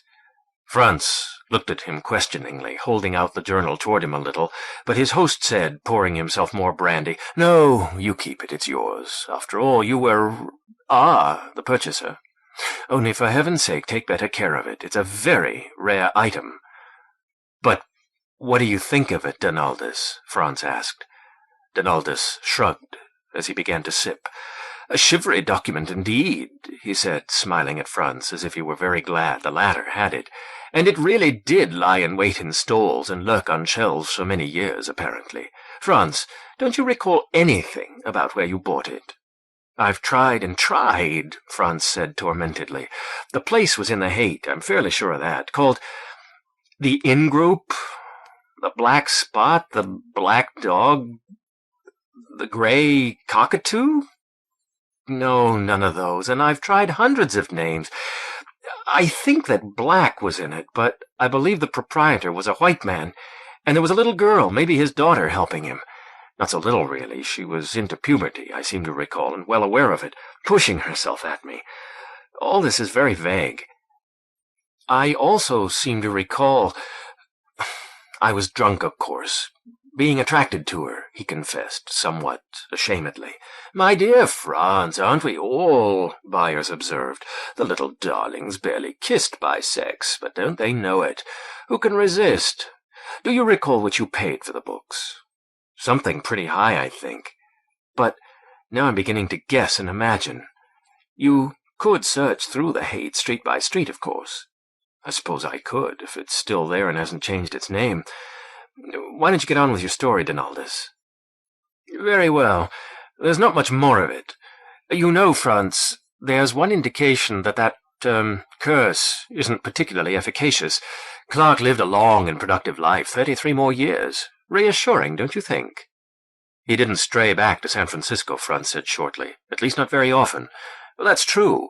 Well, after Clark left, de Castries remained just a lonely and gloomy old man. Once he told George Ricker at about this time a very unromantic story of his past, that he was French-Canadian and had grown up in northern Vermont, his father by turns a small-town printer and a farmer, always a failure, and he a lonely and unhappy child. It has the ring of truth, don't you think? And it makes one wonder what the sex life of such a person would have been. No mistresses at all, I'd say, let alone intellectual, mysterious, and foreign ones. Well, anyhow, now he'd had his last fling with Clark at playing the omnipotent, sinister sorcerer, and it had turned out as bitterly as it had the first time in fin de siècle at San Francisco, if that was the first. Gloomy and lonely. He had only one other literary acquaintance at that time, or friend of any sort for that matter.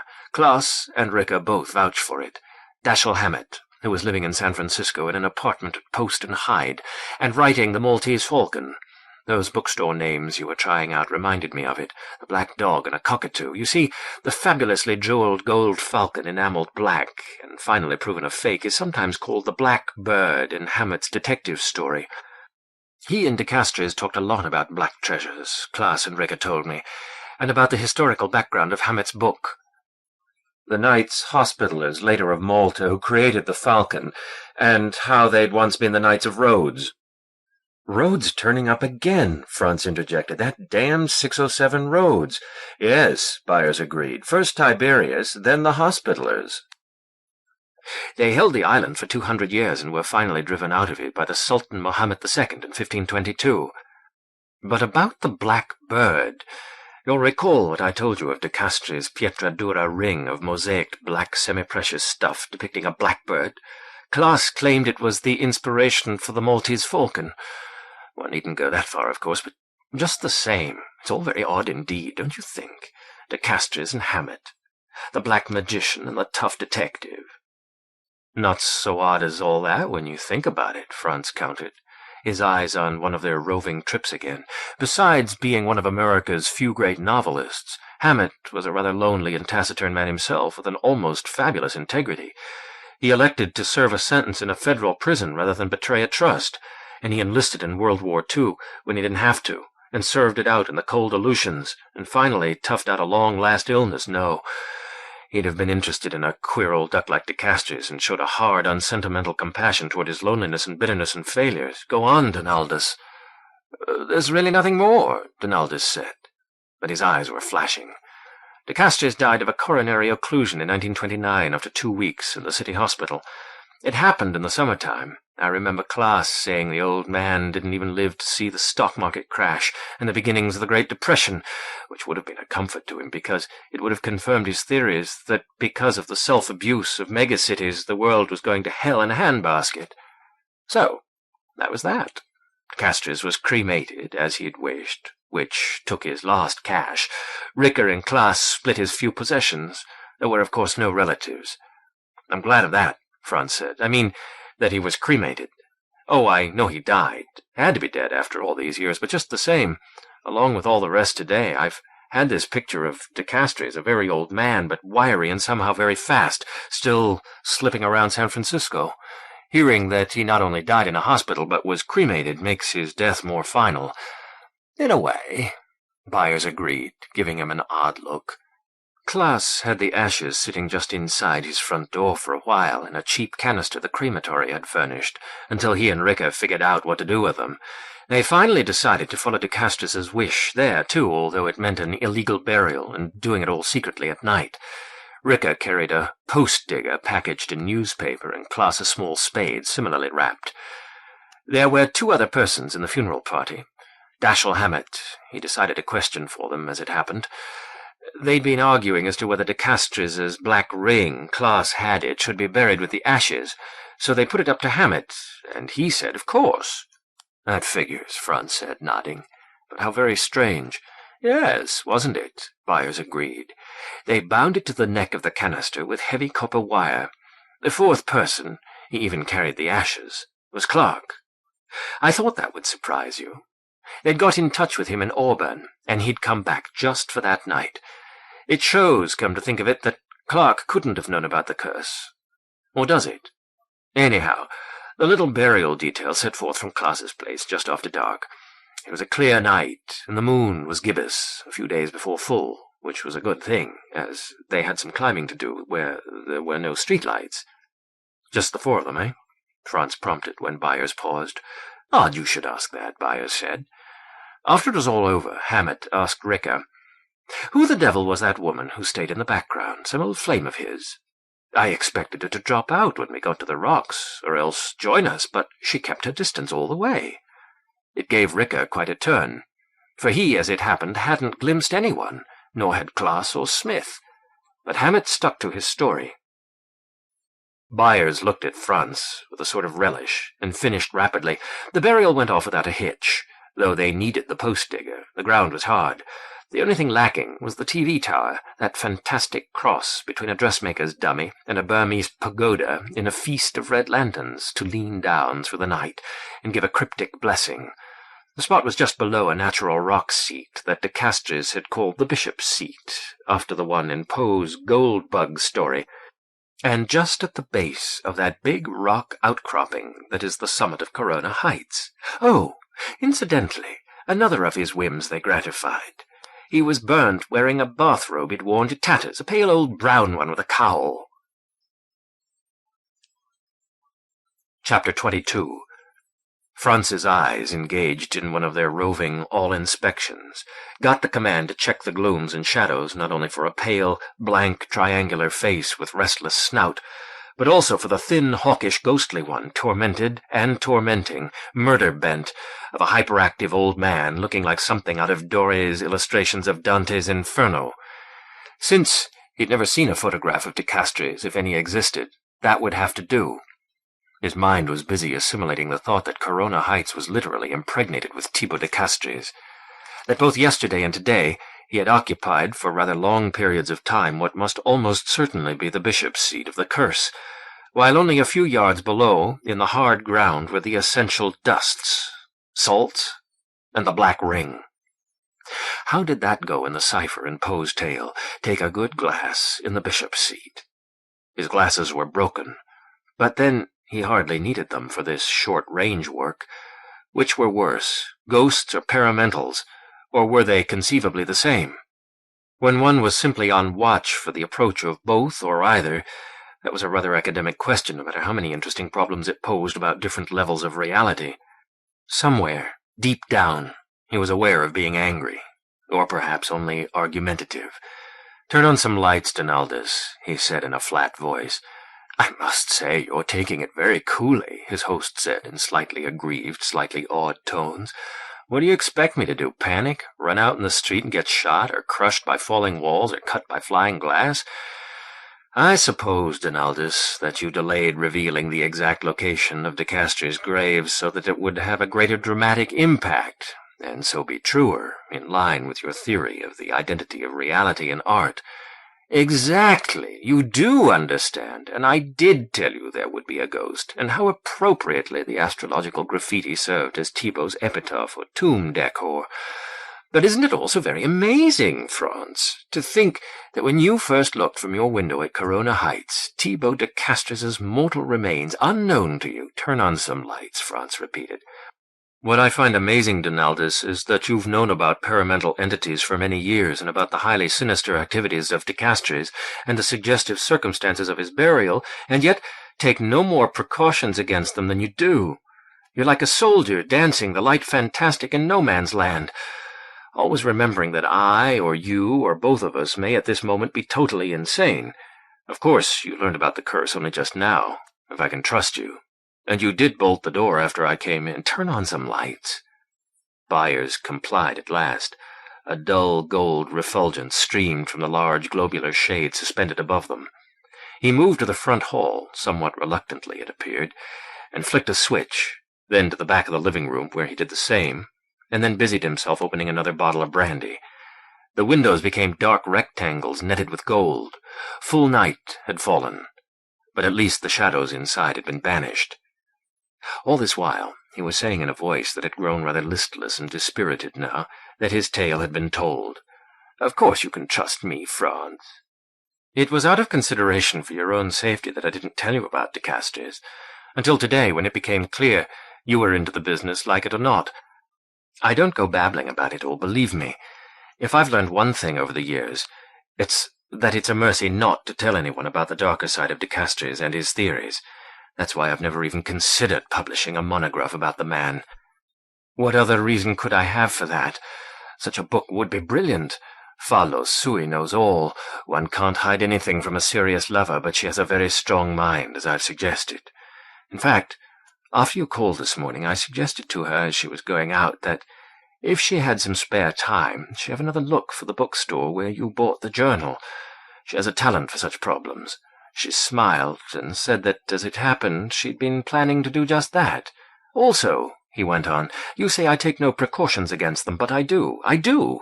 According to Klaas and Ricker, the old man once mentioned 3 protections against undesirable influences. Silver, old antidote to werewolfery. Another reason I've encouraged Falo Sui in her art. Abstract designs, those old attention trappers, hopefully the attention of paramentals too. Hence, all the maze-like arabesques you see about you. And stars, the primal pentagram. It was I, going there on several cold dawns when I'd be sure of privacy, who sprayed most of those astrologic graffiti on Corona Heights. "Donaldus," Franz said sharply, "you've been a lot deeper and more steadily into this all along than you've told me.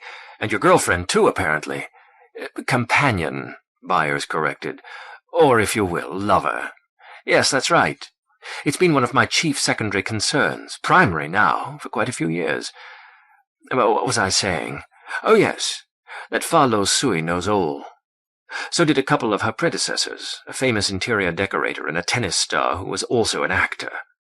Clark, Klaas, and Ricker knew. They were my source, but they're all dead. So you see, I do try to shield others, and myself up to a point. I regard paramental entities as very real and present dangers, about midway in nature between the atomic bomb and the archetypes of the collective unconscious, which include several highly dangerous characters, as you know, or between a Charles Manson or Zodiac killer and Kappa phenomena as defined by Melita Denning in Gnostica, or between muggers and elementals, or hepatitis viruses and incubi. They're all of them things any sane man is on guard against. But mark this, Franz," he emphasized, pouring out brandy, "despite all my previous knowledge, so much more extensive and of such longer standing than your own, I've never actually seen a paramental entity. You have the advantage of me there, and it seems to be quite an advantage." And he looked at Franz with a mixture of avidity and dread. Franz stood up. "Perhaps it is," he said shortly, "at least in making a person stay on guard. You say you're trying to protect yourself, but you don't act that way. Right now, excuse me, Donaldus, you're getting so drunk that you'd be helpless if a paramental entity—" Byers' eyebrows went up. "You think you could defend yourself against them, resist them, fight them, destroy them, once they're around?" he asked incredulously, his voice strengthening. "Can you stop an atomic missile headed for San Francisco at this moment through the ionosphere? Can you command the germs of cholera? Can you abolish your anima or your shadow? Can you say to the poltergeist, 'Don't knock,' or to the queen of the night, 'Stay outside'? You can't stand guard 24 hours a day for months, for years. Believe me, I know. A soldier crouched in a dugout can't try to figure out if the next shell will be a direct hit or not. He'd go crazy if he tried. No, Franz. All you can do is to lock the doors and windows, turn on all the lights, and hope they pass you by, and try to forget them. Eat, drink, and be merry. Recreate yourself. Here, have a drink." He came toward Franz, carrying in each hand a glass half full of brandy. "No, thank you," Franz said harshly, jamming the journal into his coat pocket, to Byers' fleeting distress. Then he picked up the tinkling binoculars and jammed them in the other side pocket, thinking in a flash of the binoculars in James's ghost story, A View from a Hill, that had been magicked to see the past by being filled with a black fluid from boiled bones that had oozed out nastily when they were broken. Could his own binoculars have been somehow doctored or gimmicked so that they saw things that weren't there? A wildly far-fetched notion. And anyhow, his own binoculars were broken too. "I'm sorry, Donaldus, but I've got to go," he said, heading for the hall. He knew that if he stayed, he would take a drink, starting the old cycle, and the idea of becoming unconscious and incapable of being roused was very repellent. Byers hurried after him. His haste and his gyrations to keep the brandy from spilling would have been comic under other circumstances, and if he hadn't been saying in a horrified, plaintive, pleading voice, "You can't go out, it's dark, you can't go out with that old devil or his paramental slipping around. Here, have a drink and stay the night. At least stay for the party. If you're going to stand on guard, you're going to need some rest and recreation. I'm sure you'll find an agreeable and pleasing partner. They'll all be swingers, but intelligent. And if you're afraid of liquor dulling your mind, I've got some cocaine, the purest crystal." He drained one glass and set it down on the hall table. "Look, Franz, I'm frightened too. And you've been pale ever since I told you where the old devil's dust is laid. Stay for the party, and have just one drink, enough to relax a little. In the end, there's no other way, believe me. You'd just get too tired trying to watch forever. He swayed a little, wheedling, smiling his pleasantest. A weight of weariness descended on Franz. He reached toward the glass, but just as he touched it, he jerked his fingers away, as if they'd been burned. "Shh!" he cautioned, as Byers started to speak, and he warningly gripped him by the elbow.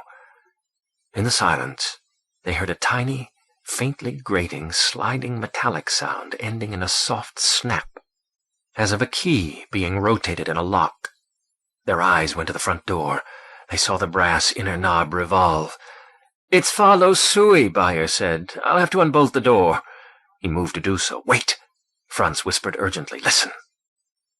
They heard a steady scratching sound that didn't end, as if some intelligent beast was drawing a horny claw round and round on the other side of the painted wood.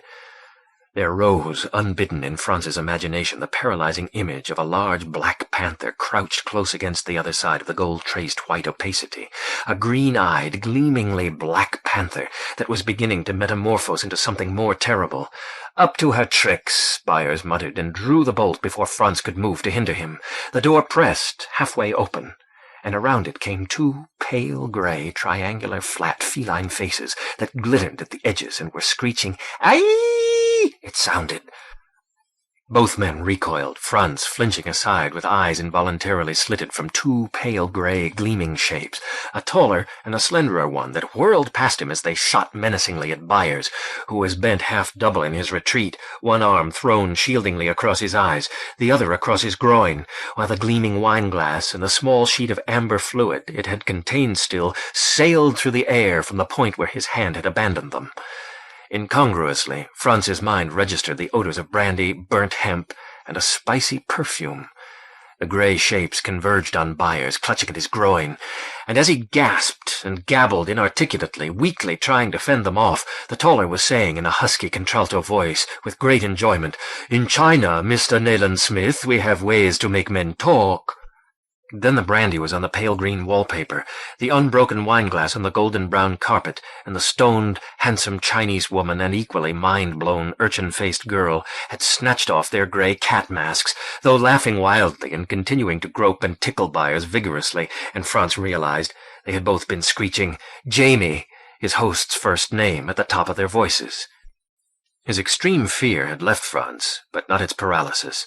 The latter extended to his vocal cords, so that from the moment of the strange eruption of the two gray-clad females to the moment when he left the house on Beaver Street, he never spoke a word, but only stood beside the dark rectangle of the open door and observed the busy tableau farther down the hall with a rather cold detachment.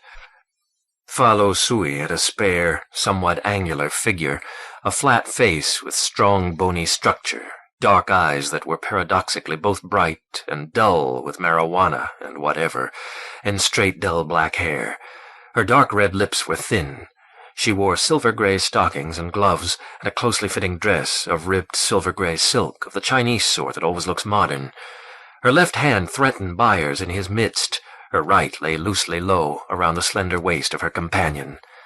The latter was a head shorter, almost but not quite skinny, and had sexy little breasts.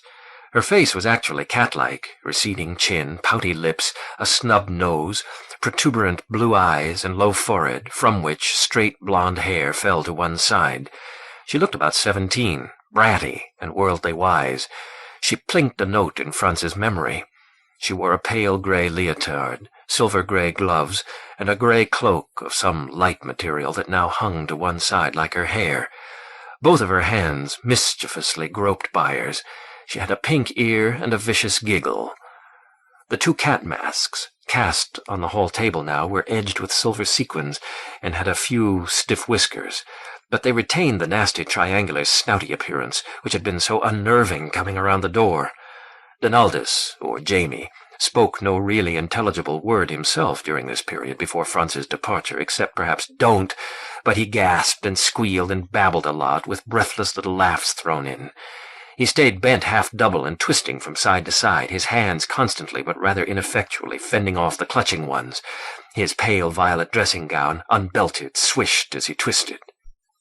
It was the women who did all the talking, and at first only Follow Sui. "We really scared you, didn't we?" she said rapidly. "Jamie scares easily, Shirl, especially when he's drunk. That was my key scratching the door. Go on, Shirl, give it to him." Then resuming her Fu Manchu voice, "What have you and Dr. Petrie there been up to? In Honan, Mr. Nayland Smith, we have an infallible Chinese test for homophilia. Or is it possible you're AC/DC? We have the ancient wisdom of the East, all the dark lore that Mao Zedong's forgotten. Combined with Western science, it's devastating. That's it, girl, hurt him. Remember my thugs and dacoits, Mr. Smith. My golden scorpions and red 6-inch centipedes, my black spiders with diamond eyes that wait in the dark, then leap. How'd you like one of those drop down your pants? Repeat. What have you and Dr. Peter been doing? Be careful what you say. My assistant, Miss Shirley Soames. Keep it up, Cheryl. Has a rat-trap memory. No lie will go unnoticed." Franz, frozen, felt rather as if he were watching crayfish and sea anemones scuttling and grasping, fronds questing, pincers and flower mouths opening and closing in a rock pool, the endless play of life. "Oh, by the way, Jamie, I've solved the problem of the Smith Journal," Fa Lo Sui said in a bright, casual voice, while her own hands became more active. "This is Shirl Soames, Jamie. You're getting to him, girl, who for years and years has been her father's assistant at the Gray's Inn bookstore in the Haight. And she remembers the whole transaction, although it was 4 years ago, because she has a rat-trap memory." The name Gray's Inn lit up like neon in Franz's mind. How had he kept missing it? "Oh, traps distress you, do they, Nayland Smith?" Fa Lo Sui went on. "They're cruel to animals, are they? Western sentimentality.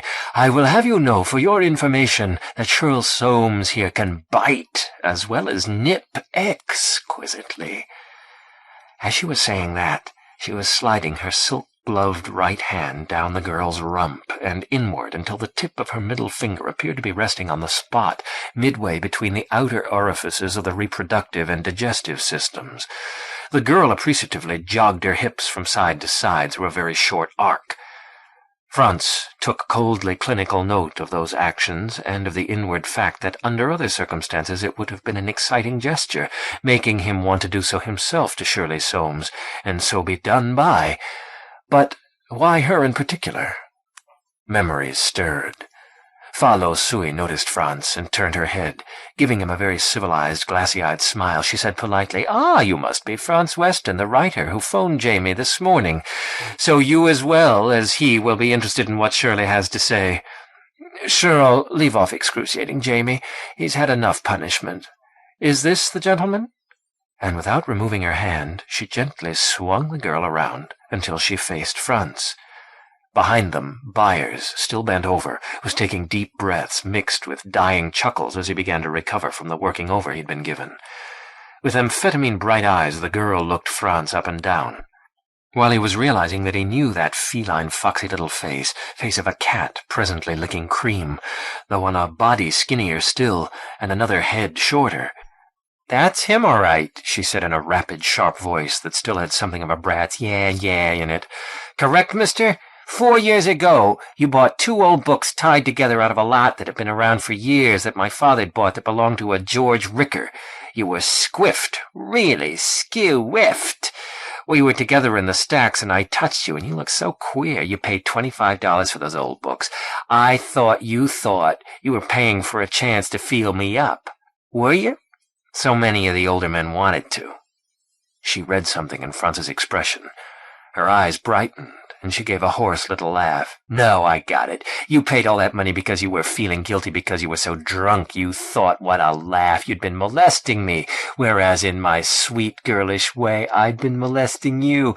I was very good at molesting. It was the first thing dear Daddy taught me. I learned on him. And I was Daddy's star attraction at the store, and didn't he know it? But I'd already found out girls were nicer."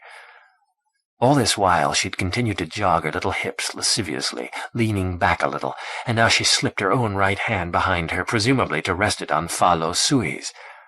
Franz looked at Shirley Soames and at the other two, and he knew that all she had said was true, and he also knew that this was how Jamie Donaldus Byers escaped from his fears, and Fa Lo Sui from hers.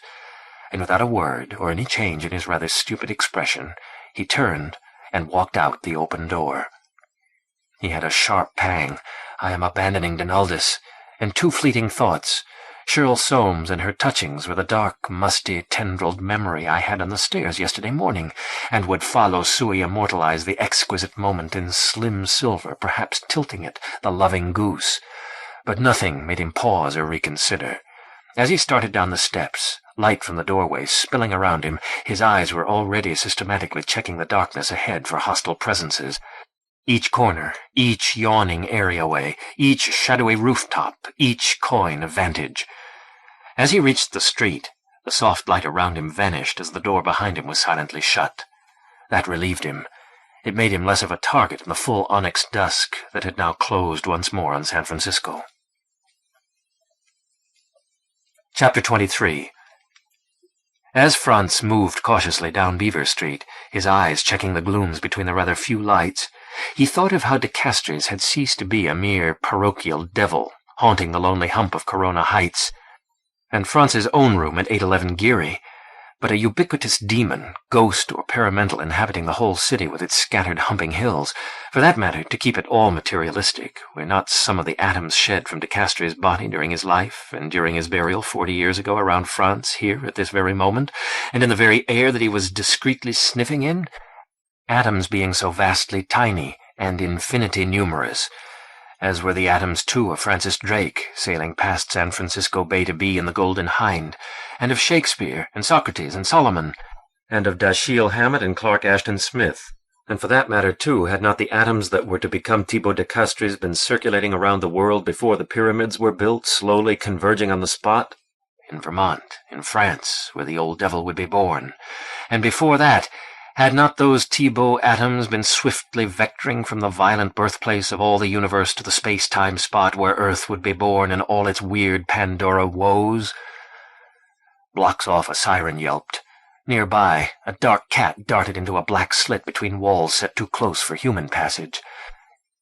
It made Franz think of how big buildings had been threatening to crush man ever since the first megacity had been built.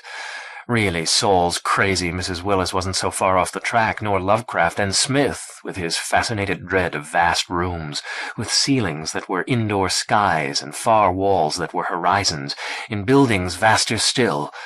San Francisco was carbuncled with the latter, and each month new ones grew. Were the signs of the universe written into them? Whose wandering atoms didn't they hold? And were paramentals their personification of their vermin or their natural predators? In any case, it all transpired as logically and ineluctably as the rice paper journal had passed from Smith, who wrote in purple ink, to de Castries, who added a deadly secret black, to Ricker, who was a locksmith, not a bibliophile, to Soames, who had a precociously sexy daughter, to Weston, who was susceptible to weird and sexy things. A dark blue taxi coasting slowly and silently downhill ghosted by Franz, and drew up at the opposite curb. No wonder Donaldus had wanted Franz to keep the journal and its newfound curse. Byers was an old campaigner against paramentals, with his defense in depth of locks and lights and stars and signs and mazes and liquor, drugs and sex, and outre sex. Follow Sui had brought Shirley Soames for him as well as for herself. The humorously hostile groping had been to cheer him. Very resourceful, truly. A person had to sleep. Maybe he'd learn, Franz told himself, to use the Byers method himself someday, minus the liquor. But not tonight. No, not until he had to. The headlights of an unseen car on Noe illuminated the corner ahead at the foot of Beaver. While Franz scanned for shapes that might have been hiding in the dark, and now revealed, he thought of Donaldus's inner defense perimeter, meaning his aesthetic approach to life. His theory that art and reality, fiction and non-fiction were all one, so that one needn't waste energy distinguishing them. But wasn't even that defense a rationalization, Franz asked himself, an attempt to escape facing the overwhelming question that you're led to, are paramentals real? Yet, how could you answer that question when you were on the run and getting weary and wearier? And then Franz suddenly saw how he could escape for now, at least buy time in which to think in safety. And it did not involve liquor, drugs, or sex, or diminishing watchfulness in any way. He touched his pocketbook and felt inside it. Yes, there was the ticket. He struck a match and glanced at his watch. Not yet quite 8, still time enough if he moved swiftly. He turned. The dark blue cab, having discharged its passenger, was coming down Beaver with its higher light on. He stepped into the street and waved it down. He started to get in, then hesitated. A searching glance told him that the dusky, lustrous interior was empty. He got inside and slammed the door, noting approvingly that the windows were closed. "The Civic Center," he directed. "The Veterans Building. There is a concert there." "Oh, one of those," the driver said, an older man. "If you don't mind, I won't take Market. It's too torn up. Going around, we'll get there quicker." "That's fine," Frantz said, settling back as the cab turned north on Noe and speeded up. He knew, or had been assuming, that ordinary physical laws didn't apply to paramentals, even if they were real, and so that being in a swiftly moving vehicle didn't make his situation any safer, but it felt that way. It helped. The familiar drama of a cab ride took hold of him a little. The dark houses and storefronts shooting past, the slowings at the bright corners, the red-green race with the stoplights. But he still kept scanning, regularly swinging his head to look behind, now to the left, now to the right. "When I was a kid here," the driver said, "they didn't used to tear up Market so much. But now they do it all the time. That BART. And other streets, too. All those damn high-rises. We'd be better off without them." "I'm with you there," Frantz said. "You and me both," the driver confirmed. "The driving'd sure be easier. Watch it, you bastard." The last, rather mildly spoken remark was intended for a car that was trying to edge into the right lane on McAllister, though hardly for the ears of its driver. Down a side street, Frantz saw a huge orange globe aloft like a Jupiter that was all one red spot, advertisement of a Union 76 gas station. They turned on Van Ness and immediately drew up at the curb. Frantz paid his fare, adding a generous tip, and crossed the wide sidewalk to the Veterans Building, and through its wide glass door into its lofty lobby set with 8-inch diameter tubular modernistic sculptures like giant metal worms at war. With a few other late-coming concert-goers, he hurried to the elevator at the back, feeling both claustrophobia and relief as the slow doors closed. On the 4th floor, they joined the press of last-minute folk in the foyer, giving up their tickets and taking their programs before entering the medium-sized, high, bone-white concert hall with its checkered ceiling and its rows of folding chairs now mostly occupied, judging from here. At first, the press of people in the foyer bothered Frantz. Anyone might be or hide anything, but rather swiftly began to reassure him by their concert normality. The mostly conservative clothes, whether establishment or hippie, a scatter of elfin folk in arty garb suitable for rarefied artistic experiences, the elderly groups, the ladies in sober evening dresses with a touch of silver, the gentlemen rather fussily clad at collars and cuffs. One young couple held Frantz's attention for more than a moment. They were both small and delicately made, both of them looking scrupulously clean. They were dressed in very well-tailored brand-new hippie garb, he in leathern jacket and corduroy trews, she in a beautifully faded blue denim suit with large pale splotches. They looked like children, but his neatly trimmed beard and the demure outdenting of her tender bosom proclaimed them adult. They held hands rather like dolls, as if they were used to handling each other very carefully. One thought of prince and princess on a masquerade planned and supervised by greybeards.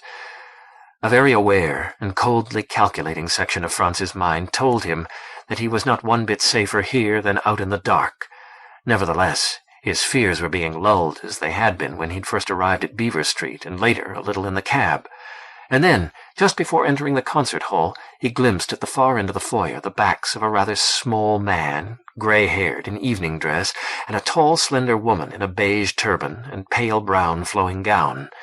They seemed to be talking animatedly together, and as they swiftly turned toward him, he felt an icy chill, for the woman appeared to be wearing a black veil. Then he saw that she was a black, while the man's face was somewhat porcine. As he plunged ahead nervously into the concert hall, he heard his name called, started, then hurried down an aisle to where Gunnar and Saul were holding a seat between them in the third row. "It's about time," Saul said darkly as Frantz edged past. As he sat down, Gunn said from the seat just beyond, grinning somewhat thinly and momentarily laying his hand on Frantz's forearm, "We were beginning to get afraid you weren't coming. You know how much Cal depends on you, don't you?"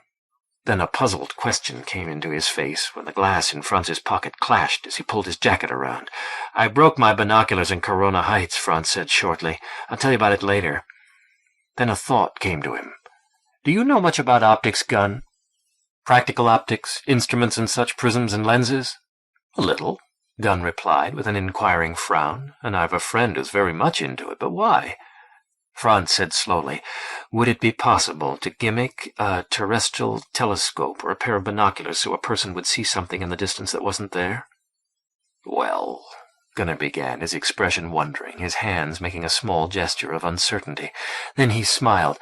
"Of course, if you tried to look through broken binoculars, I suppose you'd see something like a kaleidoscope."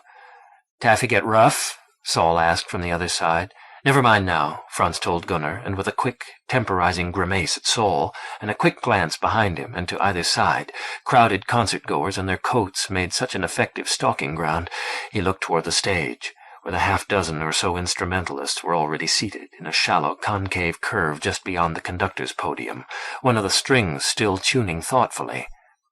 The long and narrow shape of the harpsichord, its slim bench empty, made the left end of the curve somewhat downstage to favor its small tones.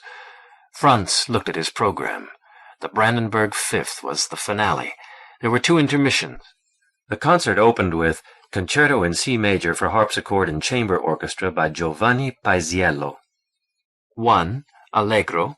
2. Larghetto. 3. Allegro rondo. Saul nudged him. He looked up. Cal had come on stage unobtrusively. She wore a white evening frock that left her shoulders bare and sparkled just a little at the edges.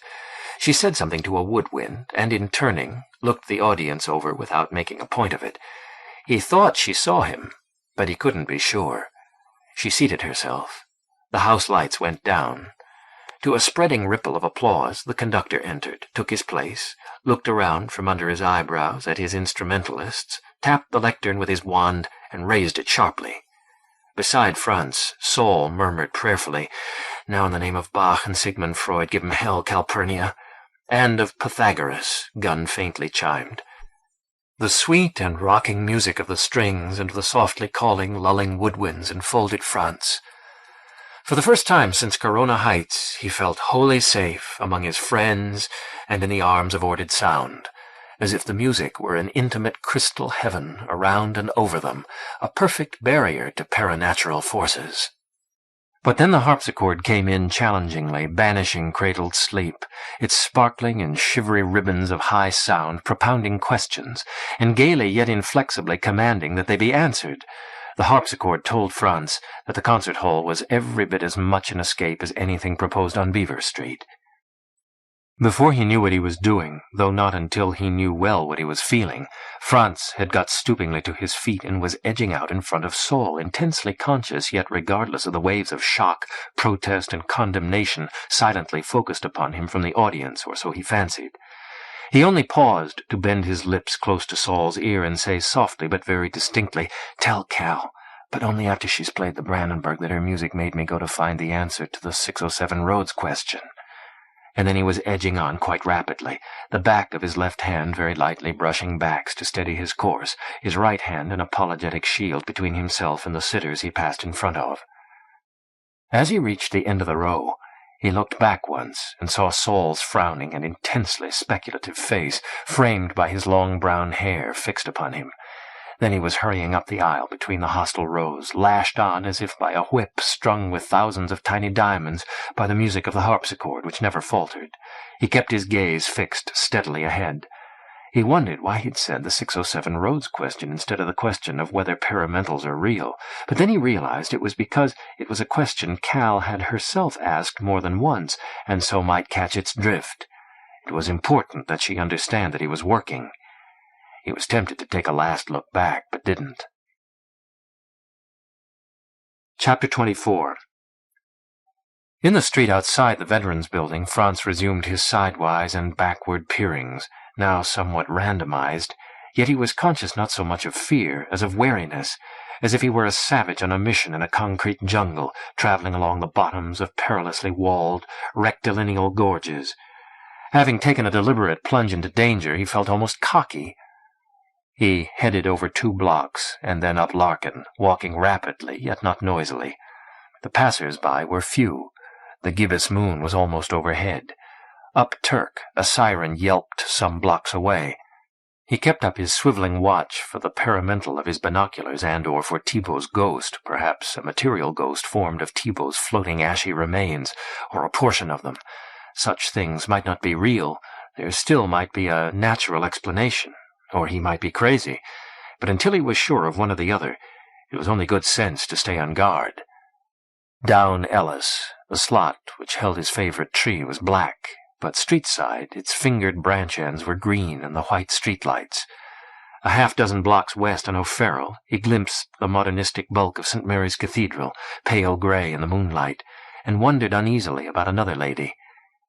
He turned down Geary, past dark shop fronts, 2 lighted bars, and the wide yawning mouth of the De Soto garage, home of the blue taxicabs, and came to the dingy white awning that marked 811. Inside the lobby, there were a couple of rough-looking male types sitting on the ledge of small hexagonal marble tiles below the 2 rows of brass mailboxes, probably drunk. They followed him with their dull eyes as he took the elevator.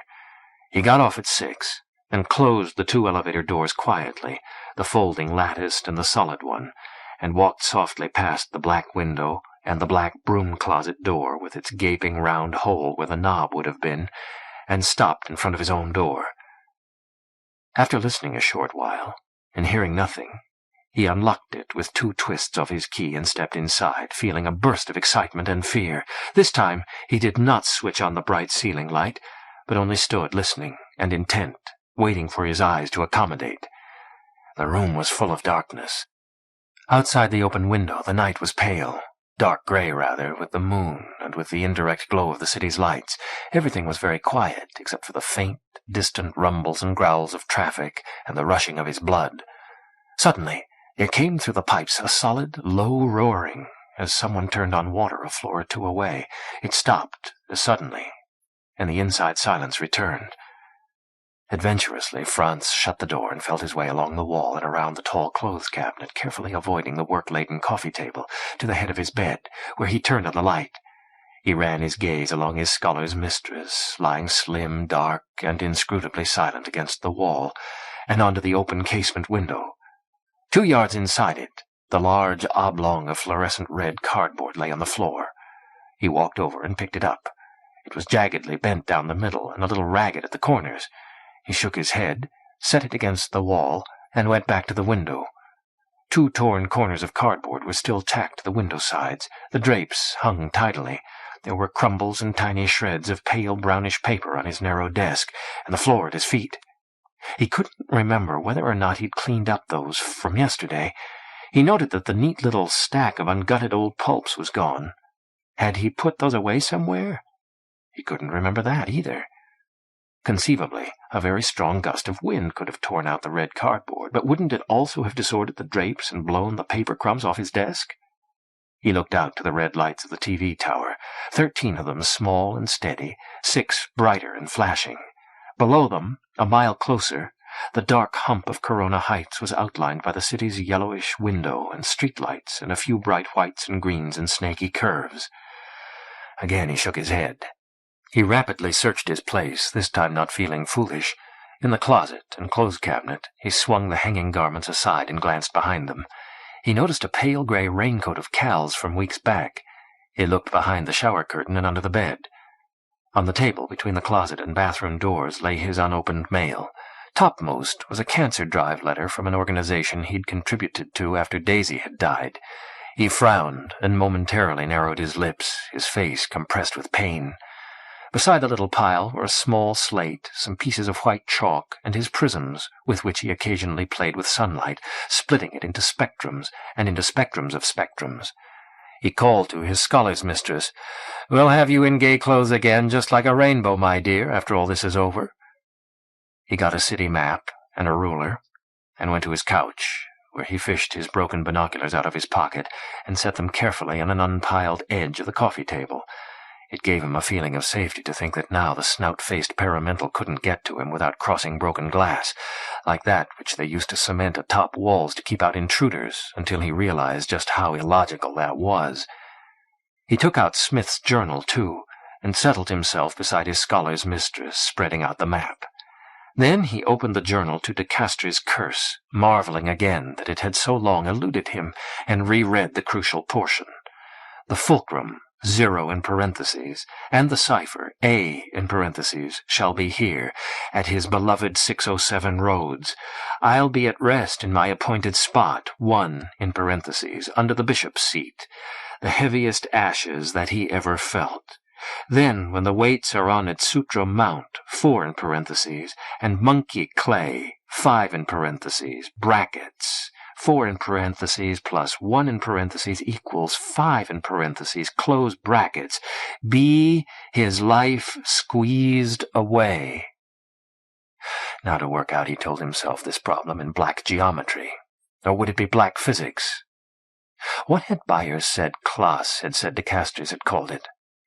Oh yes, Neo-Pythagorean metageometry. Monkey clay was the most incongruous item in the curse, all right. Start there. Donaldus had maundered about simian and human clay, but that led nowhere. It ought to be a place like Mount Sutro or Corona Heights, under the bishop's seat. Clay was a street in San Francisco, but monkey... Franz's mind took a leap from monkey clay to monkey wards. Why? He'd known a man who'd worked at Sears Roebuck's great rival and who said he and some of his lowly co-workers called their company that. Another leap from monkey wards to the monkey block. Of course, the monkey block was the proudly derisive name of a huge old San Francisco apartment building, long torn down, where bohemians and artists had lived cheaply in the Roaring Twenties and the Depression years. Monkey, short for the street it was on, Montgomery. Another San Francisco street, and one crosswise to Clay. There was something more than that, but his mind hung fire and he couldn't wait. He excitedly laid the ruler on the flattened map between Mount Sutro and the intersection of Clay and Montgomery streets in the north end of the financial district. He saw that the straight line so indicated went through the middle of Corona Heights, and also rather close by the intersection of Geary and Hyde, he noted with a little grimace. He took a pencil from the coffee table and marked a small 5 at the Montgomery-Clay intersection, a 4 by Mount Sutro, and a 1 in the middle of Corona Heights. He noted that the straight line became like a balance or scales then, 2 lever arms, with the balancing point or fulcrum somewhere between Corona Heights and Montgomery-Clay. It even balanced mathematically. 4 plus 1 equals 5, just as was noted in the curse before the final injunction. That miserable fulcrum, 0 in parentheses, whatever it was, would surely be pressed to death by those 2 great lever arms. Give me a place to stand, and I will stomp the world to death. Archimedes. Just as that poor little lowercase his was crushed between that dreadful B and the 3 big capitalized words. Yes, that unfortunate 0 in parentheses would surely be suffocated, compressed to a literal nothing, especially when the weights were on. Now what? Suddenly it occurred to Franz that whatever had been the case in the past, the weights were certainly on now, with the TV tower standing 3-legged on Mount Sutro, and with Montgomery-Clay the location of the Transamerica Pyramid, San Francisco's tallest building. The something else was that the monkey block had been torn down to clear a site, first for a parking lot, then for the Transamerica Pyramid. Closer and closer. That was why the curse hadn't got Smith. He'd died before either structure had been built. The trap hadn't become set until later. The Transamerica Pyramid and the 1,000-foot TV tower, those were crushers all right. But it was ridiculous to think that De Castries could have predicted the building of those structures, and in any case coincidence, lucky hits, was an adequate explanation. Pick any intersection in downtown San Francisco, and there was at least a 50% chance of there being a high-rise there or nearby. But why was he holding his breath then? Why was there a faint roaring in his ears? Why were his fingers cold and tingling? Why had De Castries told Klaas and Ricker that prescience or foreknowledge was possible at certain spots in mega-cities? Why had he named his book, it lay beside Franz now, a dirty gray, Megapolissomancy? Whatever the truth behind, the weights certainly were on now, no question, which made it all the more important to find out the real location of that baffling 607 Rhodes, where the old devil had lived, dragged out the tail end of his life, and Smith had asked his questions, and where, according to the curse, the ledger containing the grand cipher was hidden, and where the curse would be fulfilled. Really, it was quite like a detective story. By Dashiell Hammett. X marks the spot where the victim will be, discovered, crushed to death. They'd put up a brass plaque at Bush and Stockton near where Bridget O'Shaughnessy had shot Miles Archer and Hammett's the Maltese Falcon, but there were no memorials for Thibaut de Castries, a real person. Where was the elusive X, or mystic, 0 in parentheses? Where was 607 Rhodes? Really, he should have asked Byers when he had the chance. Call him up now. No, he'd severed his connection there. Beaver Street was an area he didn't want to venture back to, even by phone. At least for now. But he left off poring over the map as futile. His gaze fell on the 1927 San Francisco City Directory he'd ripped off that morning that formed the midsection of his Scholar's Mistress. Might as well finish that bit of research right now. Find the name of this building if it ever had one, if it had indeed become a listed hotel. He heaved the thick volume onto his lap and turned the dingily yellowed pages to the hotels section. At another time, he'd have been amused by the old advertisements for patent medicines and barber parlors. He thought of all the searching around he'd done this morning at the Civic Center. It all seemed very far off now, and quite naive. Let's see. The best way would be to search through the addresses, not for Geary Street. There'd be a lot of hotels on Geary, but for 811, there'd probably be only one of those, if any. He began running a fingernail down the first column rather slowly but steadily. He was on the next to last column before he came to an 811. Yes, it was Geary, too, all right. The name was the Rhodes Hotel. Chapter 25. Franz found himself standing in the hall facing his closed door. His body was trembling very slightly all over, a general fine tremor.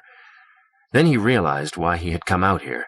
It was to check the number on the door, the small, dark oblong on which was incised in pale gray, 607.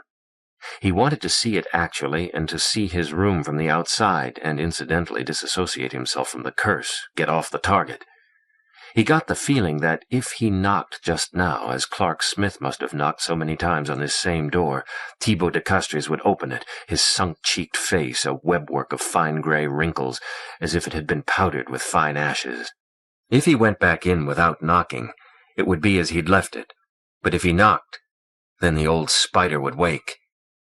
He felt vertigo, as if the building were beginning to lean over with him inside it, to rotate ever so slowly, at least at first. The feeling was like earthquake panic. He had to orient himself at once, he told himself, to keep himself from falling over with 811. He went down the dark hall. The bulb inside the globe over the elevator door was still out. Past the black broom closet, the black painted window of the air shaft, the elevator itself, and softly up the stairs 2 flights, gripping the banister to keep his balance, and under the peaked skylight of the stairwell into the sinister black room that housed under a larger skylight the elevator's motor and relays, the green dwarf and the spider, and so out onto the tarred and graveled roof. The stars were in the sky where they should be, though naturally dimmed somewhat by the glare of the gibbous moon, which was in the top of the sky a little to the south. Orion and Aldebaran climbed the east. Polaris was at his unchanging spot. All round about stretched the angular horizon, crenellated with high-rises and skyscrapers, marked rather sparsely with red warning and yellow window lights, as if somewhat aware of the need to conserve energy. A moderate wind was from the west. His dizziness gone at least, Franz moved toward the back of the roof, past the mouths of the air shafts that were like walled square wells, and watchful for the low vent pipes covered with heavy wire netting that were so easy to trip over, until he stood at the roof's west edge, above his room and Cal's. One of his hands rested on the low wall. Off a short way behind him was the air shaft that dropped straight down by the black window he'd passed in the hall, and the corresponding ones above and below it on the other floors. Opening on the same shaft, he recalled, were the bathroom windows of another set of apartments, and also a vertical row of quite small windows that could only let into the disused broom closets, originally to give them some light, he supposed. He looked west, at the flashing reds of the tower, and at the irregularly rounded darkness of the heights. The wind freshened a little. He thought at last, "This is the Rhodes Hotel. I live at 607 Rhodes, the place I've hunted for everywhere else. There's really no mystery at all about it. Behind me is the Transamerica Pyramid, 5 in parentheses." He looked over his shoulder at where its single red light flashed bright and its lighted windows were as narrow as the holes in a business machine card. In front of me, he turned back, are the TV tower, 4 in parentheses, and the crowned and hunchbacked eminence, 1 in parentheses, where the old Spider King's ashes lie buried, as they say. And I am at the fulcrum, 0 in parentheses of the curse. As he fatalistically told himself that, the stars seemed to grow dimmer still, a sickly pallor, and he felt a sickness and a heaviness within himself and all around, as if the freshening wind had blown something malignant out of the west to this dark roof, as if some universal disease or cosmic pollution were spiraling from Corona Heights to the whole cityscape, and so up to the stars, infecting even Orion and the Shield, as if, with the stars' help, he'd been getting things in place, and now something was refusing to stay in its appointed spot, refusing to stay buried and forgotten, like Daisy's cancer, and interfering with the rule of number and order in the universe. He heard a sudden scuffing and a scuttling sound behind him, and he spun around. Nothing there. Nothing that he could see. And yet, he moved to the nearest air shaft and looked down. Moonlight penetrated it as far as his floor, where the little window to the broom closet was open. Below that, it was very dimly lit from 2 of the bathroom windows, indirect light seeping from the living rooms of those apartments. He heard a sound as of an animal snuffing, or was that his own heavy breathing reflected by the echoing sheet iron? And he fancied he saw, but it was very dim, something with rather too many limbs moving about rapidly up and down. He jerked his head back and then up, as if looking to the stars for help, but they seemed as lonely and uncaring as the very distant windows a lone man sees who is about to be murdered on a moor or sink into the great Grimpen Marsh at dead of night. Panic seized him, and he rushed back the way he'd come. As he passed through the black room of the elevator, the big copper switches snapped loudly and the relay arms clashed grindingly, hurrying his flight, as if there were a monster spider snapping at his heels, at a green dwarf's groaning commands. He got some control of himself going down the stairs, but on his own floor, as he passed the black-painted window, near the dark ceiling globe, he got the feeling there was something supremely agile crouched against the other side of it, clinging in the air shaft, something midway between a black panther and a spider monkey, but perhaps as many-limbed as a spider, and perhaps with the creviced, ashen face of Thibaut de Castries about to burst in through the wire-toughened glass. And as he passed the black door of the broom closet, he remembered the small window opening from it into the shaft. That would not be too small for such a creature. And how the broom closet itself was right up against the wall that ran along the inside of his couch. How many of us in a big city, he asked himself, know anything about what lies in or just on the other side of the outer walls of our apartments, often the very wall against which we sleep, as hidden and unreachable as our internal organs. We can't even trust the walls that guard us. In the hall, the broom closet door seemed suddenly to bulge. For a frantic moment he thought he'd left his keys in his room. Then he found them in his pocket, and located the right one on the ring, and got the door open, and himself inside, and the door double-locked behind him against whatever might have followed him from the roof. But could he trust his room with its open window, no matter how unreachable the latter was in theory? He searched the place again, this time finding himself impelled to view each volume of space. Even pulling the file drawers out and peering behind the folders did not make him feel embarrassed. He searched his clothes cabinet last, and so thoroughly that he discovered on its floor against the wall behind some boots an unopened bottle of Kirschwasser he must have squirreled away there over a year ago when he was still drinking. He glanced toward the window with its crumbles of ancient paper, and found himself picturing de Castries when he'd lived here. The old spider had doubtless sat before the window for long hours, viewing his grave to be on Corona Heights with forested Mount Sutro beyond. And had he previsioned the tower that would rise there? The old spiritualists and occultists believed that the astral remains, the odic dust of a person lingered on in rooms where he'd lived. What else had the old spider dreamed about there, rocking his body in the chair a little? His days of glory in pre-earthquake Frisco, the men and women he had teased to suicide or tucked under various fulcrums to be crushed, his father, Afric adventurer or hayseed printer, his Black Panther, if he'd ever had one, let alone several, his young Polish mistress, or slim girl Anima, his veiled lady. If only there was someone to talk to and free him from these morbid thoughts, if only Cal and the others would get back from the concert. But his wristwatch indicated that it was only a few minutes past 9. Hard to believe his room searches and roof visit had taken so little time, but the second hand of his wristwatch was sweeping around steadily in almost imperceptibly tiny jerks.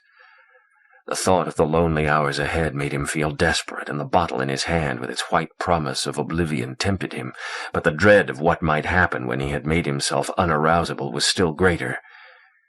He set the cherry brandy down beside yesterday's mail, also still unopened, and his prisms and slate. He'd thought the last was blank, but now he fancied he saw faint marks on it. He took it, and the chalk and prisms lying on it, over to the lamp at the head of his couch. He'd thought of switching on the 200-watt ceiling light, but somehow he didn't like the idea of having his window stand out that glaringly bright, perhaps for a watcher on Corona Heights. There were spidery chalk marks on the slate, a half-dozen faint triangles that narrowed toward the downward corner, as if someone or some force had been lightly outlining, the chalk perhaps moving like the planchette of a Ouija board, the snouted face of his paramental. And now the chalk and one of the prisms were jumping about like planchettes. His hands holding the slate were shaking so. His mind was almost paralyzed, almost blanked, by sudden fear, but a free corner of it was thinking how a white 5-pointed star with one point directed upward or outward is supposed in witchcraft to protect a room from the entry of evil spirits, as if the invading entity would be spiked on the star's upward or outward point. And so he was hardly surprised when he found that he'd put down the slate on the end of his piled coffee table and was chalking such stars on the sills of his windows, the open one and the locked one in the bathroom and above his door. He felt distantly ridiculous, but didn't even consider not completing the stars. In fact, his imagination ran on to the possibility of even more secret passageways and hiding places in the building than the air shafts and broom closets. There would have been a dumbwaiter and a laundry chute in the Rhodes Hotel, and who knows what auxiliary doors. And he became bothered that he couldn't inspect the back walls of the closet and clothes cabinet more clearly. And in the end, he closed the doors of both and chalked a star above them, and a small star above the transom. He was considering chalking one more star on the wall by his couch, where it abutted the broom closet in the hall, when there sounded at his door a sharp knock, knock. He put on the chain before he opened it the 2 inches which that allowed. Chapter 26. Half of a toothy mouth and large brown eye were grinning up at him across the chain in a voice saying, "Chase?" Franz quickly unhooked the chain and opened the door eagerly. He was vastly relieved to have a familiar person with him, sharply disappointed that it was someone with whom he could hardly communicate at all, certainly not the stuff crowding his mind, yet consoled by the thought that at least they shared the language of chess. Chess would at least pass some time, he hoped. Fernando came in, beaming, though frowning questioningly a moment at the chain, and then again at Franz when he quickly reclosed and double-locked the door. In answer, Franz offered him a drink.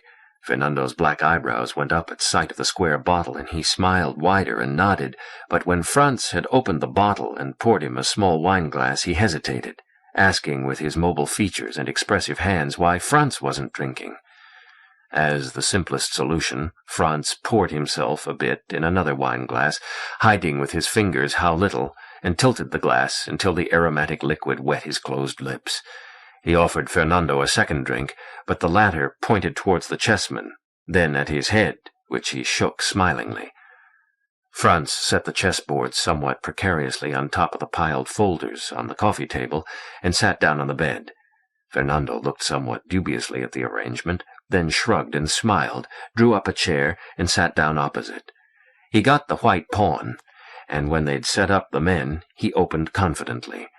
Franz made his moves quickly, too. He found himself almost automatically resuming the on-guard routine he'd employed at Beaver Street while listening to Byers. His watchful gaze would move from the end of the wall behind him to his clothes cabinet, to the door, then past a small bookcase, to the closet door, across the table crowded with unopened mail and all, past the bathroom door to the larger bookcase and desk.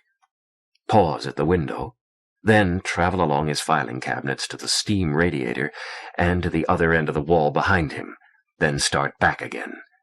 He got the ghost of a bitter taste as he wet his lips. The Kirschwasser. Fernando won in 20 moves or so. He looked thoughtfully at Franz for a couple of moments, as if about to make some point about his indifferent play, but instead smiled and began to set up the men with colors reversed. With deliberate recklessness, Franz opened with the king's gambit. Fernando countered in the center with his queen's pawn. Despite the dangerous and chancy position, Franz found he couldn't concentrate on the game. He kept searching his mind for other precautions to take besides his visual guard. He strained his ears for sounds at the door and beyond the other partitions. He wished desperately that Fernando had more English or weren't so deaf. The combination was simply too much. And the time passed so slowly. The large hand of his wristwatch was frozen. It was like one of those moments at a drunken party when you're on the verge of blackout that seem to last forever. At this rate, it would be ages before the concert was over. And then it occurred to him that he had no guarantee that Cal and the others would return at once. People generally went to bars or restaurants after performances to celebrate or talk. He was faintly aware of Fernando studying him between the moves. Of course, he could go back to the concert himself when Fernando left, but that wouldn't settle anything. He'd left the concert determined to solve the problem of De Castre's curse and all the strangeness that went with it, and at least he'd made progress. He'd already answered the literal 607 Rhodes question, but of course he'd meant a lot more than that when he'd spoken to Saul. But how could he find the answer to the whole thing, anyway? Serious psychic or occult research was a matter of elaborate preparation and study, using delicate, carefully checked-out instruments, or at any rate sensitive, trained people salted by previous experience, mediums, sensitives, telepaths, clairvoyants and such, who'd proved themselves with Rhine cards and whatnot. What could he hope to do just by himself in one evening? What had he been thinking of when he'd walked out on Cal's concert and left her that message? Yet, somehow, he had the feeling that all the psychical research experts and their massed experience wouldn't really be a bit of help to him now, any more than the science experts would be with their incredibly refined electronic and radionic detectors and photography and whatnot. That, amid all the fields of the occult and fringe occult that were flourishing today, witchcraft, astrology, biofeedback, dowsing, psychokinesis, auras, acupuncture, exploratory LSD trips, loops in the time stream, astrology, much of them surely fake, some of them maybe real. This that was happening to him was altogether different. He pictured himself going back to the concert, and he didn't like the picture. Very faintly he seemed to hear the swift, glittery music of a harpsichord still luring and lashing him on imperiously. Fernando cleared his throat. Franz realized he'd overlooked a mate in 3 moves, and had lost the second game in as few moves as the first. He automatically started to set up the pieces for a third. Fernando's hand, palm down, in an emphatic no, prevented him. Franz looked up. Fernando was looking intently at him. The Peruvian frowned and shook a finger at Franz, indicating he was concerned about him. Then he pointed at the chessboard, then at his own head, touching his temple.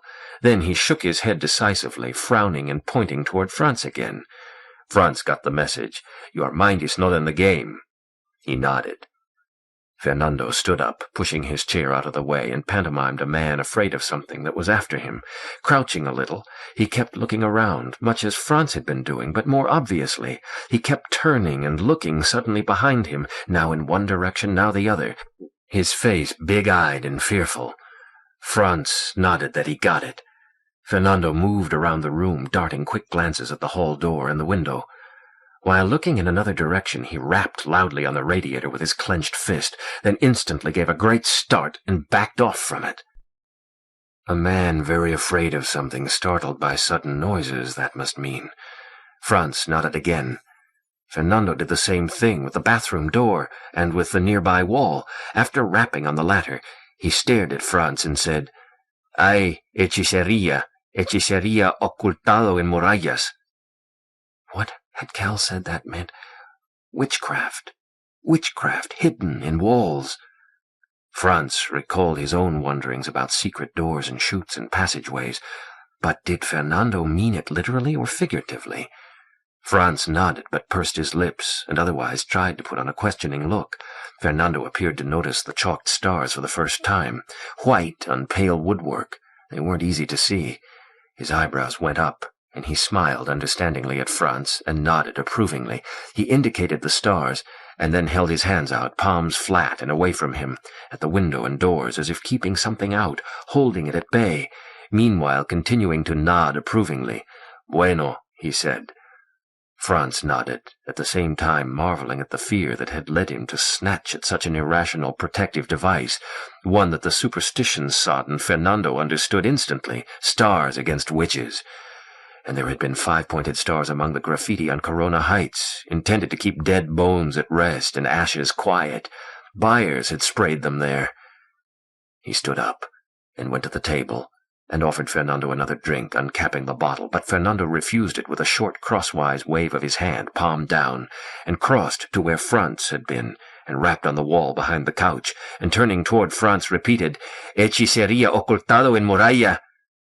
Franz looked at him questioningly, but the Peruvian only bowed his head and put 3 fingers to his forehead, symbolizing thought, and possibly the Peruvian was actually thinking, too. Then Fernando looked up with an air of revelation, took the chalk from the slate beside the chessboard, and drew on the wall a 5-pointed star, larger and more conspicuous and better than any of Franz's. "Bueno," Fernando said again, nodding.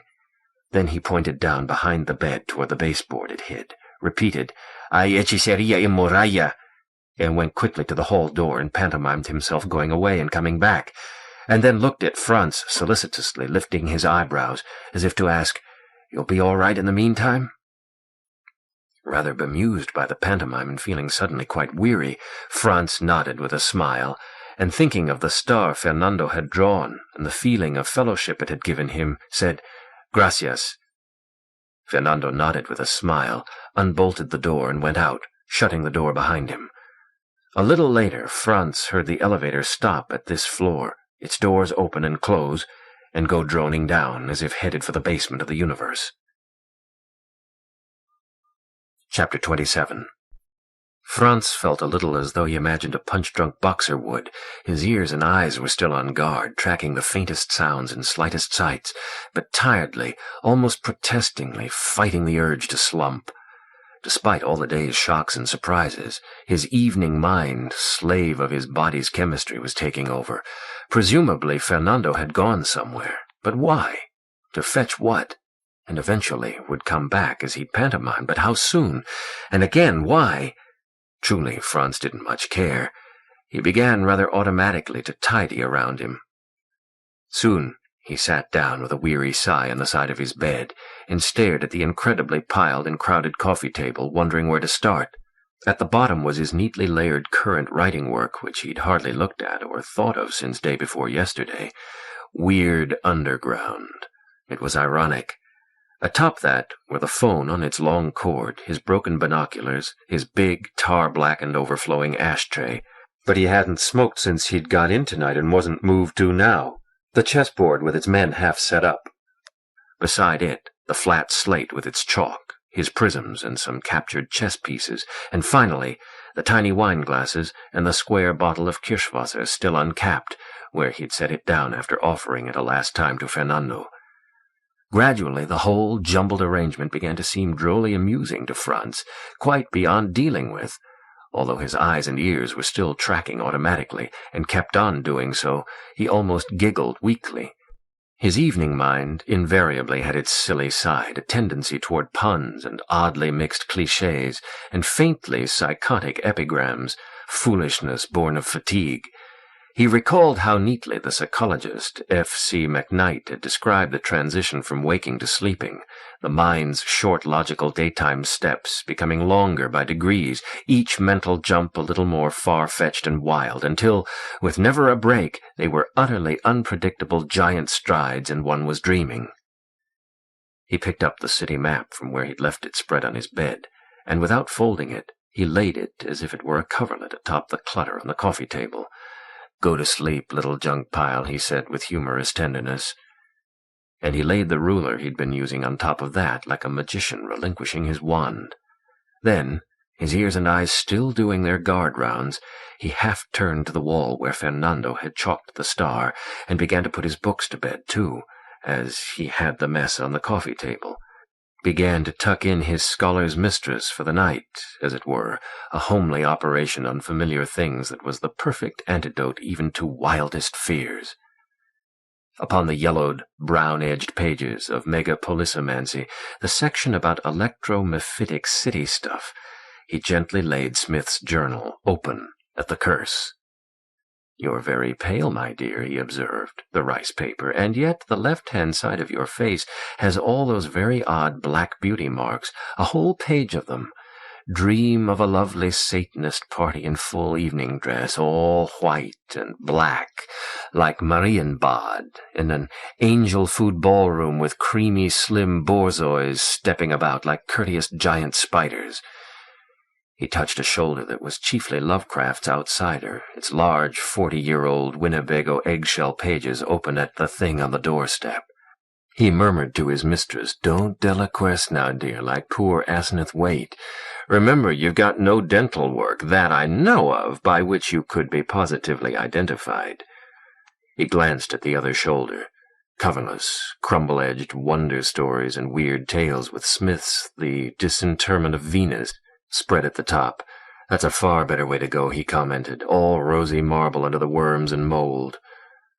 The chest was Miss Letland's monumental book, rather appropriately open at that mysterious, provocative, and question-raising chapter, The Mammary Mystique, cold as... He thought of the feminist author's strange disappearance in Seattle. Now no one could ever know her further answers. His fingers trailed across the rather slender, black, gray-mottled waist made of James's ghost stories. The book had once been thoroughly rained on and then been laboriously dried out, page by forever wrinkled, discolored page, and he straightened a little the stolen city directory representing hips, still open at the hotels section, saying quietly there, "That'll be more comfortable for you. You know, dear friend, you're doubly 607 roads now," and wondered rather dully what he meant by that. He heard the elevator stop outside and its doors open, but didn't hear it going off again. He waited tautly. But there was no knock at his door, no footsteps in the hall that he could hear. There came from somewhere through the wall the faint jar of a stubborn door being quietly opened or closed. Then nothing more of that. He touched the spider glyph in time where it was lying just below the directory. Earlier in the day his scholar's mistress had been lying on her face, but now on her back. He mused a moment. What had Letland said as to why the exterior female genitalia were thought of as a spider, the tendrilled blot of hair? The mouth that opened vertically like a spider's jaws instead of horizontally like the human face's lips, or the labia of the China girls of sailors' legendary. Old fever-racked Santos Lobos suggested it involved the time to spin a web, the spider's clock, and what a charming cranny for a cobweb. His feather-touching fingers moved on to Knochenmädchen in Pelze, mit Peitsche, more of the dark hairiness, now changing to soft furs rather, wrapping the skeleton girls, and âme et fantôme de douleur, the other thigh.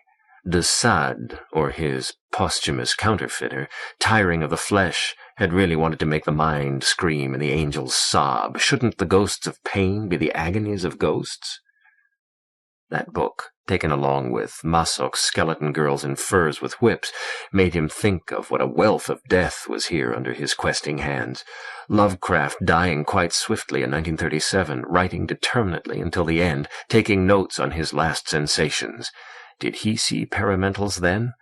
Smith going more slowly some quarter-century later, his brain nibbled by little strokes. Santos Lobos burned by his fevers to a thinking cinder. And was vanished Letland dead? Montague there, his white tape made a knee, only its paper was getting yellow, drowning by emphysema while he still wrote footnotes upon our self-suffocating culture. Death, and the fear of death. Franz recalled how deeply Lovecraft's The Color Out of Space had depressed him when he'd read it in his teens.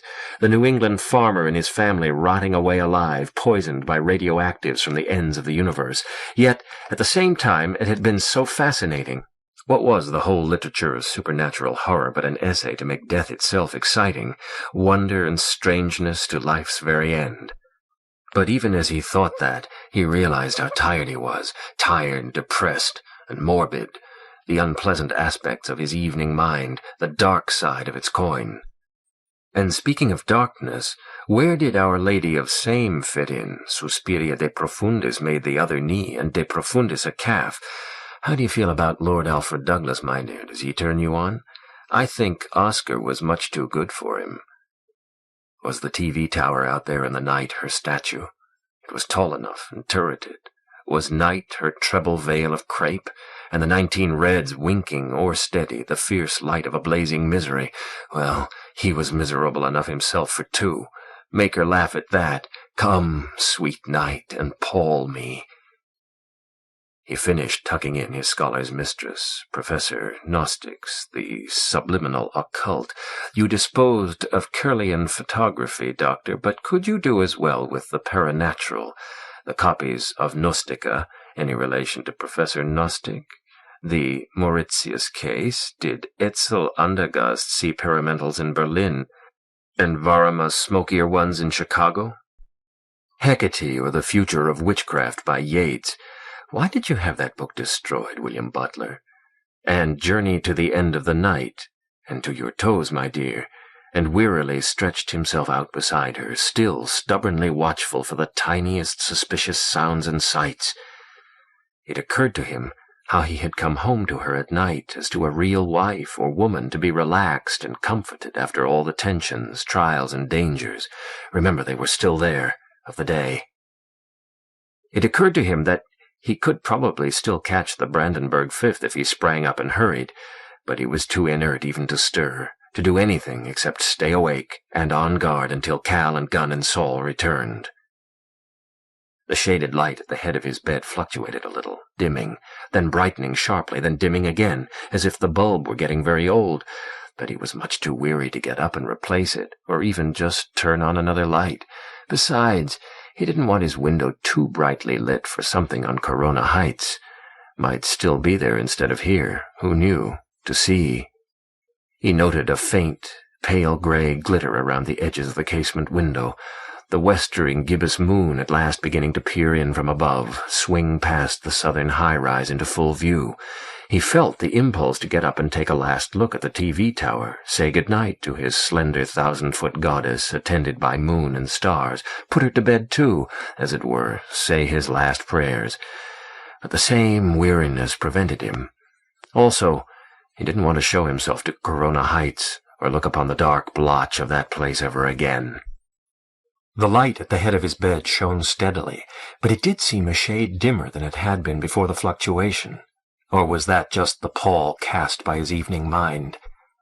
Forget that now. Forget it all. The world was a rotten place. This city was a mess, with its gimcrack high-rises and trumpery skyscrapers, towers of treason indeed. It had all tumbled down and burned in 1906. At least everything around this building had, and soon enough would again, and all of the papers be fed to the document-shredding machines, with or without the help of paramentals. And was not humped, umber Corona Heights, even now stirring, and the entire world was just as bad. It was perishing of pollution, drowning and suffocating in chemical and atomic poisons, detergents and insecticides, industrial effluvia, smog, the stench of sulfuric acid, the quantities of steel, cement, aluminum, ever bright, eternal plastics, omnipresent paper, gas and electron floods, electromephitic city stuff indeed. Though the world hardly needed the paranatural to do it to death, it was blackly cancerous, like Lovecraft's farm family slain by strange radioactives come by meteor from the end of nowhere.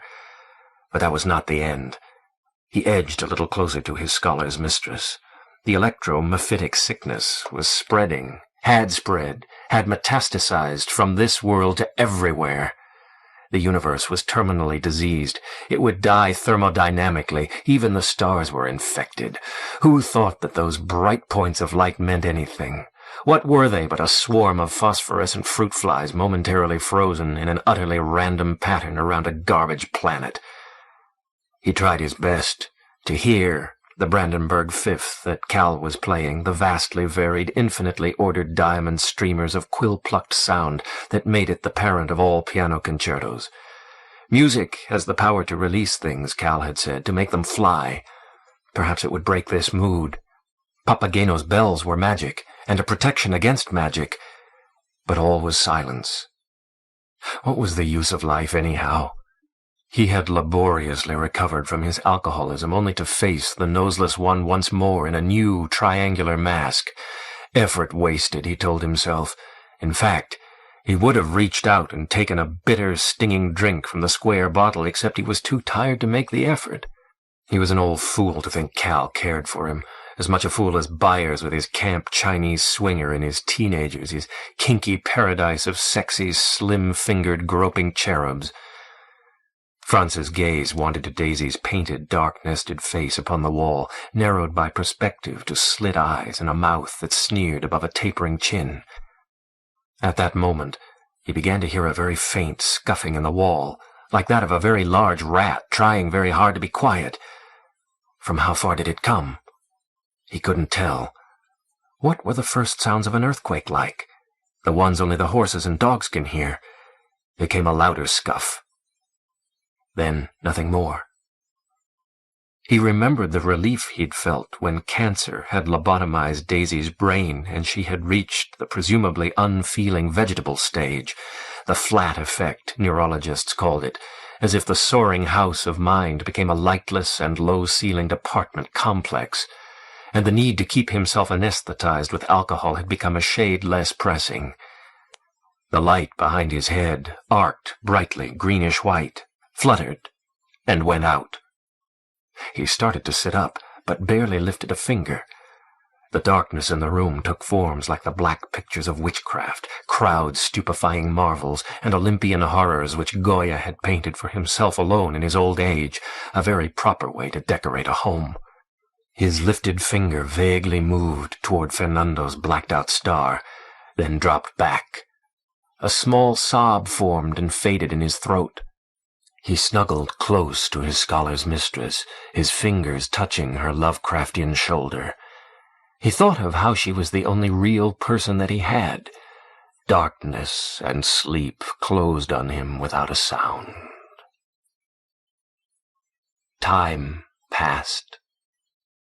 Franz dreamed of utter darkness and of a great, white, crackling, ripping noise as of endless sheets of newsprint being crumpled and dozens of books being torn across at once and their stiff covers cracked and crushed, a paper pandemonium. But perhaps there was no mighty noise, only the sound of time clearing her throat, for he next thought he woke very tranquilly into two rooms. This, with the this in dreams superimposed. He tried to make them come together. Daisy was lying peacefully beside him. Both he and she were very, very happy. They had talked last night, and all was very well.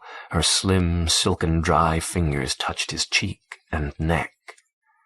With a cold plunge of feelings, the suspicion came to him that she was dead. The touching fingers moved reassuringly. There seemed to be almost too many of them. No, Daisy was not dead. But she was very sick. She was alive, but in the vegetable stage, mercifully tranquilized by her malignancy. Horrible.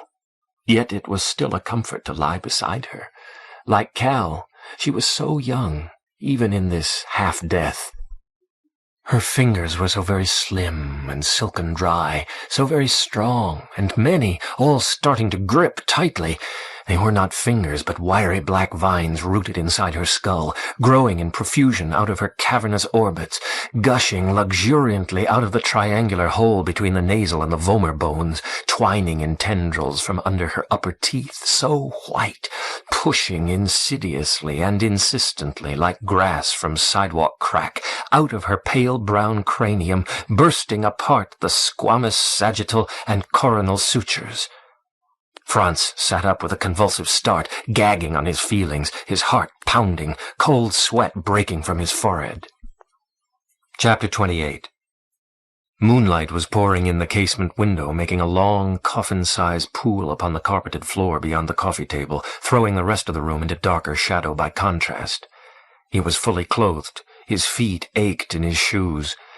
He realized, with enormous gratitude, that he was truly awake at last. The daisy and the vegetative horror that had destroyed her were both gone, vanished far swifter than smoke. He found himself acutely aware of all the space around him, the cool air against his face and hands, the 8 chief corners of his room, the slot outside the window shooting down 6 floors between this building and the next to basement level, the 7th floor and roof above, the hall on the other side of the wall beyond the head of his bed, the broom closet on the other side of the wall beside him that held Daisy's picture and Fernando's star, and the air shaft beyond the broom closet. And all his other sensations and all his thoughts seemed equally vivid and pristine. He told himself he had his morning mind again, all rinsed by sleep, fresh as sea air. How wonderful! He'd slept the whole night through. Had Cal and the boys knocked softly at his door and gone smiling and shrugging away? And now waking an hour or so before dawn, just as the long astronomical twilight began, simply because he'd gone to sleep so early. Had Byers slept as well? He doubted that, even with his skinny, slim, decadent soporifics. But then he realized that the moonlight still was streaming in, as it had started to do before he slept, proving that he'd only been asleep an hour or less.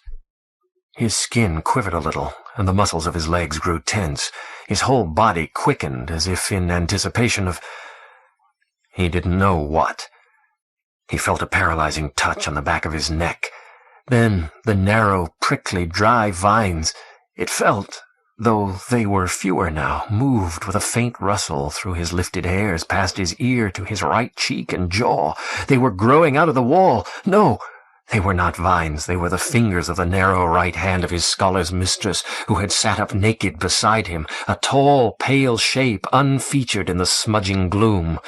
She had an aristocratically small, narrow face and head, black hair, a long neck, imperially wide shoulders, an elegant, empire high waist, slender hips, and long, long legs, very much the shape of the skeletal steel TV tower, a far slenderer Orion, with regal serving as a foot instead of knee.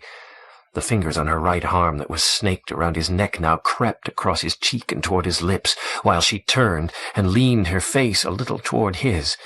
It was still featureless against the darkness. Yet the question rose unbidden in his mind whether it was just such an intense look that the witch Asneth Waite Darby would have turned upon her husband, Edward Darby, when they were in bed, with old Ephraim Waite, Thibaut de Castries, peering with her from her hypnotic eyes. She leaned her face closer still. The fingers of her right hand crept softly, yet intrusively upward toward his nostrils and eye, while out of the gloom at her left side her other hand came weaving on its serpent-slender arm toward his face. All her movements and postures were elegant and beautiful.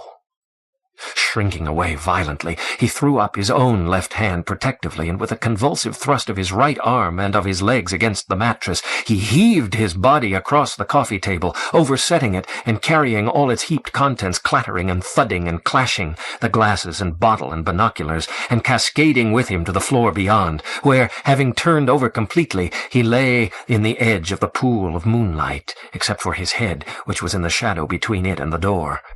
In turning over, his face had come close to the big ashtray as it was oversetting and to the gushing Kirschwasser bottle, and he had gotten whiffs of stinking tobacco tar and stinging bitter alcohol. He felt the hard shapes of chessmen under him. He was staring back wildly at the bed he'd quitted, and for the moment he saw only darkness. Then Out of the darkness there lifted up, but not very high, the long, pale shape of his scholar's mistress. She seemed to look about her like a mongoose or weasel, her small head dipping this way and that on its slender neck. Then, with a nerve-wracking, dry, rustling sound, she came writhing and scuttling swiftly after him across the low table and all its scattered and disordered stuff, her long-fingered hands reaching out far ahead of her on their wiry, pale arms. Even as he started to try to get to his feet, they closed upon his shoulder and side with a fearfully strong grip, and there flashed instantaneously across his mind a remembered line of poetry. "Ghosts are we, but with skeletons of steel." With a surge of strength born of his terror, he tore himself free of the trapping hands, but they had prevented him from rising, with the result that he had only heaved over again through the moonlit pool and lay on his back, threshing and flailing in its far edge, his head still in shadow. Papers and chessmen and the ashtray's contents scattered further and slew. A wineglass crunched as his heel hit it. The dumped phone began to beep like a furious, pedantic mouse. From some near street, a siren started to yelp like dogs being tortured. There was a great ripping noise, as in his dream. The scattered papers churned and rose in seeming shreds a little from the floor, and through it all there sounded deep-throated, rasping screams, which were Franz's own. His scholar's mistress came twisting and hitching into the moonlight. Her face was still shadowed, but he could see that her thin, wide-shouldered body was apparently formed solely of shredded and tightly compacted paper, mottled pale brown and yellowish with age, as if made up of the chewed pages of all the magazines and books that had formed her on the bed, while about and back from her shadowed face there streamed black hair, the books' shredded black covers. Her wiry limbs in particular seemed to be made up entirely of very tightly twisted and braided pale brown paper as she darted toward him with terrible swiftness and threw them around him, pinioning his own arms, and her long legs scissoring about his. Despite all his flailings and convulsive kickings, while utterly winded by his screaming, he gasped and mewed. Then she twisted her head around and up so that the moonlight struck her face. It was narrow and tapering, shaped somewhat like a fox's or a weasel's, formed like the rest of her of fiercely compacted paper, constrictedly humped and creviced, but layered over in this area with dead white. The rice paper? Speckled or pocked everywhere with a rash of irregular small black marks. Thibault's ink? It had no eyes, although it seemed to stare into his brain and heart. It had no nose. Was this the noseless one? It had no mouth. But then the long chin began to twitch and lift a little like a beast's snout, and he saw that it was open at the end. He realized that this was what had been under the loose robes and black veils of De Castries' mystery woman, who dogged his footsteps even to his grave, compact of intellectuality, all paperwork, scholar's mistress indeed, the queen of the night, the lurker at the summit, the thing that even Thibault de Castries feared, Our Lady of Darkness. The cables of the braided arms and legs twisted around him tighter, and the face, going into shadow again, moved silently down toward his, and all that Franz could do was strain his own face back and away. He thought in a flash of the disappearance of the gutted old pulp magazines, and realized that they, crumbled and torn to bits, must have been the raw material for the pale brown figure in the casement window he'd seen twice from Corona Heights. He saw on the black ceiling, above the dipping black-haired muzzle, a little patch of soft, harmonious, ghostly colors, the pastel spectrum of moonlight cast by one of his prisms lying in the pool on the floor. The dry, rough, hard face pressed against his, blocking his mouth, squeezing his nostrils. The snout dug itself into his neck. He felt a crushing, incalculably great weight upon him. The TV tower and the Transamerica and the stars, and filling his mouth and nose, the bone-dry, bitter dust of Thibault de Castries. At that instant, the room was flooded with bright, white light, and as if it were an injected instant stimulant, he was able to twist his face away from the Rugos horror and his shoulders halfway around. The door to the hall was open wide, a key still in the lock. Cal was standing on the threshold, her back against the jamb, a finger of her right hand touching the light switch. She was panting, as if she'd been running hard. She was still wearing her white concert dress, and over it her black velvet coat hanging open. She was looking a little above and beyond him with an expression of incredulous horror. Then Her finger dropped away from the light switch as her whole body slowly slid downward, bending only at the knees. Her back stayed very straight against the jamb. Her shoulders were erect. Her chin was high. Her horror-filled eyes did not once blink. Then, when she had gone down on her haunches like a witch doctor, her eyes grew wider still with righteous anger. She tucked in her chin and put on her nastiest professional look, and in a harsh voice Franz had never heard her use before, she said, "In the names of Bach, Mozart, and Beethoven, the names of Pythagoras, Newton, and Einstein, by Bertrand Russell, William James, and Eustace Haydn, begone! All inharmonious and disorderly shapes and forces depart at once!" As she was speaking, the papers all around Franz, he could see now that they were shredded, lifted up cracklingly. The grips upon his arms and legs loosened so that he was able to inch toward Cal while violently threshing his half-freed limbs. Midway in her eccentric exorcism, the pale shreds began to churn violently, and suddenly were multiplied tenfold in numbers, all restraints on him as suddenly gone, so that at the end he was crawling toward her through a thick paper snowstorm. The innumerable seeming shreds sank rustlingly all around him to the floor. He laid his head in her lap, where she now sat erect in the doorway, half in, half out, and he lay there gasping, one hand clutching her waist, the other thrown out as far as he could reach into the hallway, as if to mark on the carpet the point of farthest advance.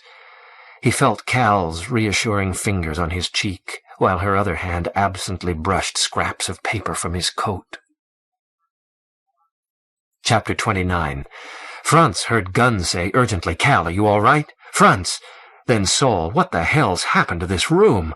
Then Gunn again, "My God, it looks like his whole library's been put to the destroys it." But all that Franz could see of them were shoes and legs. How odd. There was a third pair, brown denim pants and scuffed brown shoes, rather small. Of course, Fernando. Doors opened down the hall and heads thrust out. The elevator doors opened and Dorothea and Bonita hurried out, their faces anxious and eager. But what Franz found himself looking at, because it really puzzled him, was a score or more of dusty, corrugated cartons neatly piled along the wall of the hall opposite the broom closet, and with them 3 old suitcases and a small trunk. Saul had knelt down beside him and was professionally touching his wrist and chest, drawing back his eyelids with a light touch to check the pupils, not saying anything. Then he nodded reassuringly to Cal. Franz managed an inquiring look. Saul smiled at him easily and said, "You know, Franz, Cal left that concert like a bat out of hell. She took her bows with the other soloists and she waited for the conductor to take his, but then she grabbed up her coat. She'd brought it on stage during the second intermission and laid it on the bench beside her. I'd given her your message, and she took off straight through the audience.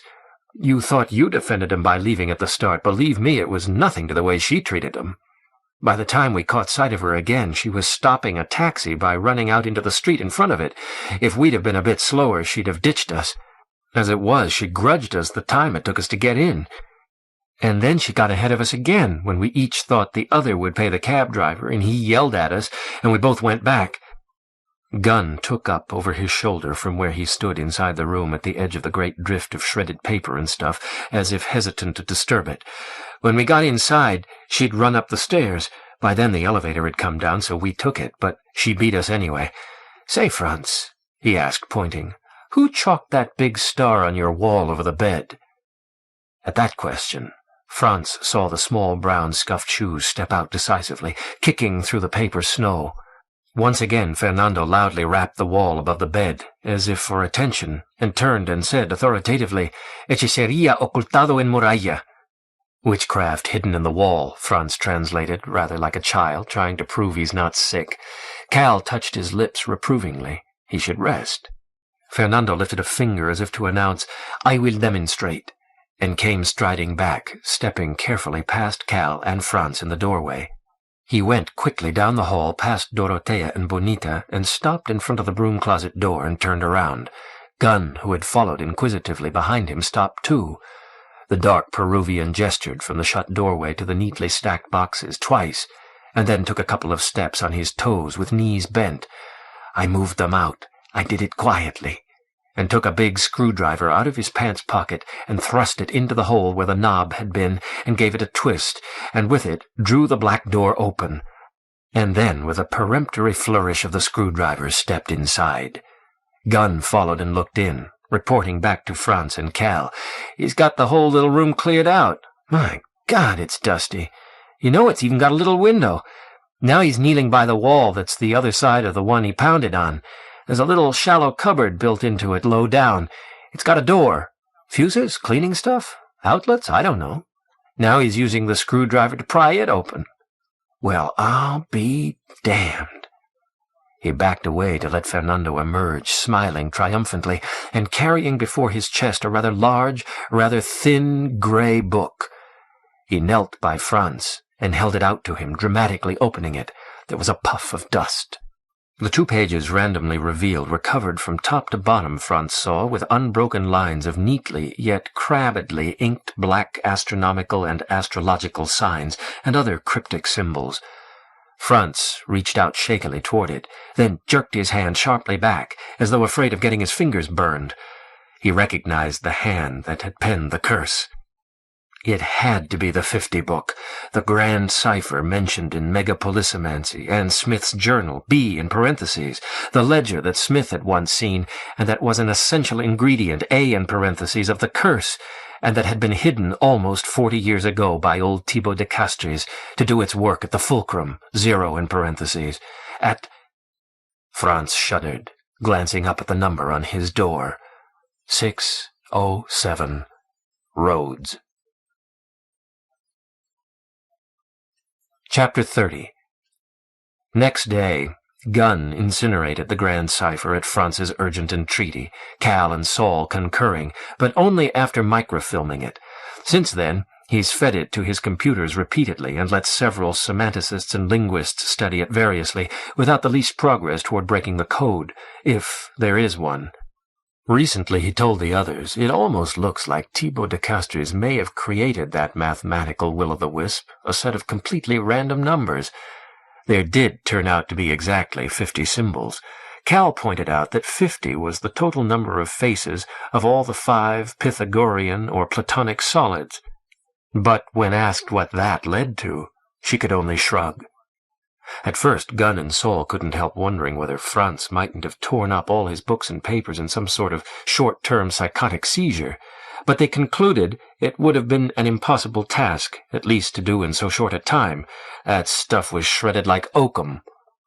Gunn kept some samples of the strange confetti, irregular scraps, average width 3 millimeters, nothing like the refuse of a document-shredding machine, however advanced, which seemed to dispose of the suspicion that Gunn's shred basket or some other super-subtle Italianate machinery had somehow played a part in the affair. Gunn also took apart Franz's binoculars, calling in his optical friend, who, among other things, had investigated and thoroughly debunked the famous crystal skull, but they found no trace of any gimmicking. The only noteworthy circumstance was the thoroughness with which the lenses and prisms had been smashed. More oakum-picking? Gunn found one flaw in the detailed account Franz gave when he was up to it. You simply can't see spectral colors in moonlight. The cones of the retina aren't that sensitive. Franz replied somewhat sharply, most people can never see the green flash of the setting sun, yet it's sometimes there. Saul's comment was, you've got to believe there's some sort of sense in everything that crazies say. Crazies? All of us. He and Gunn still live at 811 Geary. They've encountered no further paramental phenomena, at least as yet. The Luques are still there, too. Dorotea is keeping the existence of the broom closets a secret, especially from the owner of 811. He'd make me try to rend them if he knew. Fernando's story, as finally interpreted by her and Cal, was simply that he'd once noticed the little, low, very shallow cupboard in the broom closet while rearranging the boxes there to make space for additional ones, and that it had stuck in his mind. Misterioso. So that when Mr. Hueston had become haunted, he had remembered it and played a hunch. The cupboard, by the stains on its bottom, had once held polishes for furniture, brass, and shoes, but then, for almost 40 years, only the 50 book. The 3 Luques and the others, 9 in all, with Gunn's and Saul's ladies, just the right number for a classic Roman party, Franz observed, did eventually go for a picnic on Corona Heights. Gunnar's Ingrid was tall and blonde as he, and worked in the Environmental Protection Agency, and pretended to be greatly impressed by the Junior Museum, while Saul's Joey was a red-haired little dietitian deep into community theater. The Heights seemed quite different now that the winter's rains had turned it green. Yet there were surprising reminders of a grimmer period. They encountered the two little girls with the St. Bernard. Franz went a shade pale at that, but rallied quickly. Bonita played with them a while, nicely pretending it was fun. All in all, they had an enjoyable time, but no one sat in the bishop's seat or hunted beneath it for signs of an old interment. Franz remarked afterward, "I sometimes think the injunction not to move old bones is at the root of all the supernatural." He tried to get in touch with Jamie Byers again, but phone calls and even letters went unanswered. Later, he learned that the affluent poet and essayist, accompanied by Fa Lo Sui and Sherrill Soames too apparently, had gone for an extended trip around the world. "Somebody always does that at the end of a supernatural horror story," he commented sourly with slightly forced humor. "The Hound of the Baskervilles, etc. I'd really like to know who his sources were besides Klaas and Ricker, but perhaps it's just as well I don't get into that." He and Cal now share an apartment a little farther up Nob Hill. Though they haven't married, Franz swears he'll never live alone again. He never slept another night in room 607. As to what Cal heard and saw and did at the end, she says, "When I got to the third floor, I heard Franz start to scream. I had his key out. There were all those bits of paper swirling around him like a whirlpool, but at its center they hugged him and made a sort of tough, skinny pillar with a nasty top. So I said, 'Pace, my father,' the first things that came into my mind. The pillar flew apart like a Mexican piñata and became part of the paper storm, which settled down very quickly like snowflakes on the moon. You know, it was inches deep. As soon as I had got Franz's message from Saul, I'd known I must get to him as quickly as I could, but only after we'd played the Brandenburg." Franz thinks the Brandenburg Fifth somehow saved him, along with Cal's subsequent quick action, but as to how, he has no theories. Cal says about that only, "I think it's fortunate that Bach had a mathematical mind and that Pythagoras was musical."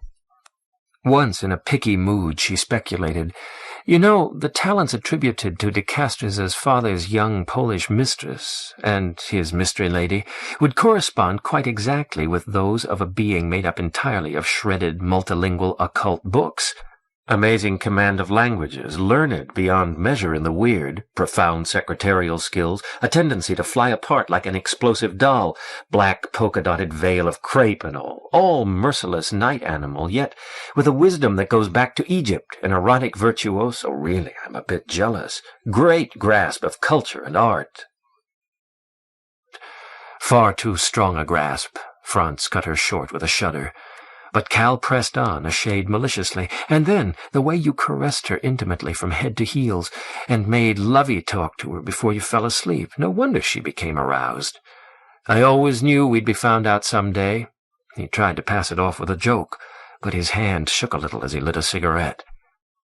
For a while after that, Franz was very particular about never letting a book or magazine stay on the bed. But just the other day, Cal found a straggling line of 3 there, on the side nearest the wall. She didn't touch them, but she did tell him about it. "I don't know if I could swing it again," she said, "so take care." Cal says, "Everything's very chancy." End of Our Lady of Darkness by Fritz Leiber. Narrated by George Backman in the studios of American Foundation for the Blind, Incorporated, for the Library of Congress, September 1979. For special distribution, as authorized by Act of Congress under Public Law 89-522, with the permission of the copyright holder and the publisher, Berkeley Publishing Corporation, G. P. Putnam's Sons. End of book.